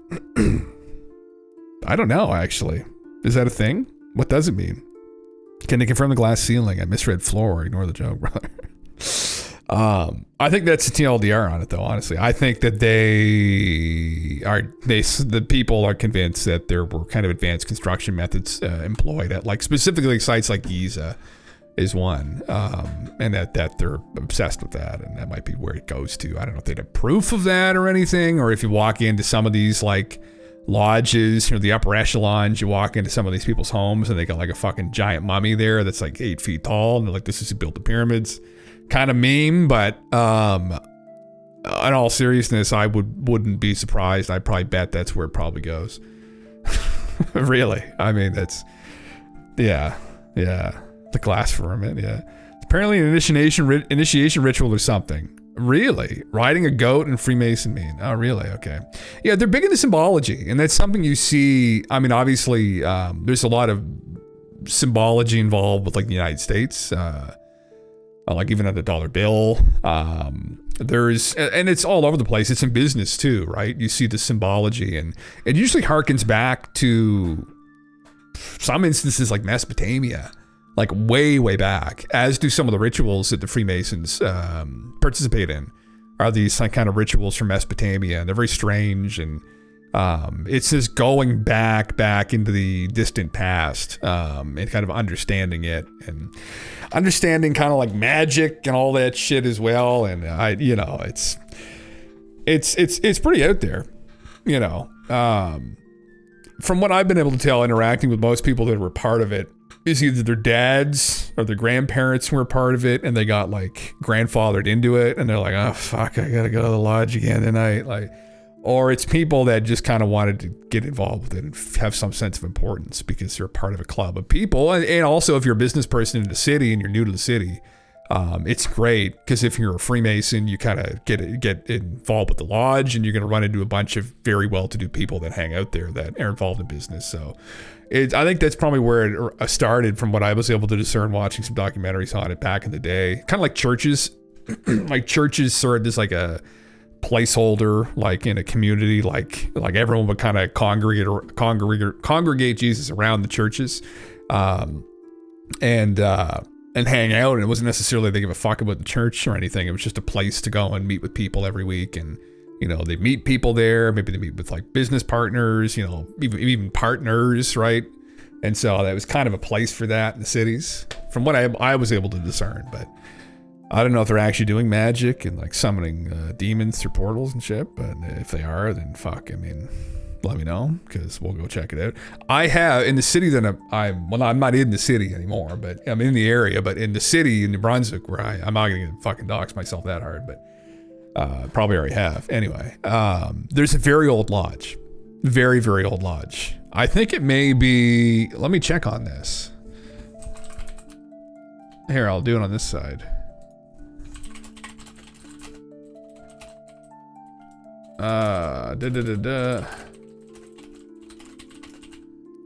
Let me see.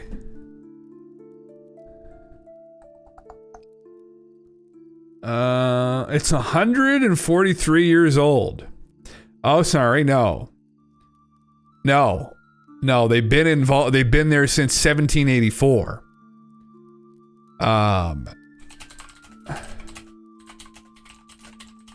Because there was a catastrophe that happened.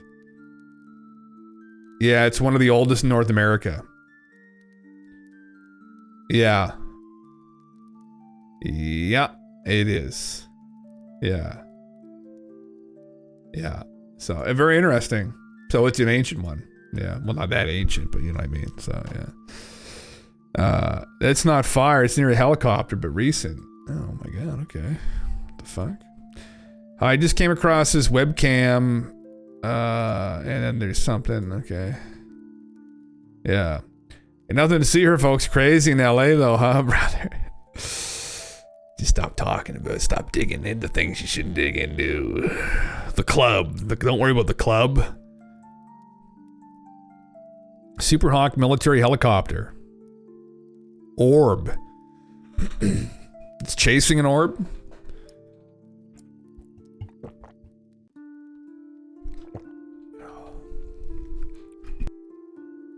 You think it's lens flare?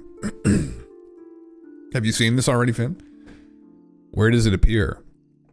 Oh, here.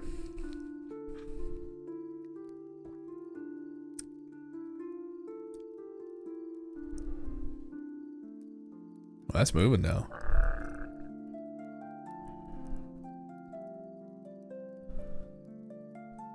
No, the camera would have to move for it to be a lens flare.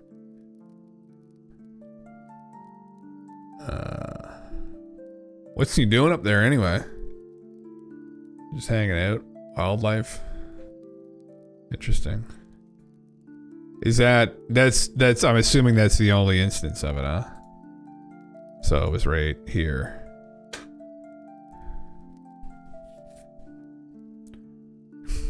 Could have been a bolide and the atmosphere coming in, who knows? Yeah. Opposite light source relative to the center of the frame and moves at the same speed. That's the lens. Is it? Oh, you mean a lens flare from the helicopter moving. Okay, I see what you mean. Okay, I see what you mean, Finn. Okay, yes. Okay, interesting, yeah. Right, because the helicopter's moving, right? That's interesting. It's moving at the same speed, yeah. Yeah, that's, yeah, or it's the light in the actual camera itself. Okay, interesting. Yeah, I see what you mean. Actually, look, you can kind of see, look. You can see, look down here at the bottom of the screen. That there's also some kind of a flare effect going. Watch, you can see the lights down below here. Look, right at the time, look. There's lights moving around as well. See, look. It's like ghosting going on. Look, here, you can see it here, look. Right there in the bottom. Look at the bottom of lights moving. Colored lights, yeah. Yeah. Yeah, there you go. Yeah. Very nice. Good catch, man. Yeah. Yeah. Interesting. Yeah. Yeah. That's there. That's a good example. Yeah. Ghosts, not UFOs. Yeah. There you go. Fuck, bud. You got it. 100% ghosts. 100% ghosts confirmed. So ghosts and aliens at the same time now. What the fuck? Yeah. Possible orb. Okay. Interesting. Well. Yes, it is intriguing. I was looking through this to see if there's any like actual clip it of the fucking thing. I guess there isn't, so fuck it. Yeah. That's annoying. Fuck, there was another one here. We went through this already. No, it's not it.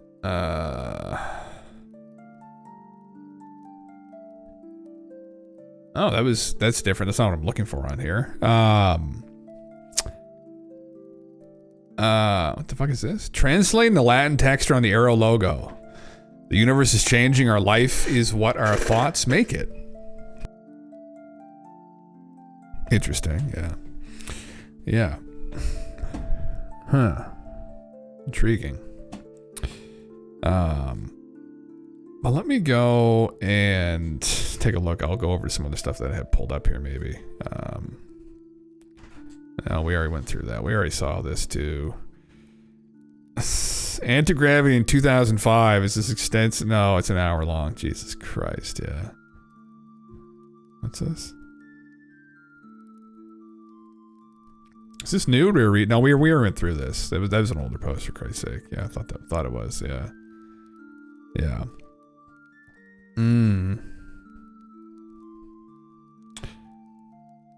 Oh, the hell? Oh, that's the end game. Okay, we read this too. Jesus Christ. What the fuck? Alright, let's go back over here. Yeah. Alright, we went through that. We've already kind of watched that Jesse. I was going to watch a Jesse Marcel video, but we've already fucking gone over that before, like ad nauseum. And I'll go over this in a minute. This is another fine. This guy's threads are just like fucking out there usually. This was interesting. I was going to talk about this after we watched a little bit, which we kind of did the Uncharted X video. So last night, for people that may not have been here, we went over a theory from this gentleman. His name's Ethical Skeptic. I don't know, he's just generally a philosopher, but he has some involvement with climate science, and he put forward this new theory to try and explain climate change that we're observing right now. What could be the cause of it? And he thinks it might have something to do with the mantle and the core of the Earth moving around, and there might be something that happens, a decoupling, I think, of the core and the mantle. Probably fucking this up already, whatever his theory was, but something along those lines. It's like an internal kind of shifting that goes on between those two objects, and when that shift happens, what can happen is the geomagnetic poles, north and south, can flip. And during that, the climate could kind of go a little bit haywire. It's an interesting theory. Went over it, the potential implications of it. We talked with ChatGPT about it. It was, what can I say? Somewhat disturbing, I guess. He thinks that it is something that might be in the process of happening now. The flip, that is. The flip occurring. In that the magnetic north of the planet has slowly been kind of moving all over the place. And recently, it stopped. It slowed down, I guess. So maybe some indication that this event that he and his team thinks is the explanation for climate change it might be a culmination happening. So I thought he posted this today, and potentially catastrophic if it coincides with a solar flare. Then it could be really bad, because essentially all of our protections would be down. If the magnetic poles reverse, we'd be at about 10% of the current level of protection we'd have from like solar radiation, and the effects of that and the effects of a big CME hitting us when the guards are down would be fucking catastrophic. Literally, it could result in catastrophic lightning storms that would like wipe out cities. And there's some evidence of this in the past that this has happened. And we know that the flips in the magnetic poles have happened, that they probably do happen periodically. We just didn't have a mechanism as to like what was causing that. So then they put forth this idea about the mantle and the core. And we learned more about the core of the Earth just a couple years ago from the Chinese, that it actually does move and stop and flip itself. So this is kind of just an elaboration on that a little bit, maybe. So, but I want to go over this a little bit because this is kind of interesting. Not that I don't think it's a huge post, is it? But anyway, we'll go over this. Meltwater Pulse 1A. So there's multiple different meltwater pulses that you can observe in Greenland and the ice core samples. They've got a couple of them.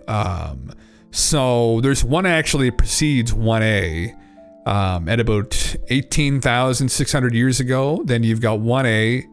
Well, let me just pull this up. You got 1B, which is, I believe, the Younger Dryas pulses. Actually, you know what's up here? Give me.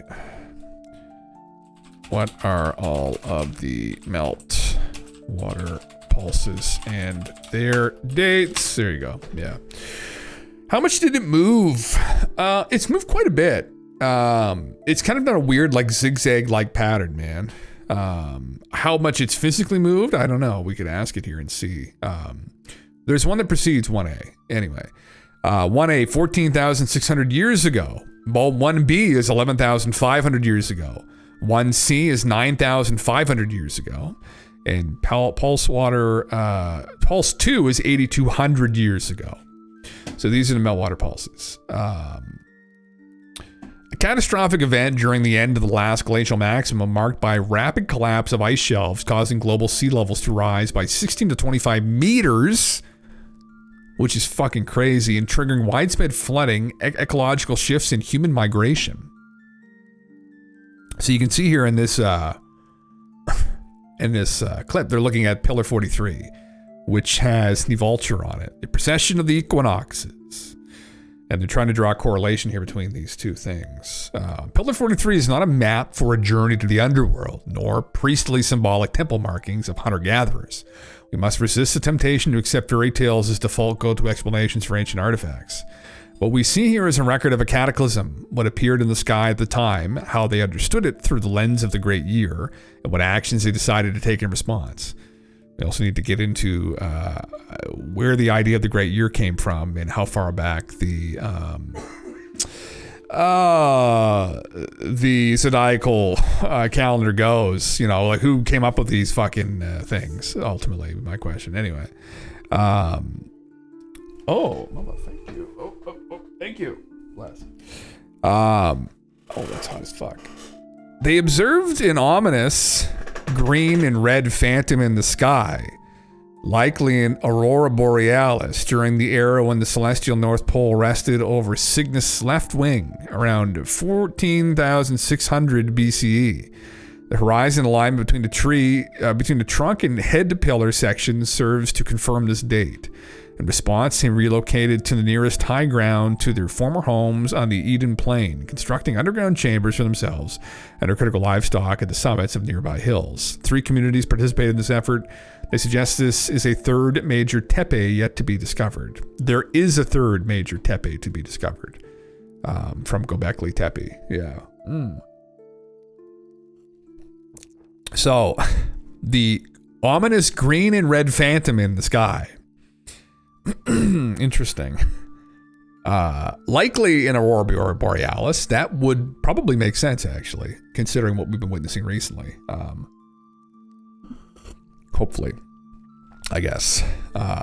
Very interesting. So, I thought I'd just bring that up because we were talking about this the other night, but last night, I guess. But kind of an interesting connection that, and this hasn't just been drawn by, you know.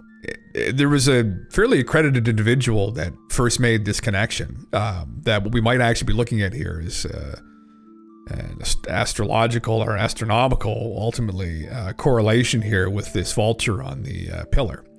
There are other things to suggest this as well. There isn't just one example here, but there's some other. There's the There's some other like zodiacal creatures on the pillars that are probably beyond coincidence, which then again is like, well, holy fuck, how long have these constellations been associated with these creatures? I mean, who did this? Like, yeah. Time will prove me right. Yeah, I mean, this is crazy shit. I mean, this is the other crazy thing though, right, about this, is that it might imply an understanding of the precession of the equinoxes, right? So we go back about 12,000 years to this site, and we've got an understanding potentially of the precession of the equinoxes as well.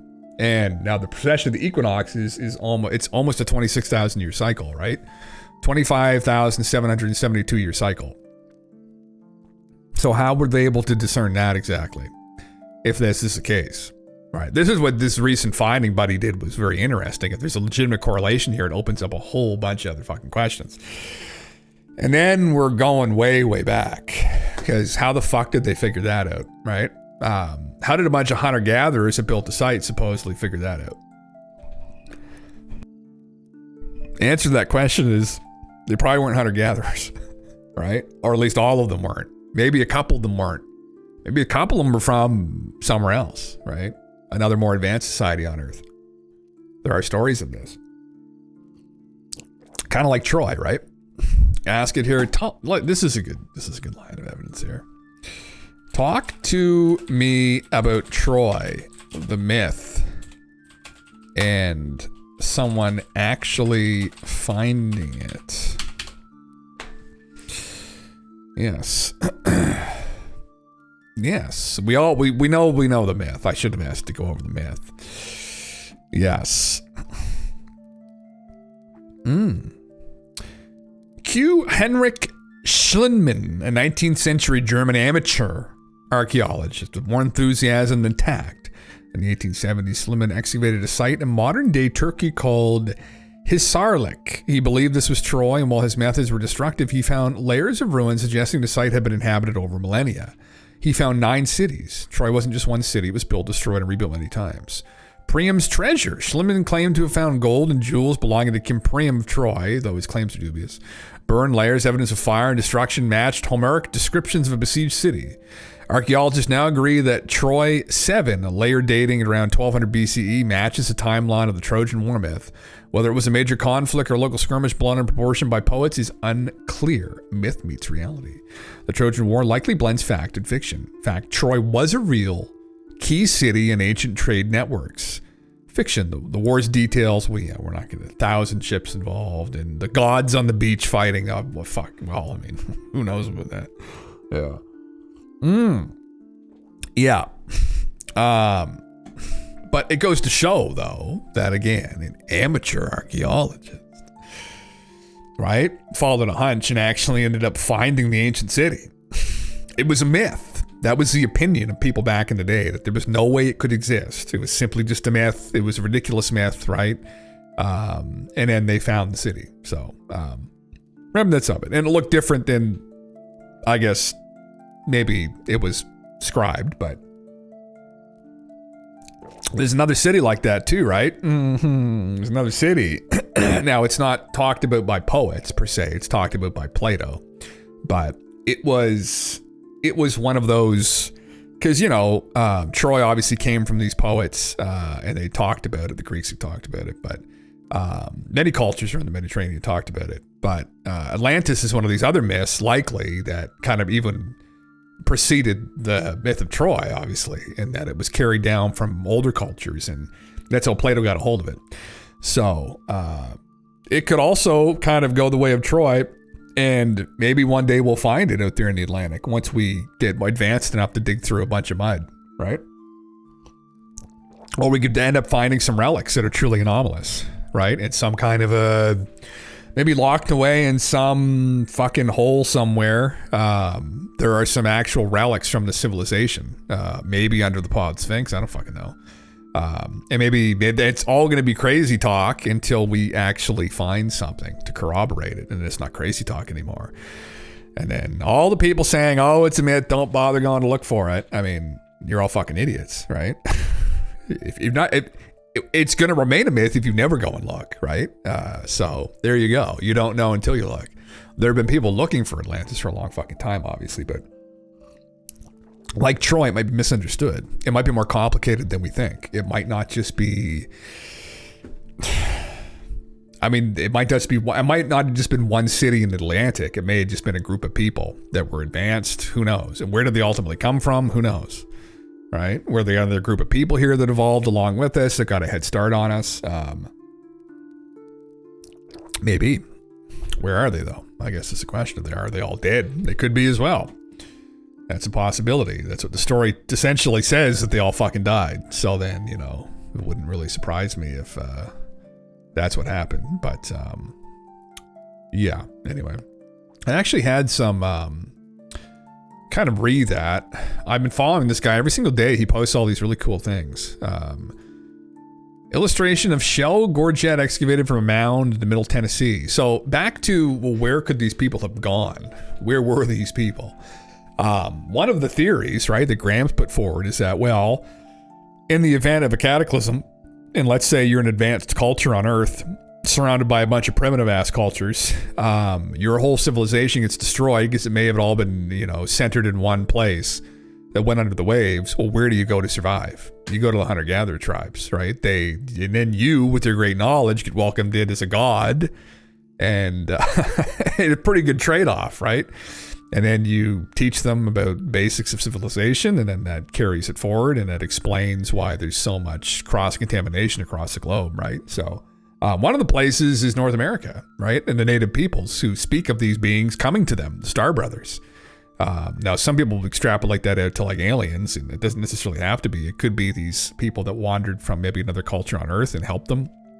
And then what happens is maybe they amalgamate, right? Because they're just another group of people.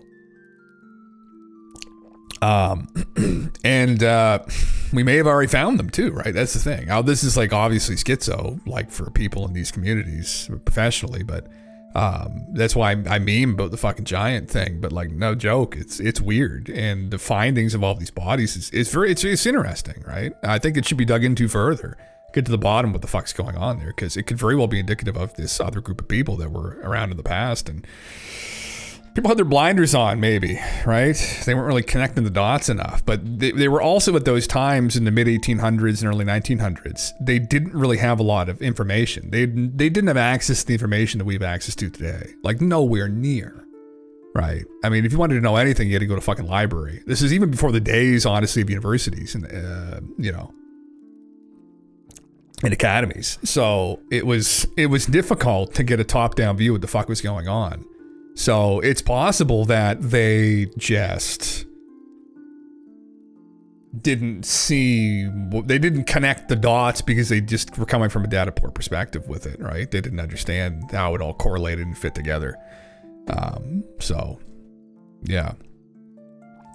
This is another one too I thought was kind of cool. A 13 stone pallet found at an Arkansas post-mound site. Beautiful. Where was he? There's another post here too with him. Yeah, Native Americans and earthworks. There it is there. Symbol was found in several artifacts from mounds, but the most striking one was the stone pallet that was found in a mound in Arkansas Post, Arkansas, shown in my prior post. So below is an embossed copper sheet displaying it. It was removed from a mound at Etowah, Georgia. Did they work with copper? I guess. Yeah, you want to believe, saying ancient giants. It'd be fun, The ancients did. That's the thing. There's tons of stories. It was a meme through ancient history that there were giants, giant peoples, and communities of giant peoples, and rumors of this. It's an interesting meme. Yeah, very cool shit. And this one obviously was intriguing. From the Alabama mounds. Yeah, made of copper. Yeah. Very cool. The cross here again in the center. Yeah. Very intriguing. Intriguing shit. Anyway, I thought I'd pull those up. I thought they were kind of cool. These little artifacts. I've just been fascinated by the mound builders and the mounds in Native American The East Coast, sorry, Native Americans. A lot of them are on the East Coast. They're kind of found through all over the U.S., but the Native Americans on the East Coast serve tons of these. And obviously that coinciding with the findings of these bodies of people who had red hair and may have had nothing really... Well, they shouldn't say they had nothing to do with Native Americans because they would have lived with them. But it's just such a strange thing. And it's just so strange that we've just like not connected those dots together. It's just... I don't fucking know. What was this fucking schizo post? Could we actually be living inside a black hole? Oh my God, brother. Maybe. Picture a black hole not just as a cosmic trap, but as a sort of cosmic womb. In some theoretical models, when enough matter collapses into a black hole in one universe, it could trigger a big bang inside that black hole, creating an entirely new universe. In other words, our entire reality might be growing within the boundary of a black hole from some larger parent universe. It sounds nuts, but certain equations in Einstein's theory of relativity allow for this possibility, suggesting our event horizon, the boundary where nothing can escape, might just be beyond our observable universe. This is not a mainstream idea, but it isn't pure fantasy either. If true, our family sky, our familiar sky could literally be the inside of the walls of a gigantic black hole, and we'd never even know. Sometimes the strangest notions point us deeper mysteries of the universe, towards deeper mysteries, showing us just how little we really understand about reality. These are probably, yes, ChatGPT generated. I could tell instantly with all of the messed up English. Yeah. What a trippy idea. There was a theory I heard that maybe these big bangs happen periodically and that the universe is larger than we can even really perceive right now. And that we're just in kind of one locale of it. And that periodically these big bangs will happen from black holes. That's what black holes are. They're like these like reset systems. And when these bangs will go off in these different corners of this gigantic universe. And that we're just kind of one part of it. I don't know whose theory that was, but essentially multiple big bangs. There wasn't just one, but that obviously goes against what we can observe right now too. I think I don't know what it was based on. There was something it was based on, but somebody that was accredited that came up with something like that. But yeah. Anyway, that was kind of fucking interesting. Yeah. Oh, Terrence McKenna. A threat on Terrence McKenna. This is what happens when species prepare to depart to another dimension. Terrence McKenna was so ahead of his time. Before I delved into ancient religions and esoteric knowledge, his words didn't resonate with me. But now, everything he said 25 years ago is happening today, and you know which event will trigger the evolution of the soul. Deep rabbit hole thread. Oh my God. Both, brother. Both. I used to love listening to Terrence's talks. I mean, you know, he was the psychonaut, I guess. It's just going to get weirder and weirder and weirder, and finally it's going to be so weird that people are going to have to talk about how weird it is. I look for the invention of artificial life, the cloning of human beings, possible contact with extraterrestrials, possible human immortality, and at the same time, appalling acts of brutality, genocide, race baiting, homophobia, famine, starvation. The mushroom said to me once, it said, "This is what it's like when a species prepares to depart for the stars." Oops. You don't depart for the stars under calm and orderly conditions. It's a fire in a madhouse.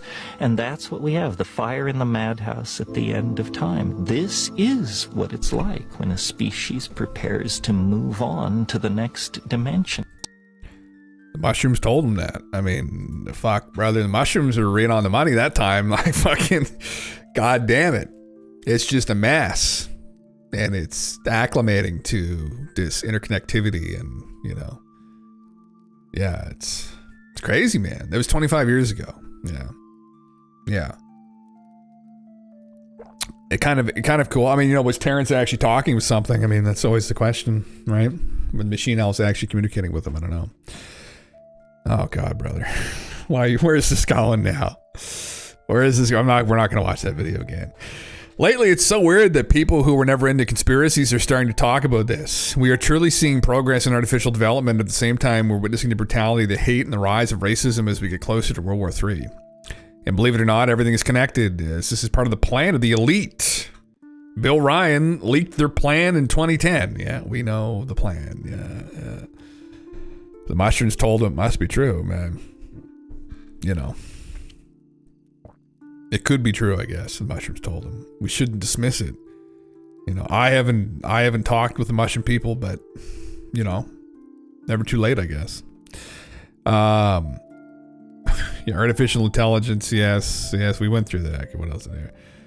Most important part is the departure to the stars or moving into the next dimension, as Terrence said. To understand this, you realize that you are not your physical body. You don't have a soul. You are the soul, and the soul has a body. It's the evolution of the soul. Yes, okay. The departure to the stars literally means becoming a star or acquiring the Tibetan rainbow body. Oh my fuck, dude, where are we going with this? A body made of pure energy or a plasma body, the fourth state of matter. That is the meaning of the term enlightened, to become a saint, to become radiant, to have a radiant body. That's why in every religion there is a halo or light surrounding the divine person. That's raw, and I don't know if that's what's over his head, actually. That might be something else.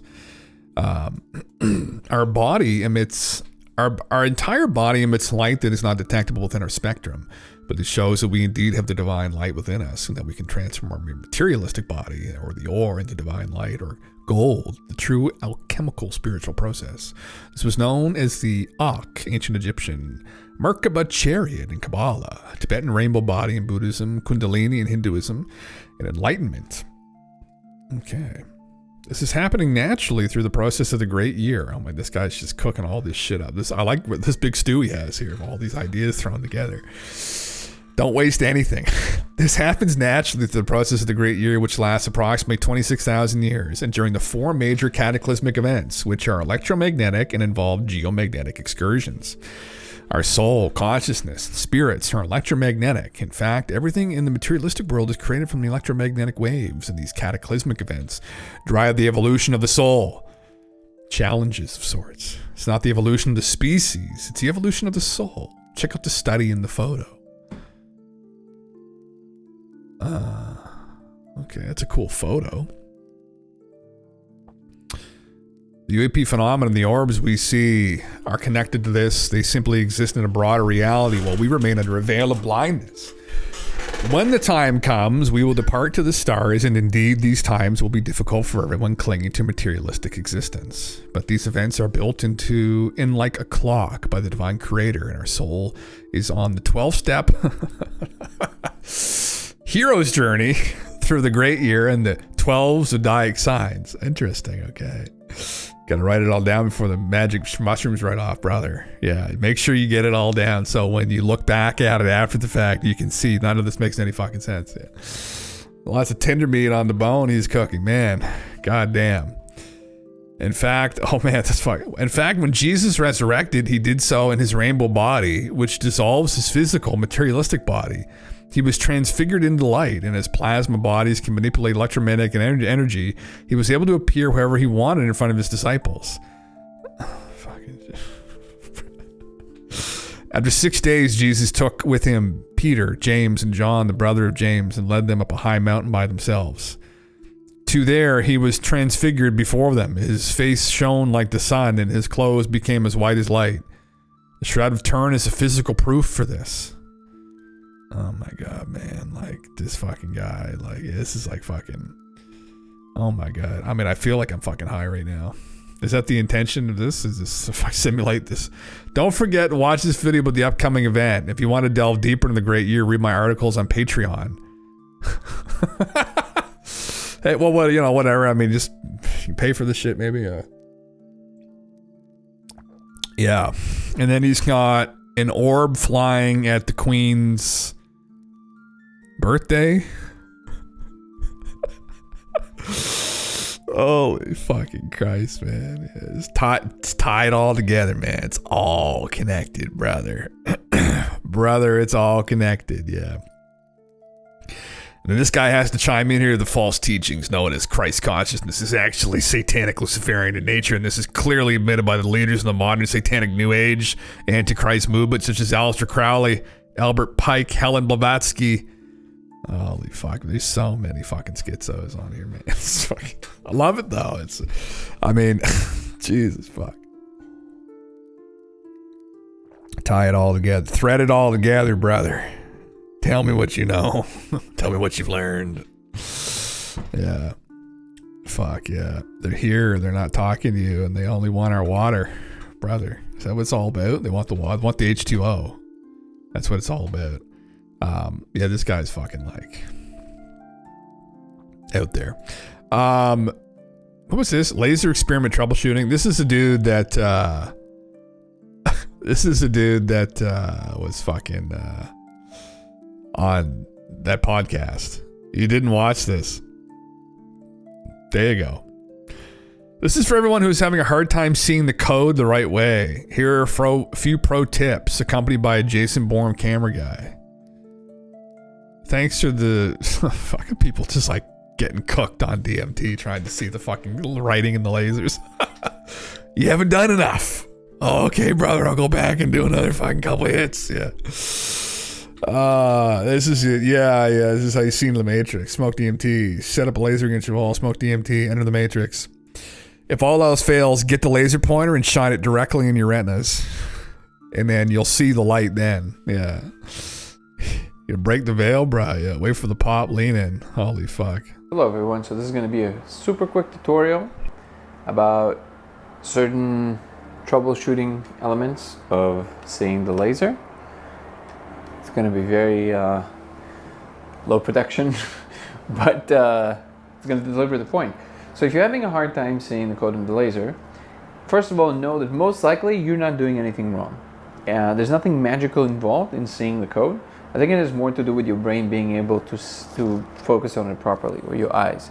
So one of the things that I found that actually works really, really well, let me turn this off real quick. Okay. Red Cross, brother, it's right there. That works really, really well is you playing with how far you are from the light. So first of all, if you have been doing it really close, or if you've been observing really close this way, like you're looking through a window, like I'm saying in most of my videos, you might want to try and step back like 2 feet away about here, and then look from here, and then try and look inside and see if you can. Now, I'm not an expert on fucking DMT, all right, but it's pretty powerful, potent substance. How coherent are you going to be to like follow all these rules and steps and shit by yourself, looking at this laser in the wall?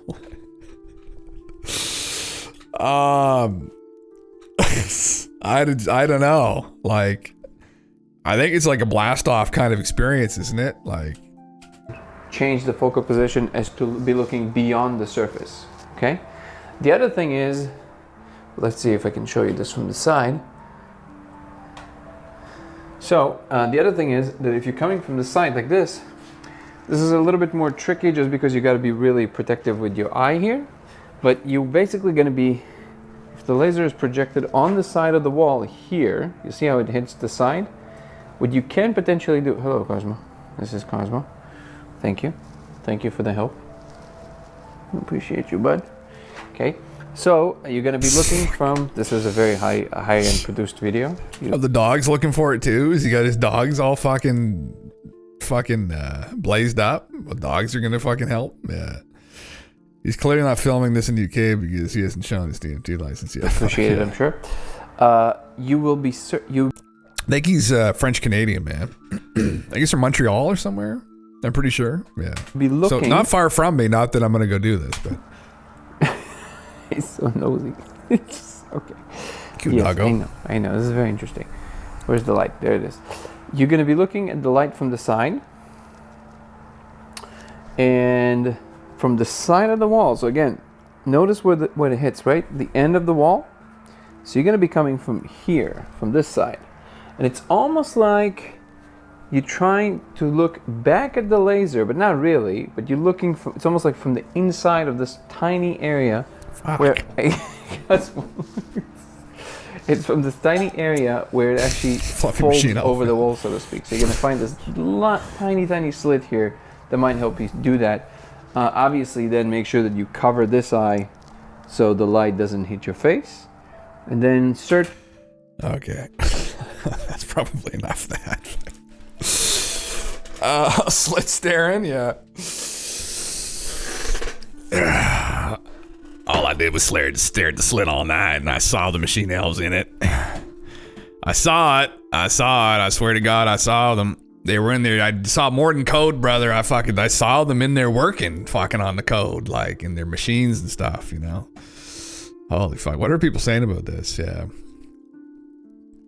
He's trying to describe the angle at which a laser hits his retina, then he looks directly into the laser. Almost like the light from the inside. That actually focuses enough for you to see something. The other thing you might want to... Yeah, man, I don't know. I just don't like... Is it possible without the molecule? Yes, although it would help if you were not a novice meditator. He heard mushrooms work too.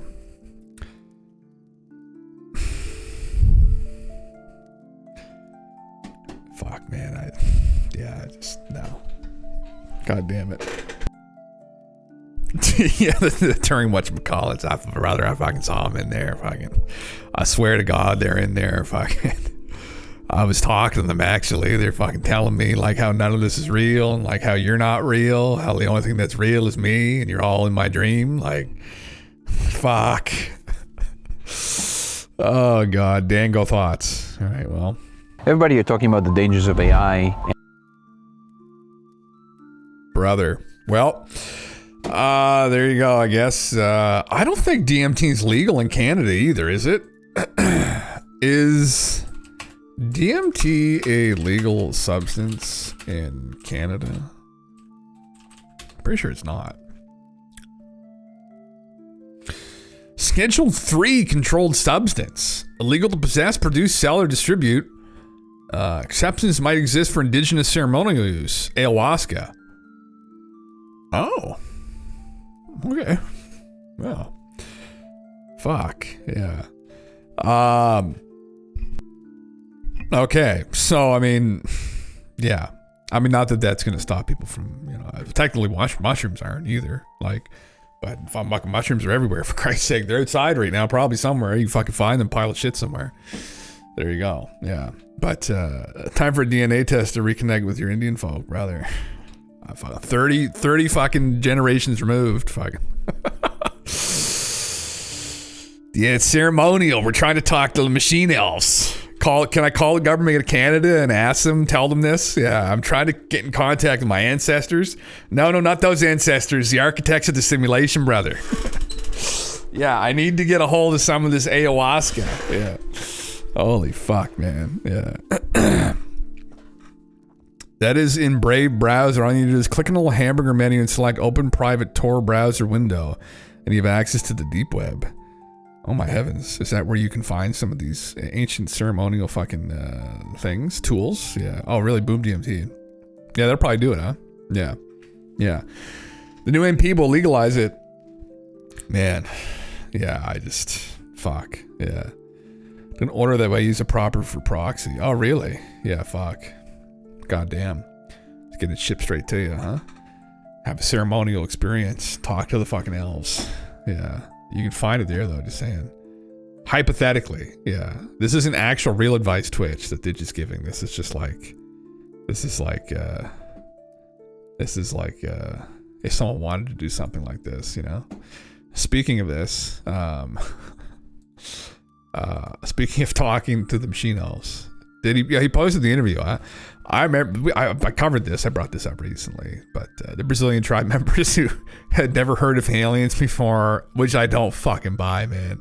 They did not understand, but when they were shown a picture of an alien gray, they recognized it immediately and said, "That is Mankunawaba. They live underground."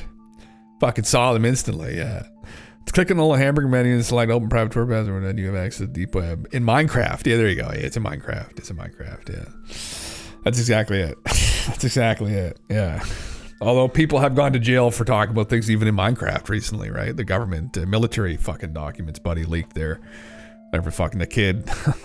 Was it in a Minecraft Discord server? Or was it in Minecraft itself? Can't remember where he talked about the classified information in Ukraine, but he got in big trouble still. He's in jail, actually, the rest of his life. But won't be playing Minecraft anymore. Little fucker. I don't want the full interview. I want the actual clip it. Oh, this is it here. He's showing a picture of a typical gray alien. E alienígena não tem. Como? Alienígena. Alienígena? O que é? Nunca, essa palavra você nunca ouviu falar? Alienígena. Alienígena, não. Isso chama-se Maio Shibu. Isso aqui? Sim. Mancunawabu. Mancunawabu. Sério?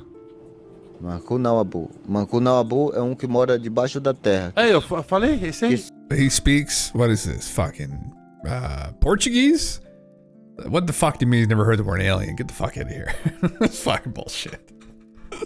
This guy's on fucking Reddit above top secret, godlike productions every goddamn night. He's just trying to blow up.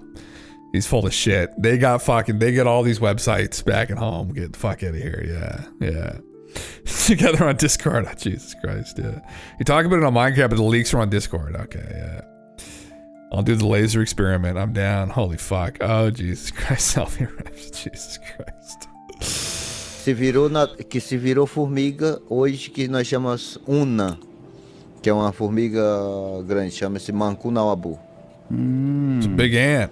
Que essa formiga também é muito perigoso, né, Buina? Se as pessoas ficam mexendo com ela demais, ela leva o espírito da pessoa para debaixo da terra também. Para voltar tem que ser um pajé bem bom. São seres que pode aparecer em luz divina, com a luz do Nishpan. São seres que a gente pode ter o contato, que mora... Yeah, I just thought this was... Who the fuck knows? I mean, maybe I just didn't fucking buy it, man. I didn't fucking buy it one fucking bit. Not one fucking bit. Yeah. God. I didn't know what was going on in it. My ex told me it was like weed. It was not. Oh, that's dirty. It's just like weed. There used to be a store here back in the... I think I can tell all these stories on Twitch. There used to be a store here back in the day. It was called Mr. Music. Might still be there, I don't know. Might still be around. But I remember everyone used to go get their grinders and fucking papers and hemp sweaters and all the fucking hippie shit. Bongs at Mr. Music. And Mr. Music, they started selling this stuff. Right? And called Salvia. And I remember the boys telling me this. And they're like, yeah, they sell it right in the store. And I was like, that doesn't make any fucking sense. Like, it's a psychedelic fucking substance and they just sell it at this fucking store, like, legally. Like, how does that make any fucking sense? Anyway, I was smoking a bunch of weed at the time and I was just like, yeah, I'm probably good, guys. You go for it there. You fucking go for it on that. And I remember one of my buddies telling me the story. I think I've told it here before, but he was sitting in the car. Which again is fucking stupid, but they were parked, obviously. And he told me, he texted me after it happened.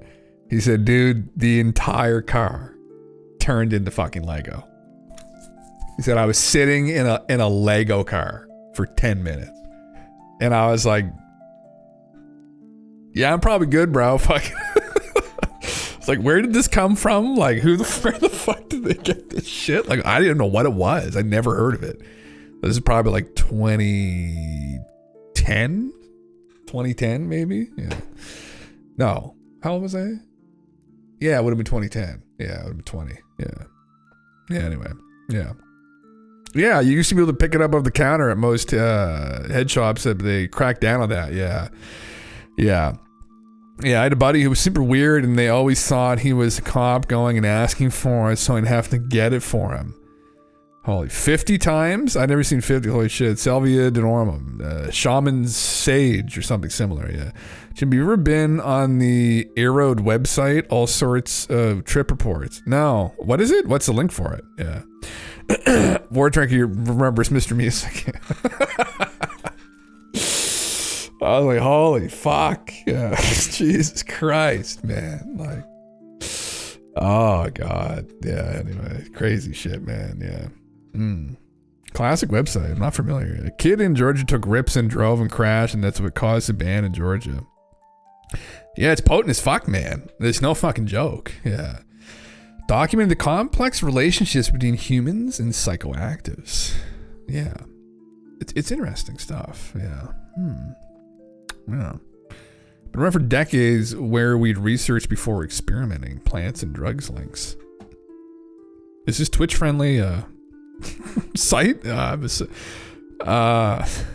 What's this one? Belladonna. Oh, Nightshade. Oh, Jesus Christ. Yeah. Devil's Cherries. Belladonna is a 1.2 meter tall perennial herb that produces small red black cherries. These berries contain atropine, have a long history of use as medicinal, poisonous, and ceremonial herb. Nightshade Vault. Cultivation. Primary resources. Interesting. For the alchemists at heart. Sinichuchi. Just on your walk, you collect all these and make a tea out of them. I was into herbal teas. Remember one time we went and me and the boys got fucking pine needles out of the trees. We got a bunch of pine needles and made pine needle tea. And we did a bunch of stuff actually, but like that was actually really fucking good. I guess I read a interesting clip about how settlers over here, how the Native Americans dealt with scurvy, right, back in the winter. Like they didn't have any vitamin C, but pine needles actually have vitamin C in them. So make a tea out of pine needles, pine needle tea. It's actually really rich in vitamin C. It tastes really fucking good, but make sure it's not sprayed with anything, I guess, or there isn't like bird shit over the pine needles first. But instead of Mr. Beast, I might start a YouTube channel called Mr. Yeast and get people to eat bread laced with DMT without the prior knowledge. Jesus Christ.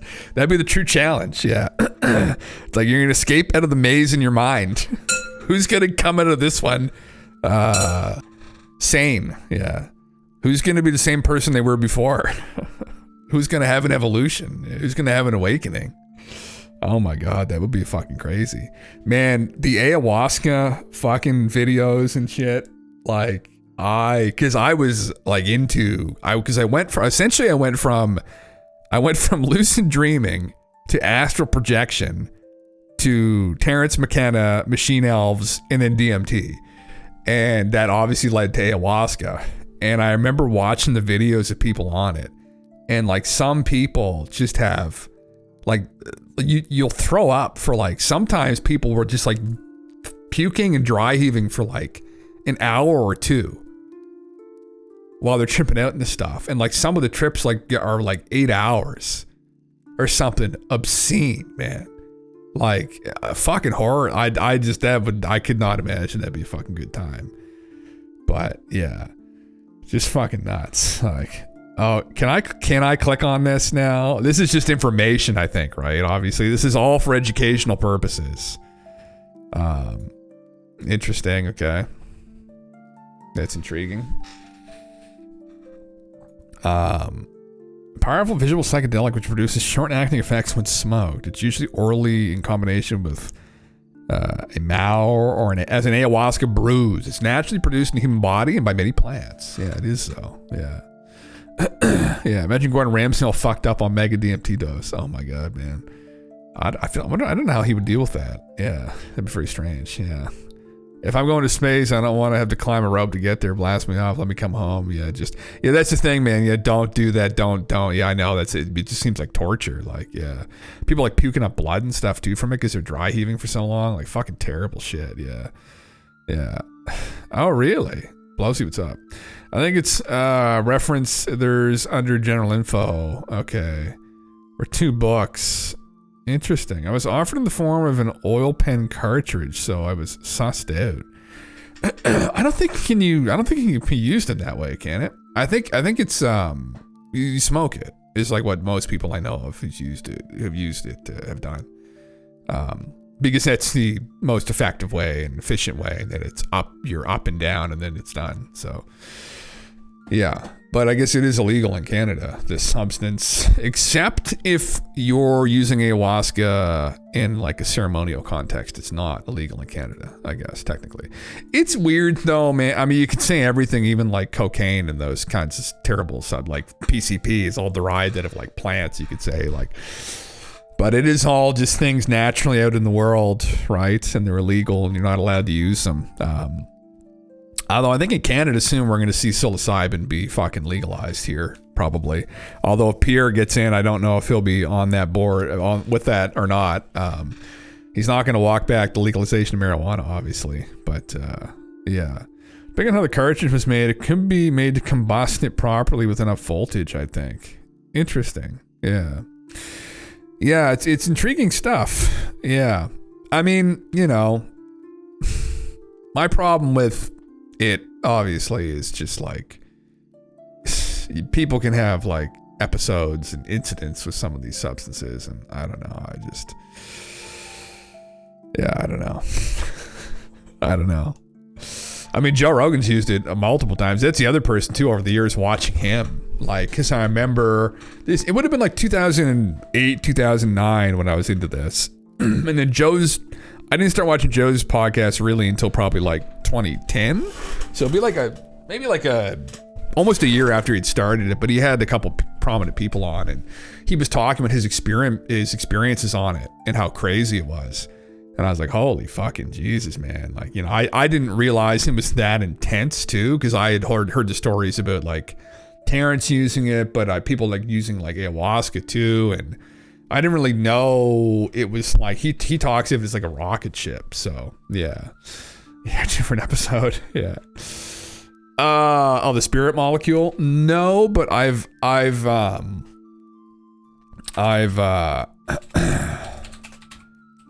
watched through his talks. Where's the book? Right here, yeah. I've listened to his talks with Joe multiple times. He's been on talking about it.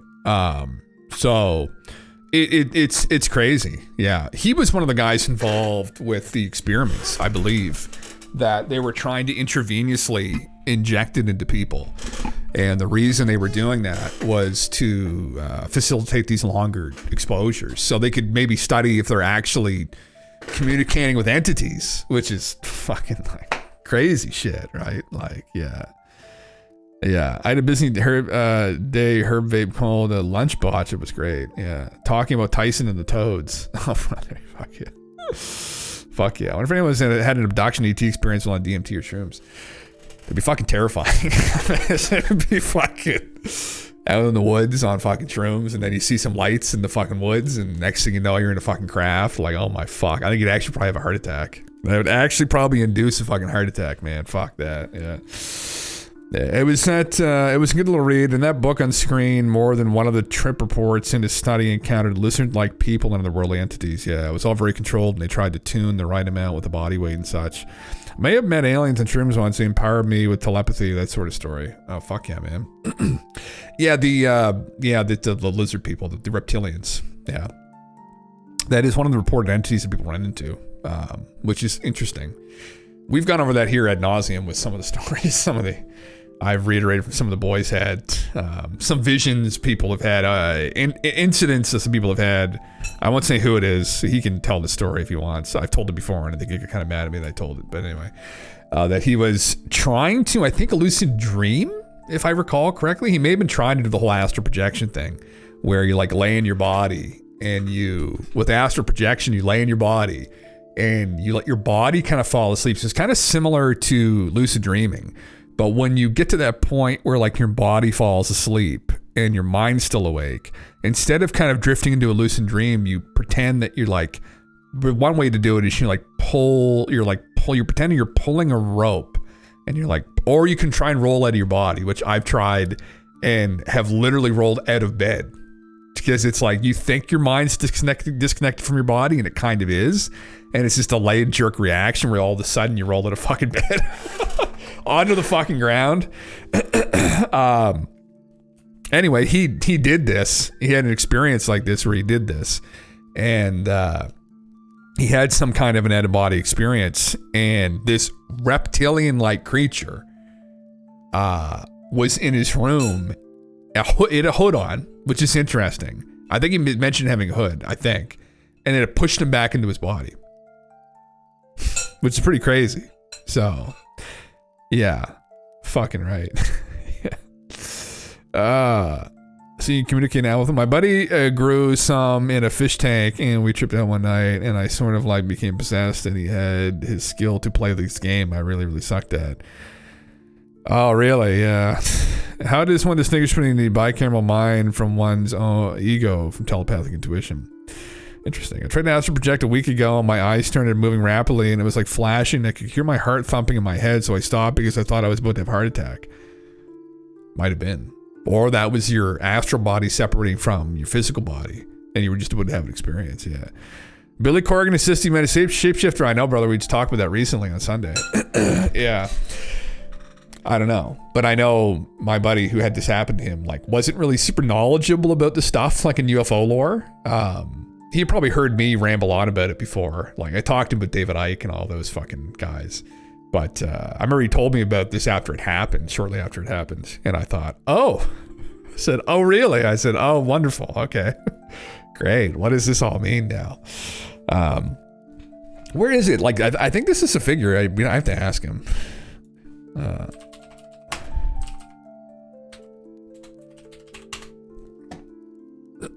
Oh my God. Yeah. Now there's one in particular I'm looking for.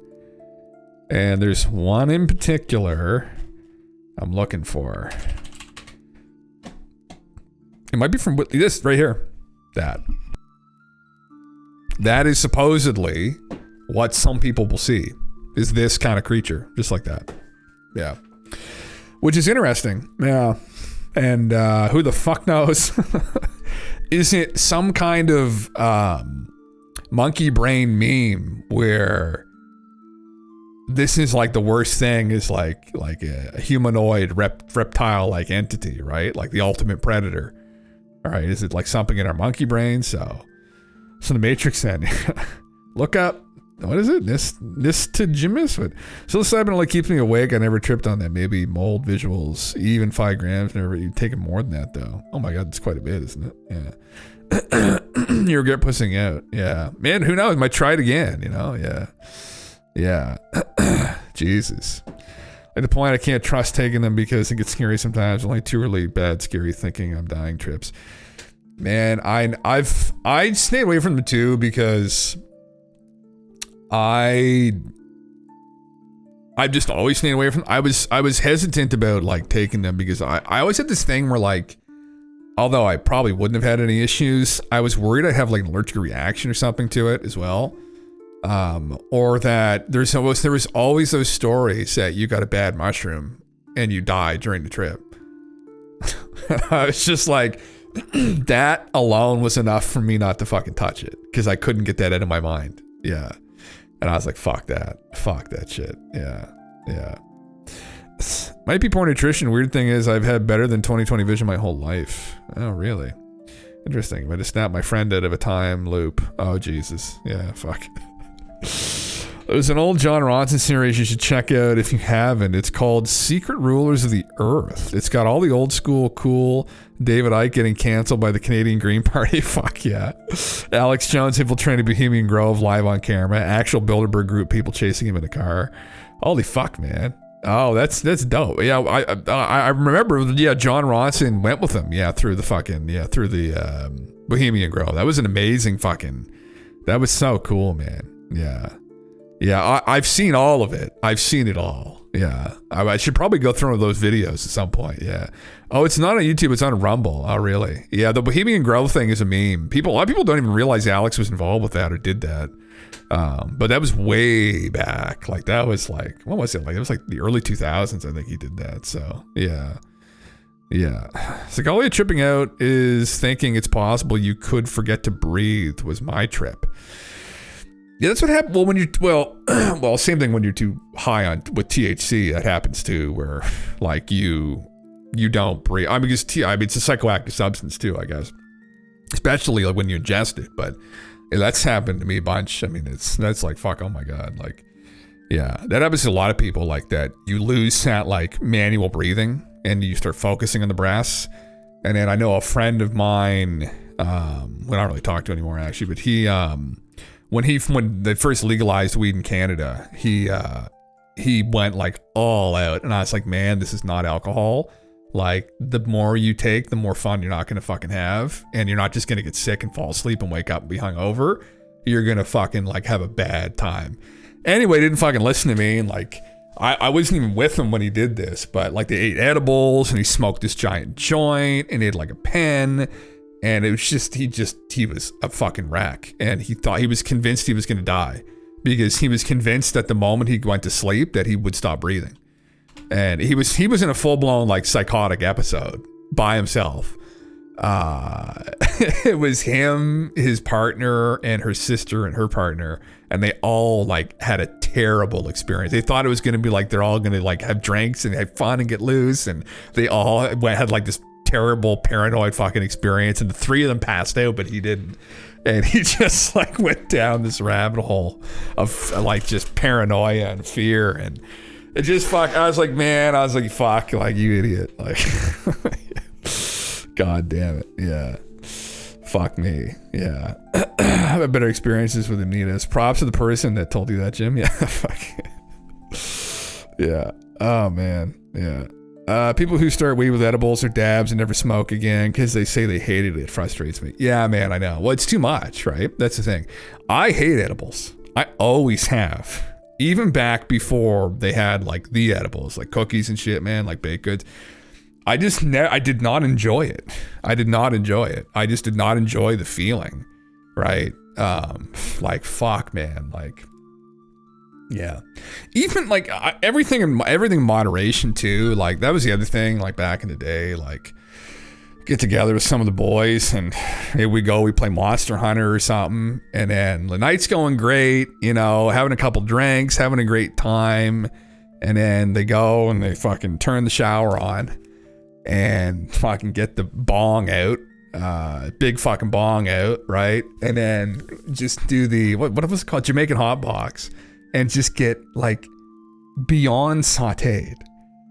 And then we go back to play games and everyone's just like, and I'm like, what was the point? Like, this did not enhance the experience. Like, this just got so fucked. You can barely just look at the TV. I'm like, what the fuck, man? It's like, I just got tired of that too. It's like you just getting fucking obliterated at the point you can't even function. I was like, man, like the balance, like using it to enhance the experience. Like, that's, anyway. Oh my God. So many nights. I remember, man, just going out, like we just get fucking wrecked. And then I'd be out and they're fucking in the hallway. I'd be, you know, because I remember one time I burnt the fucking in my throat on the fucking bong. I think I can talk about this. Well, it's legal now, so there you go. And like, I had this fucking meltdown, and like, I didn't know where I was. I didn't know fucking who I was. I remember just being out in the hallway at like 2 a.m. at this apartment complex, just freaking the fuck out.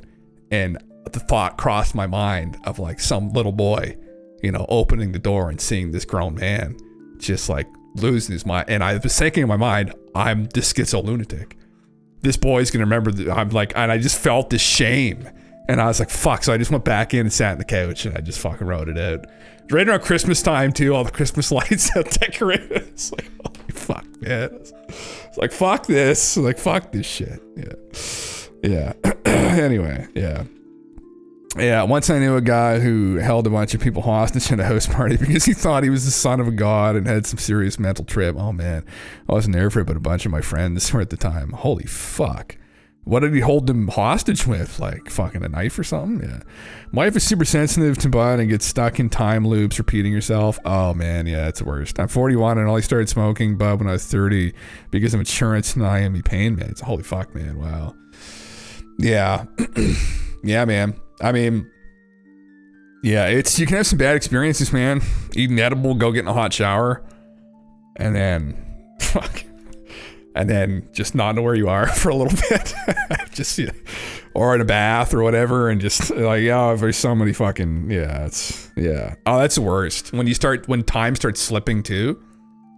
There's some really that's the thing, like, man, I don't know, I've had so many good experiences with it over the years, but like there's definitely been some bad fucking times. Like, yeah, you know, start drinking alcohol by chugging the whole bottle Everclear. No, man, it's like, well, some people do. Those people are usually, those people usually don't live very long, I guess, in that instance. But it's like using it to enhance an experience, and that's why it's like having a healthy relationship with substances. It's something over the years I've learned. Same with alcohol, where it's like creating a ritual around it, right? Like, even if, like, people used to do, like, that's when cultures used to use some of these substances, like they were like THC, it was like a ceremonial substance, and it's like a ritual involved with it, right? Alcohol too, while it probably hasn't been used like this in a long fucking time, but, you know, create a ritual where, let's say, what I'll do, this is what I do with it, right? Because I think it works well for me, but like once a week, sometimes it's more than that, but you know, like on like Friday or something, Friday night, like after work, or now if I'm not streaming, like I'll have like a good breakfast, lunch, and I won't eat like any dinner, and then around like dinner time, like my stomach will be pretty empty. I sit myself down, I have like a game or something, or watch something, and I have like a couple beer, and because I haven't eaten anything, like the beer hits me fairly hard, so I get like fairly buzzed. And I just kind of ride that and enjoy it. And then when I want to come down from it, I go eat dinner, and then the food's great. And then I kind of sober up, drink some water, and then I just go to sleep, and it's great. And it's like I create this ritual around it where, you know, I'm not just like drinking like fucking like 30 beer, because if I eat food, I need to drink so much to fucking get a buzz. It's ridiculous. So that's kind of how I've done it. Same thing with weed too, where it's like, you know, I will still smoke it, but it's like summer night out with some of the guys for like a journ, like going for a walk and just talking about shit. And it's a conversation enhancer for me. I love it. And it makes me live in the moment too sometimes. It like stops my mind from like going on all these fucking crazy different, you know, it just slows me down and focuses me in on that moment. And I mean, fuck. The smell of it, man, it's like on a summer night, like it's full moon, summer night. There's nothing better than that. And a beer too, combine the two together, why not? So, man, it's getting the most out of it. And then drinking good beer too, or smoking good weed. Yeah, that's it. Yeah. He just wouldn't let people leave, and he was like freaking out or something. This one, I was like 16. Oh my God, man. Yeah. I can't even imagine now what some of the kids are doing with like weed and shit, because like, you know, again, back in the day it was like a bit of a different vibe, but now it's like there's just there is weed everywhere, and the edibles are everywhere. Like all their parents, who would be, well, fuck, they'd be like my age, probably in their mid 30s to like early 40s, our age groups, you know, like these millennial age groups, like the access would be so easy. And man, being introduced to that through edibles, especially potent ones, no, it would be bad. I could see a bunch of kids in a party, drunk. They don't know how to drink, so they're drinking way too much. And they start popping on these edibles. Man, you could fucking have a psychotic episode. Easily. Easily, they could have a fucking just meltdown. Like, I know it's happened because my brother had one years ago off a fucking vape pen, back when we lived like across from each other in these apartment buildings. And I talked to the fucking EMT guy, and I was like, man, like, have you had a lot of calls about this? He's like, bro, we've had so many showing up to people. And he was saying even like older people who had never touched weed, now that it's legal, like, you know, someone's like grandma who ate a bunch of edibles, just like having a fucking meltdown. Like, it's funny as shit. I never tried summoning orbs recently. There's so many drones, but haven't seen an orb since New Year's. Current gen smoke weed, create a tulpa in ChatGPT to talk to only. What the fuck's a tulpa? So like a, Jesus. Interesting. I don't think, I haven't tried to summon anything. It will make you face shit in the back of your head. If you aren't ready, it'll wreck you. It's a psychedelic substance, man. It's what it turns into. Well, I mean, it's a psychoactive substance anyway, but it's a full blown, like, it's nothing to fuck with. which is why it kind of annoys me the way that they sell it at the weed store. Or it's like, want some fun gummies? I'm like, guys, like, you know, like they sell some fairly potent ones. I think what do they cap at, like 10 or 15 grams or whatever of THC. There's a cap on them. They're not doing like 500 fucking milligrams anymore. It's like 10 or 15. Yeah. Yeah. I have some stories of these alcohol plus drugs equals crazy town. I think we all do, man. It's one of those like rites of passage for some people don't. I mean, you know, listen, man, I get it though too, why people don't want to touch any substances at all. Like when I was younger, that was me. Like when I was a teenager, I didn't have any interest at all. I was into health and fitness. I was like a fat kid. I felt like very insecure from it, and I kind of found fitness, and it really made me feel good. And I was like, I focused on my health. I was a vegetarian too, actually, at the time, and I just felt really good. And then my buddy, I was like 19, turning 20, I think. I just broken up with my girlfriends, who also encouraged me and kind of opened me up to the idea of like weed and stuff and drinking. And then I got into it then. So I was like 19, 20 when I started like smoking and drinking. And I got into drinking because I began to develop a taste for beer and wine. And then weed, we just would go out, and he got me into going out for journeys and smoking and stuff. And yeah, that was my whole fucking experience with it. But yeah, it's God, there was a solid 12, 13 years there of fucking sometimes, that's for sure. Yeah. So yeah. You try and do when I take out the garbage, but I suspect my heart isn't filled with enough love. Last night was especially clear out. That's the thing though. You're gonna get this guy if you have that hate in your heart, or you definitely don't want this guy showing up. Right? One of these fucking guys are gonna show up. It's gonna be like, uh-oh, that's not good. Yeah.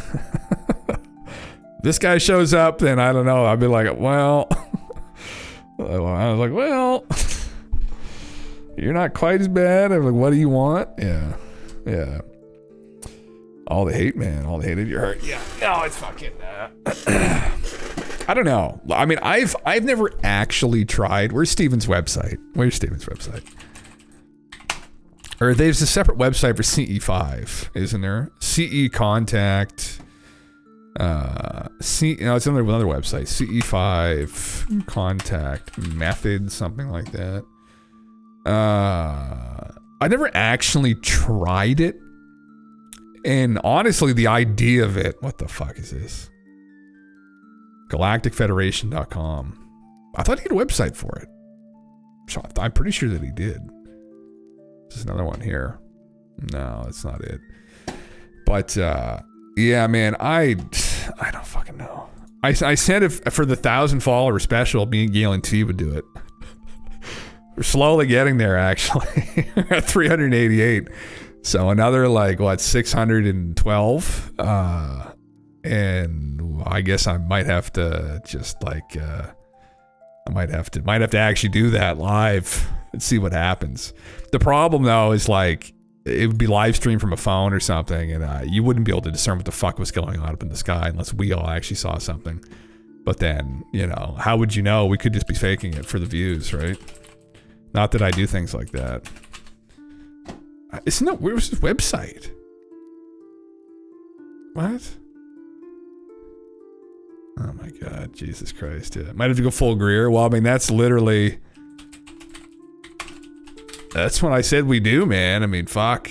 You can't find his website on fucking Google? Where's his fucking website at? Where's his website? What's it called? That's so weird. They've scrubbed him.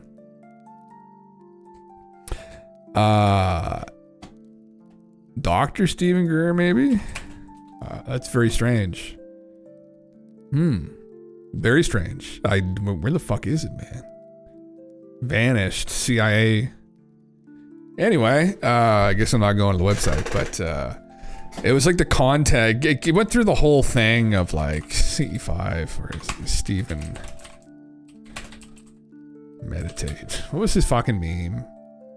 No. It's this was in his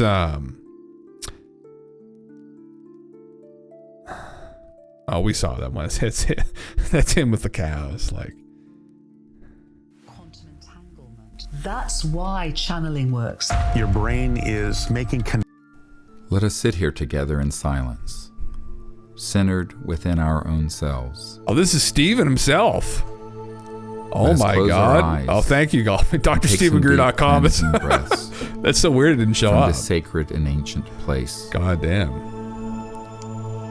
As we breathe in, see that we are centering, and my our God. consciousness is expanding. You have to let this As we energy inside of exhale, you right now. Become very relaxed.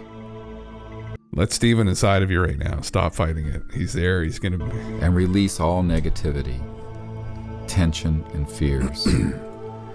And feel yourself settling into a deep peace. Oh my heavens. We breathe in light and life. And Wow. expansion of mind.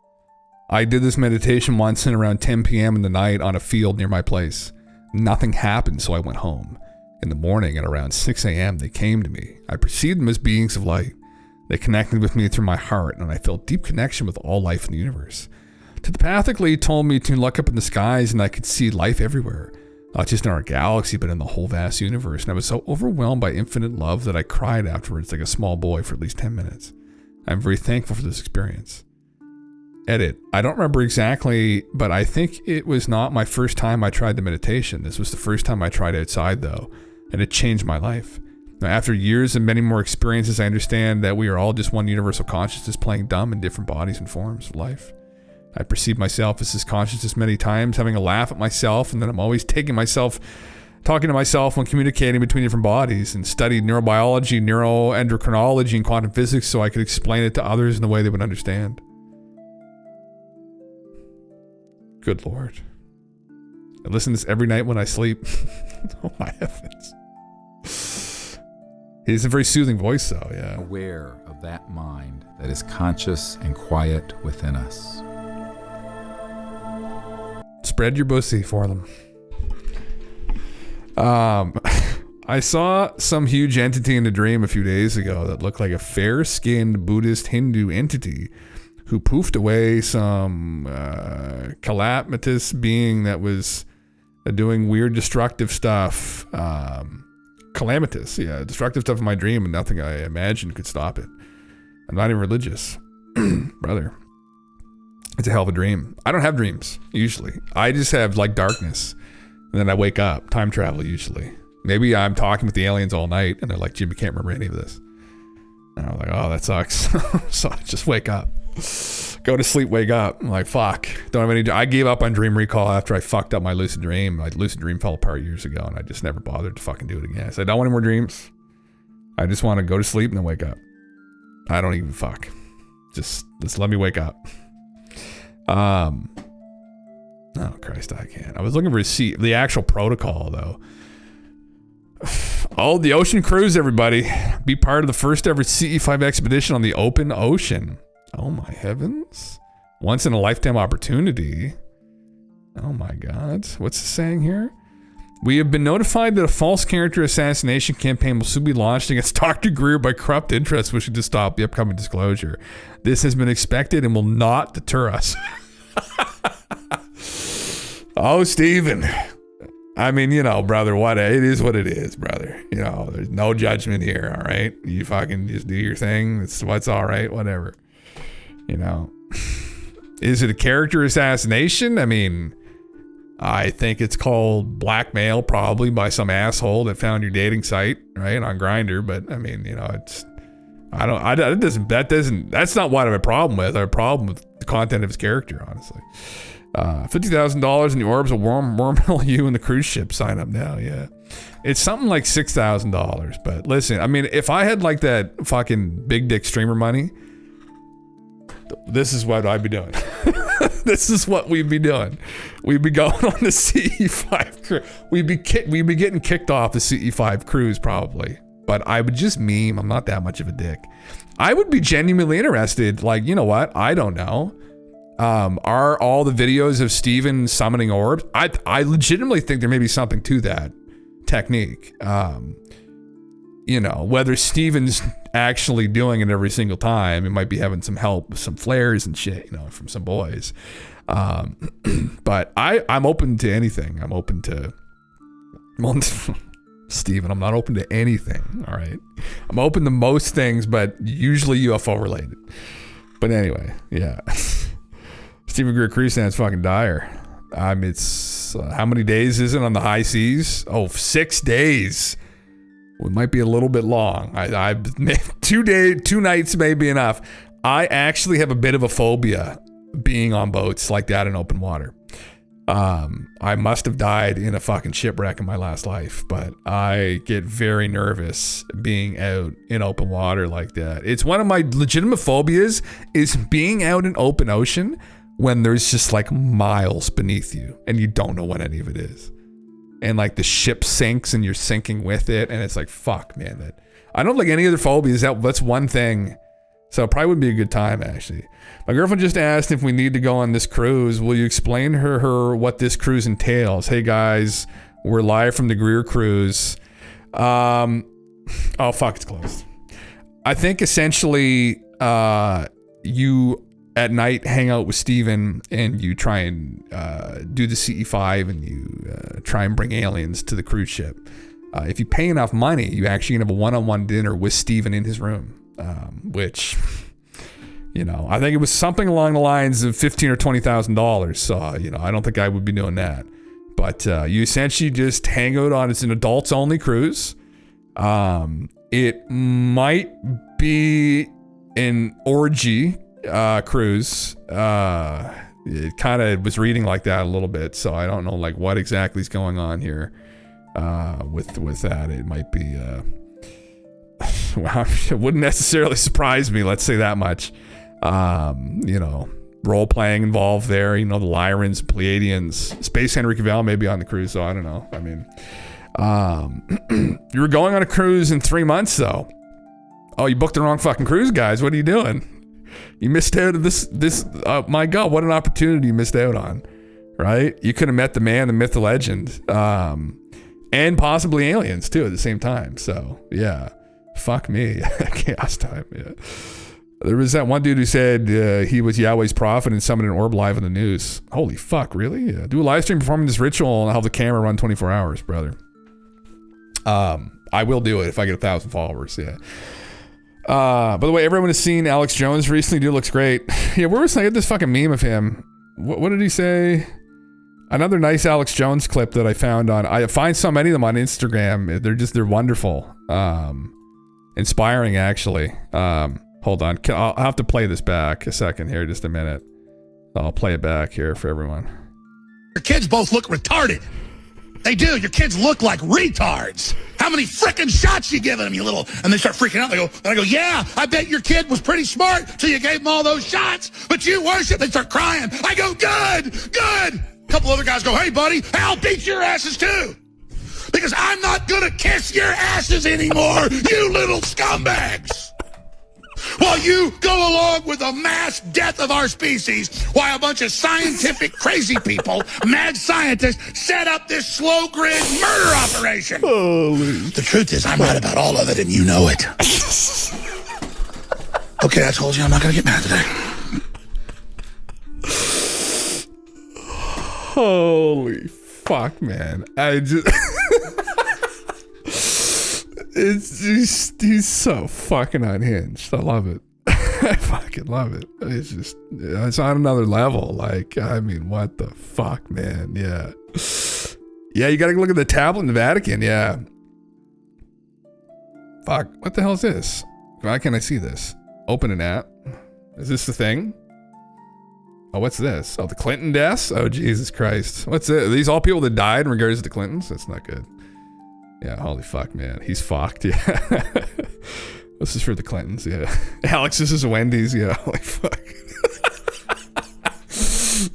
Your kids are such a real... What the fuck did he say? Hey, I notice your kids both look retarded. They do. Your kids look like retards. How many frickin' shots you giving them? Can you imagine walking into a fucking establishment and just opening up with that line at someone's fucking kids? Holy fuck, man. I wouldn't even put it past him that he actually fucking did that. I wouldn't even be surprised if he did walk into a fucking Wendy's and say something like that. That just makes it that much fucking better, though, honestly. Oh my god, I'd love to hang out with that guy. It'd just be a fucking trip. Oh, really? Wow. Jesus Christ. Carlos Gigiletti, investigating Waco with ties to Clinton, sitting at desk badly decomposed. Oh, that's nice. Viral pneumonia before his findings can be released. Car accident, suspicious. Found unconscious outside his shower. Clinton attorney. Authored books against the Clintons. Victor Thorne committed suicide on 54th birthday. Charles Miller created White House Big Brother database for Clinton. Suicide by gun in shallow pit. Police suspect murder. Informant and set to testify against Clintons beaten to death. Scheduled to testify, could indict Clintons. Crushed throat before he could testify. Was Victor Thorne the guy who, I think he was, he committed suicide. He shot himself in the back of the head or something. It was something ridiculous like that. Like, where it was just like, what in the, like fuck. Like, give me a fucking break. Like, oh man. Clinton bodyguard's dead. Holy shit, huh? I don't even want to know what they're actually involved with. Like, and how bad it is, because it's probably really fucking bad. Yeah. That's fucked. Absolutely fucked, man. Yeah. Reporter worked on Clinton Chronicles investigating drug smuggling while Bill was Arkansas governor. Heart attack suspicious since he just discovered new incriminating evidence and told friends he feared for his life. Yeah. Man. God damn it. Yeah. Wow. Fell to his death from Lincoln Towers in Arlington. Presidential chefs die at an alarming rate frequency. I did not look into this at all, though. Not really. Holy shit, man. Well, poison attempts probably, it's disappointing where, you know, people do get away with the shit. That's like same with like Jimmy Savile, that motherfucker. Like, he never really had his day, honestly. Like, he just lived his life as a piece of shit and just got away with all of it. And people are probably like, oh, well, his soul is tainted and tired. Man, I don't know. That guy's fucked, clearly. Like, you know, he just lived his fucking life in his mind, probably. Like, unless there is something on the other side that, like, deals with people and holds him actually fucking accountable, you know. But I don't know. It's just very sad that no one ever did anything about it. Or this, too. If this is real, like, that's just fucked, man. Like, God damn it. And it's funny he doesn't have the lost century and how to reclaim it. Donate today. There's no like CE5 fucking thing on here at all. Fuck. Oh well, anyway. Essentially you just meditate. I get the app, right. That's what it is. Oh my god. Instructions and tools to assist you in making peaceful contact. Oh my god, him inside of like this black site meditating. Holy fuck. Like his whole... He's kind of like the Giorgio. Like, they're just these fucking characters, man. Like, if no one's ever seen any of his documentaries, holy fuck, watch some of them. Like, Jesus Christ. Like, one of them opened... He went through this whole thing, how he was like traveling through like Tibet. And his first experience, his encounter experience was he had learned meditation from like these yogi masters. And this is like what he does. I think he just literally makes shit up. Like, and he was sitting on a mountain meditating and like this orb came down, descended down into like the fucking ravine he was sitting in and like hovered in front of him. And like, this is how he perfected the whole CE5 fucking protocol. And I was like, man, like, I don't know that didn't happen even, but it's just like the whole idea of it and him being involved with it. I'm like, man, what the fuck? Like, god damn it. Side quest, this gives insights into how Bill Clinton won the election when he did. It involves sniffing satellite signals to preempt news stories with discredit before they were released. What? Oh, Jesus. 57 minutes. Holy fuck. When it has been authorized satellite footage spin as a surreal expose of media constructive reality, this controversial film is available online. What? So what is it? Like, Like, what is it? What is it? Just a TLDR, I guess. Yeah. Really? It involves sniffing satellite signals, preempt news stories with discredit before they were released. So they would how would that even work?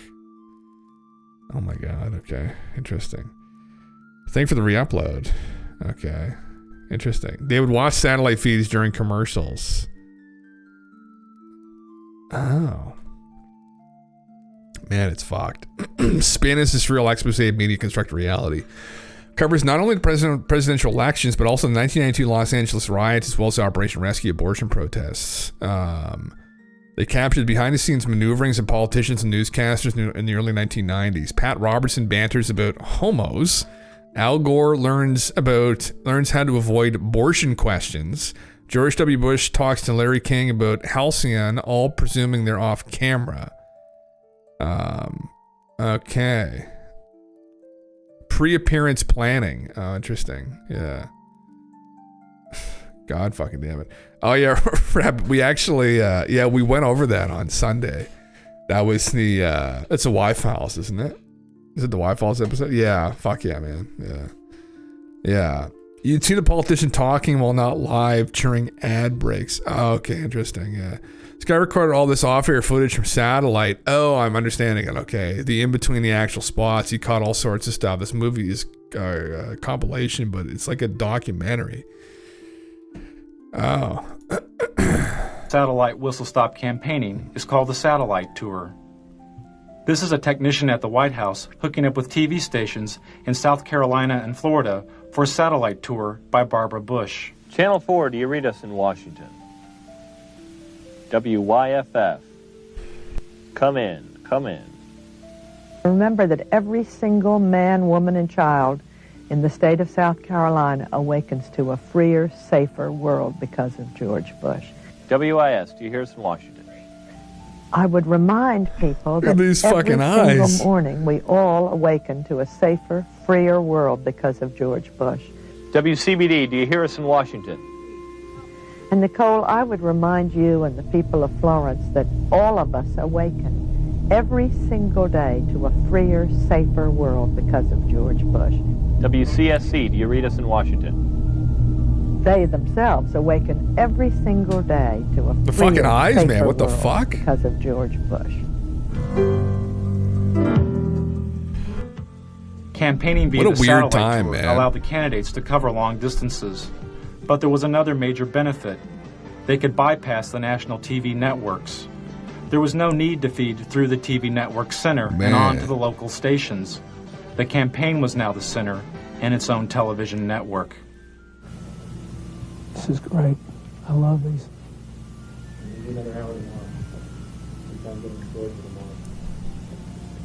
Can we do any more? Can we do some now? We do those two now. Gotta do some more in Florida and Texas. Have we done all of Colorado today? Yeah, we got one more. Interesting, yeah. Yeah, man. Oh, God. Such a fucking dark, fucked up place, huh? God damn it. It was slow burn, but really good. Like, what's some of the spicier things that were said, I guess? Like, insights into how Bush won the election, I guess. Yeah. No shape shifting, unfortunately. Nothing like that. No, like, big red flags. No fucking reptilians on there. Fucking, yeah. Yeah, it's not about what he said. It's more about how they went about winning. Shady tactics to discredit their competition. Oh, yeah, man. Yeah. Nature politics, yeah. They'd see news stories before they hit the local news, yeah. Holy fuck, man. Jesus fuck. Yeah. No, it's just like... yeah. Well, in regards to this, I saw this floating around for a while. I think you posted this, did you? Someone posted it. I haven't seen it actually, but it's some Colbert stunned as actress exposes CIA media ties. Colbert shocked as an actress reveals the CIA's media ties.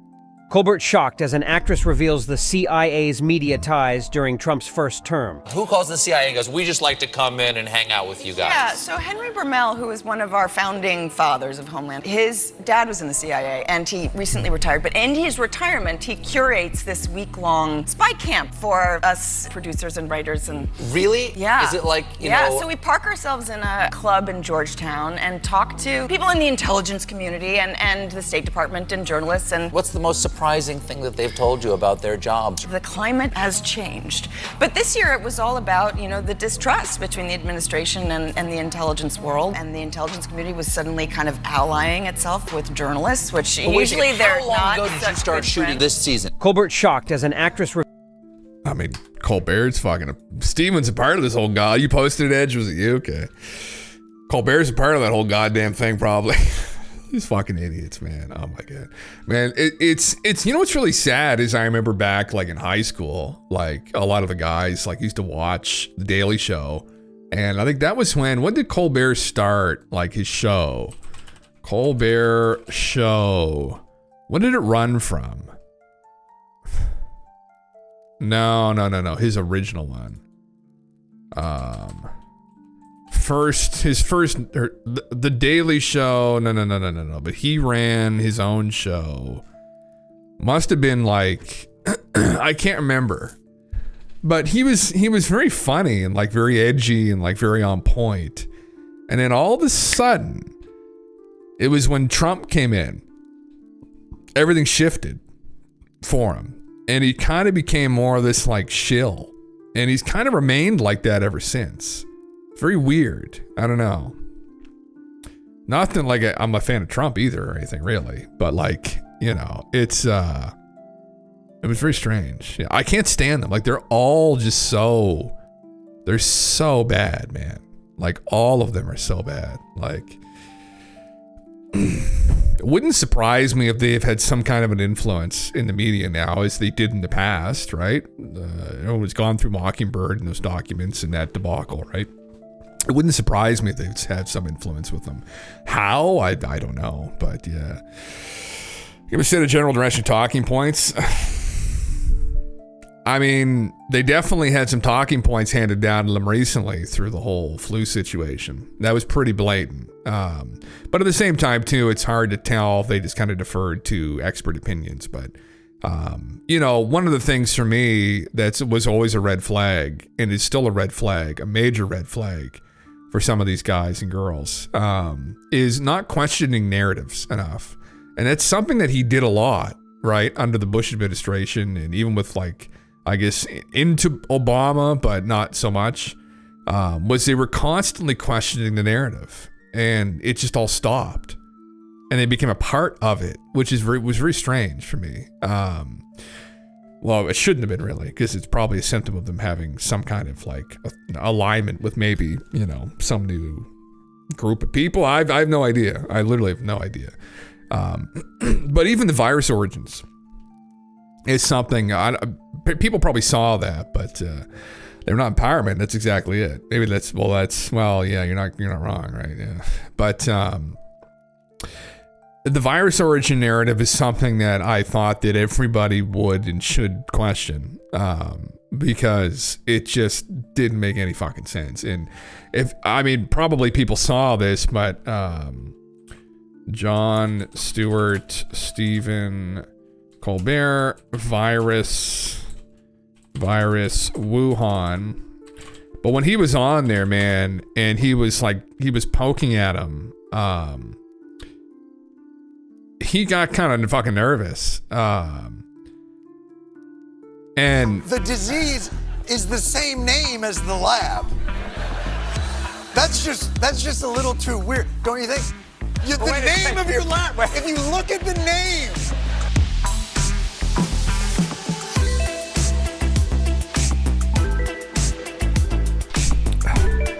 Like there's a chance that this was created in a lab. There's an investigation. A chance? Well, if there was evidence, I'd love to hear it. There's a novel respiratory coronavirus overtaking Wuhan, China. What do we do? What's with the music? We could ask the Wuhan novel respiratory coronavirus lab. The disease is the same name as the lab. Yeah, it makes it not negative, upbeat, and happy. Is that what it is? Yeah. The propaganda must clearly shun during COVID. Oh my God, man, absolutely, yeah. And John came in and was just like, well, this makes a lot of sense, doesn't it? And I don't know how people didn't think that it would. Now, the explanation as to why they might be hesitant or why they've been instructed to be hesitant or that narrative's put down is because the U.S. government was involved with that lab, right? Like Fauci and the gain of function research that when it moved offshore, right, from the U.S., when people became too suspicious of it, it went over there. And they had ties to it. So if it leaked out of there, there's some responsibility that the U.S. might have to have. So that's probably what we're looking at. And it's just, man. Oh, just sketchy fucking shit, dude. Oh God. Yeah. And there's a lot of people that still watch this content, you know, and it's watch these people, and it's the way they frame the world that's problematic, I think. Like, that's something that shouldn't be questioned or that is surprising. And I think that's what John did, though, back in the day in The Daily Show. I mean, he was he was very edgy, and it just kind of all stopped, you know. So, yeah. You think it's fake news? Yeah, and bots commenting? It could very well be, man. I don't know. I don't run into many people that consume that media, but I don't live in the States. A lot of people who live in the States probably do, but that could very well be a possibility.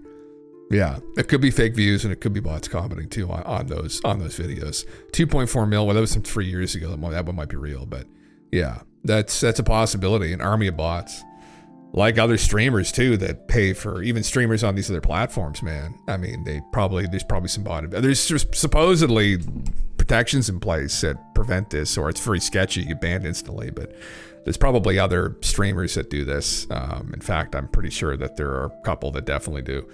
But you know, it's just it's the way that it is, I guess, right? I mean, you need those views. You need the views to fucking get the paycheck, right? You need the views to what do you need? You need minimum 75 consecutive to get partner, I think, on here now. And then once you get partner, you get a better cut, like out of the ad revenue and shit, and the sub revenue and all that shit. So yeah.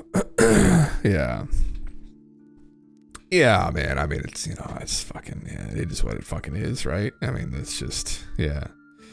That's just is what it is. Yeah. YouTube will definitely boost, including false boosts and propaganda shows they like. Oh, I don't doubt it, man. I still do watch things on YouTube, but fuck, they piss me off, man. The split that, like, YouTube is so stingy now. I mean, like, the cut that they take is just so fucking ridiculous, man. Like, they fuck the content creators constantly on YouTube. I've heard from watching videos. I haven't heard directly from them, but of them going over like how bad it's gotten. Like, and if you get huge numbers, like if you're if you got like 10 million followers and you put out a video and every video gets like 1-2 million views, you'll still get you'll get like fucking $30,000 worth of ad revenue off the one video still, but.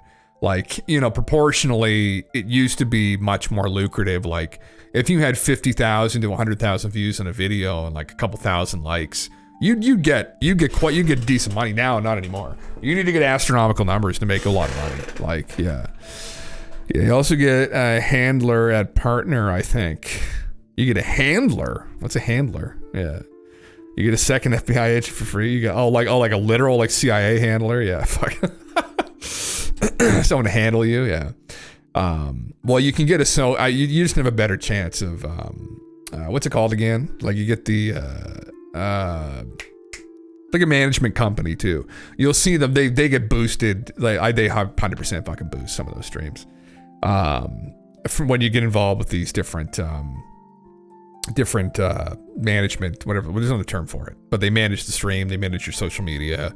All that shit. They help clip. They will set you up with like an editor and everything. It's like a whole deal. Yeah. Linus, what's up, man? Linus Tech Tips has talked about this where he questions the longevity of YouTube because of how they're skimping creators.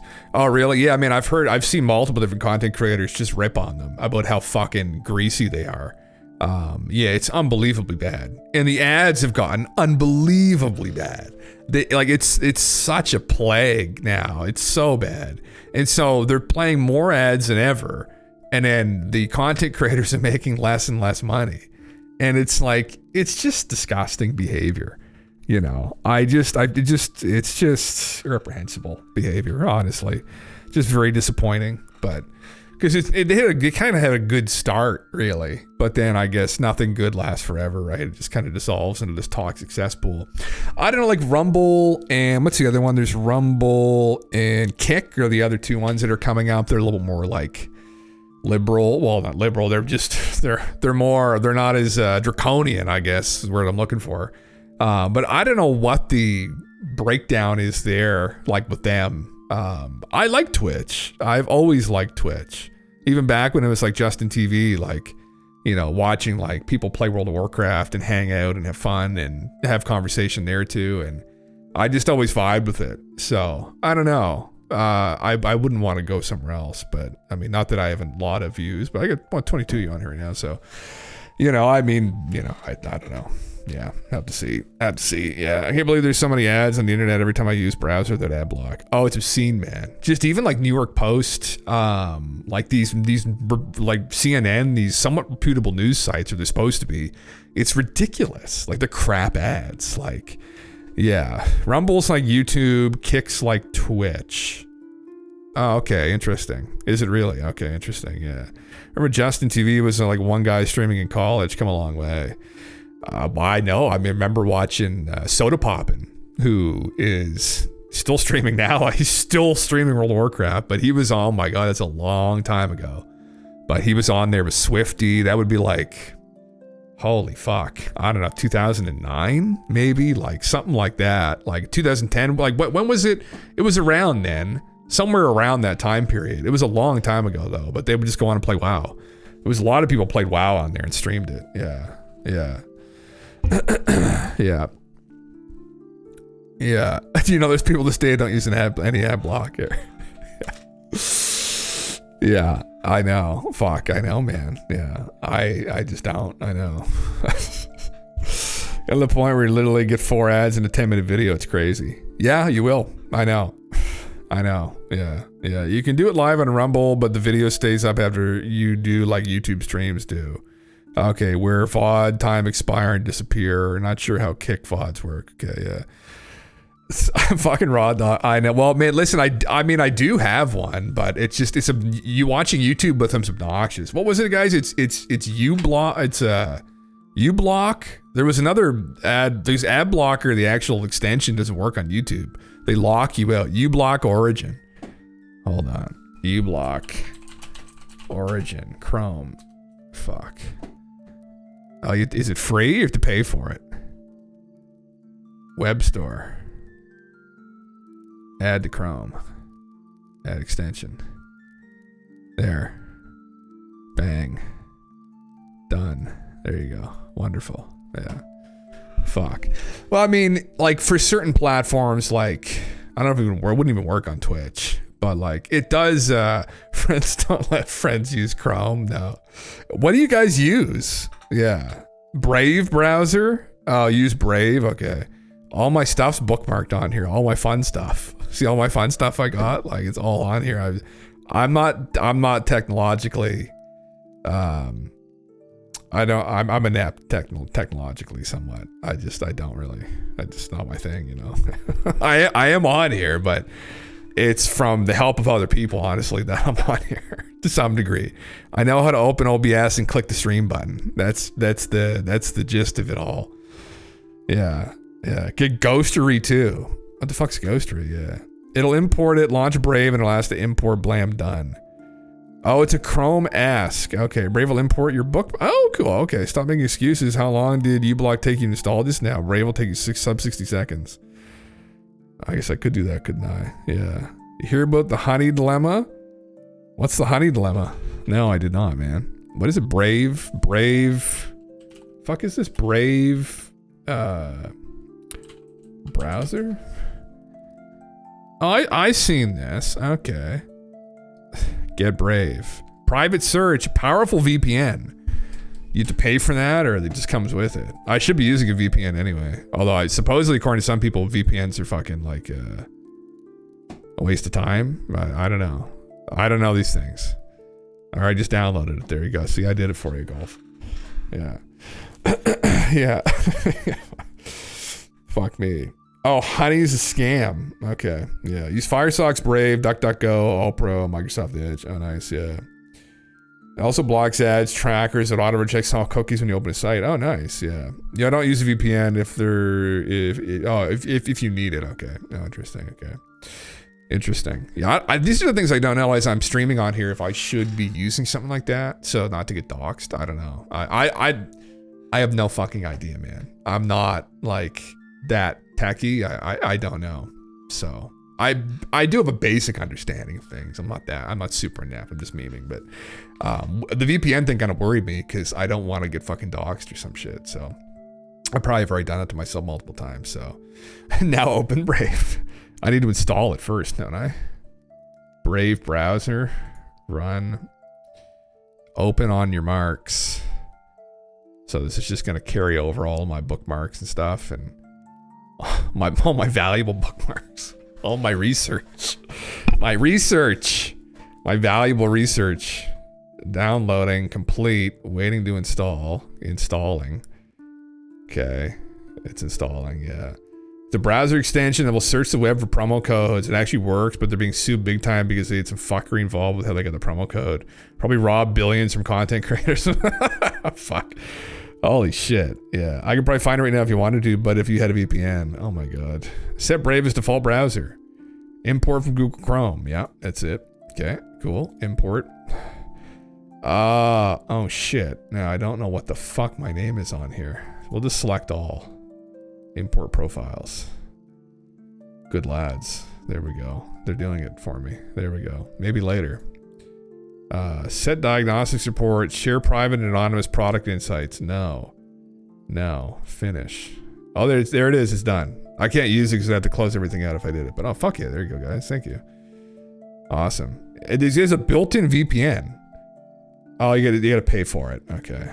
Interesting. Well, that's intriguing. Well, yeah, there now I have it. So yeah. Now add uBlock Origin to Brave and you said, oh fuck yeah, man. Okay, I'll do that. Well, there you go. I won't be subjected to ads anymore. Yeah.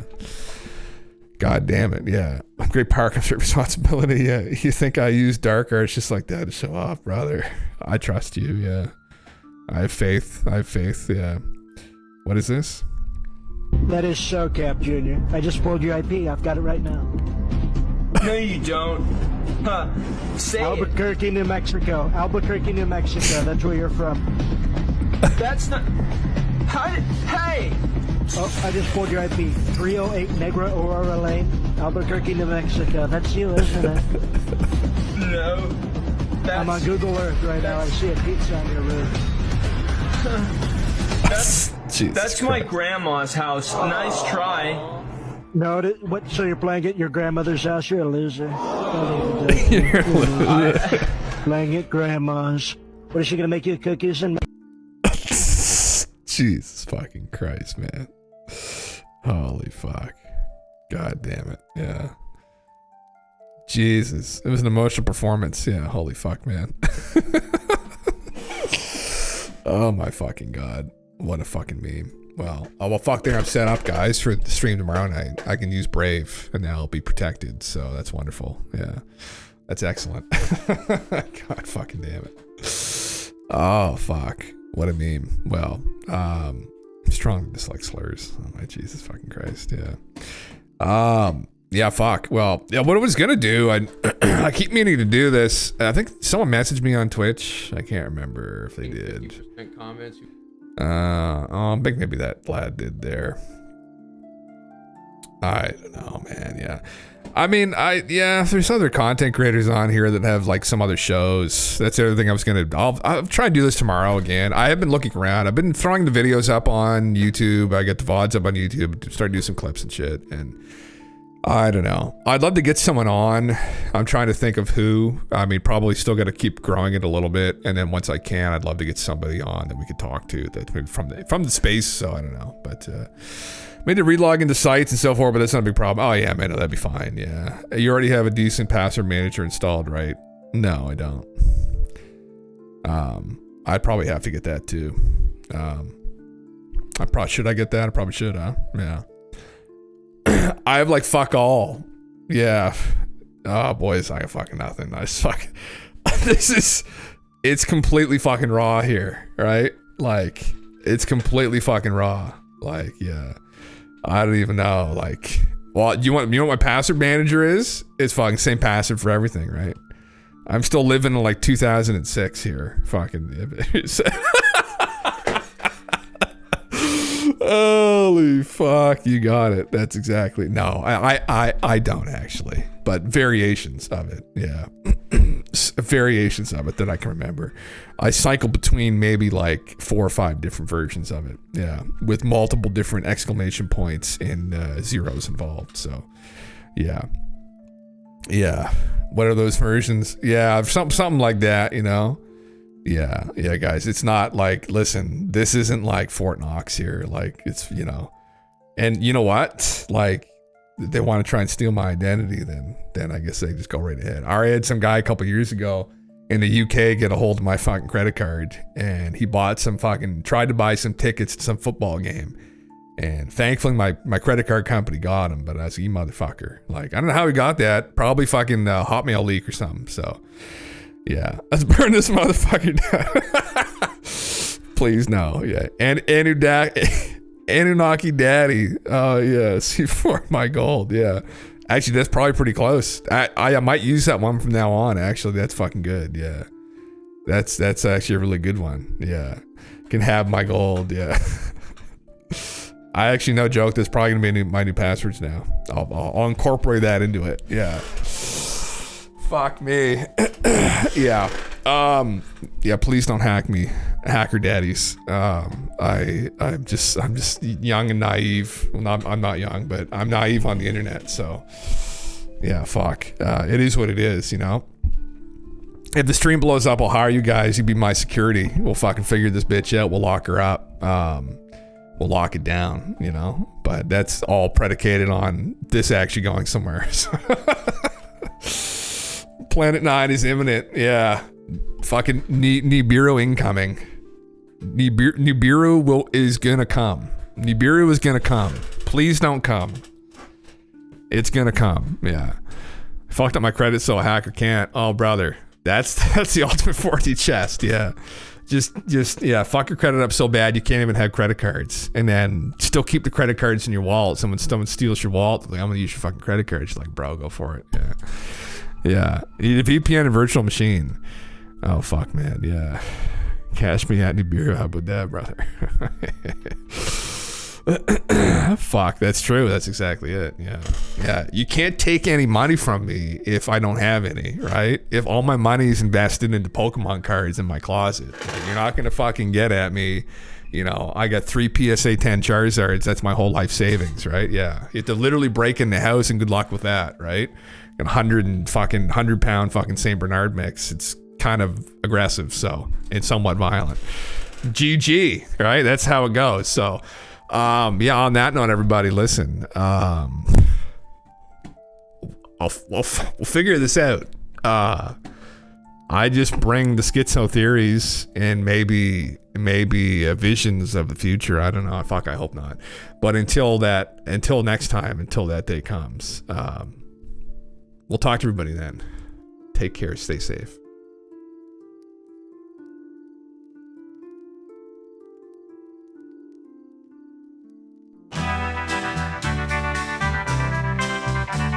It's 7 in the evening and everything is fine. I'm not expecting visitors, so I can stream all night.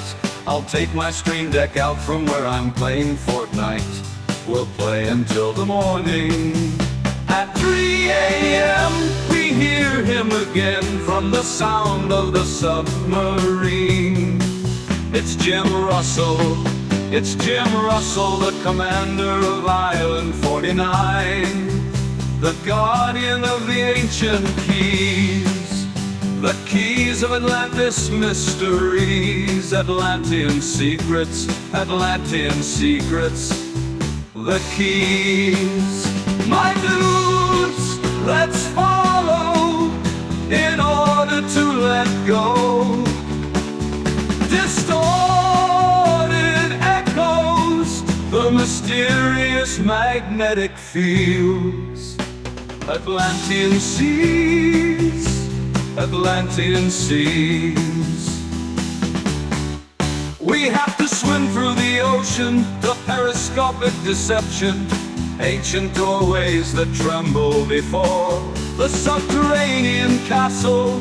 He calls us, my dudes, robots and erudites.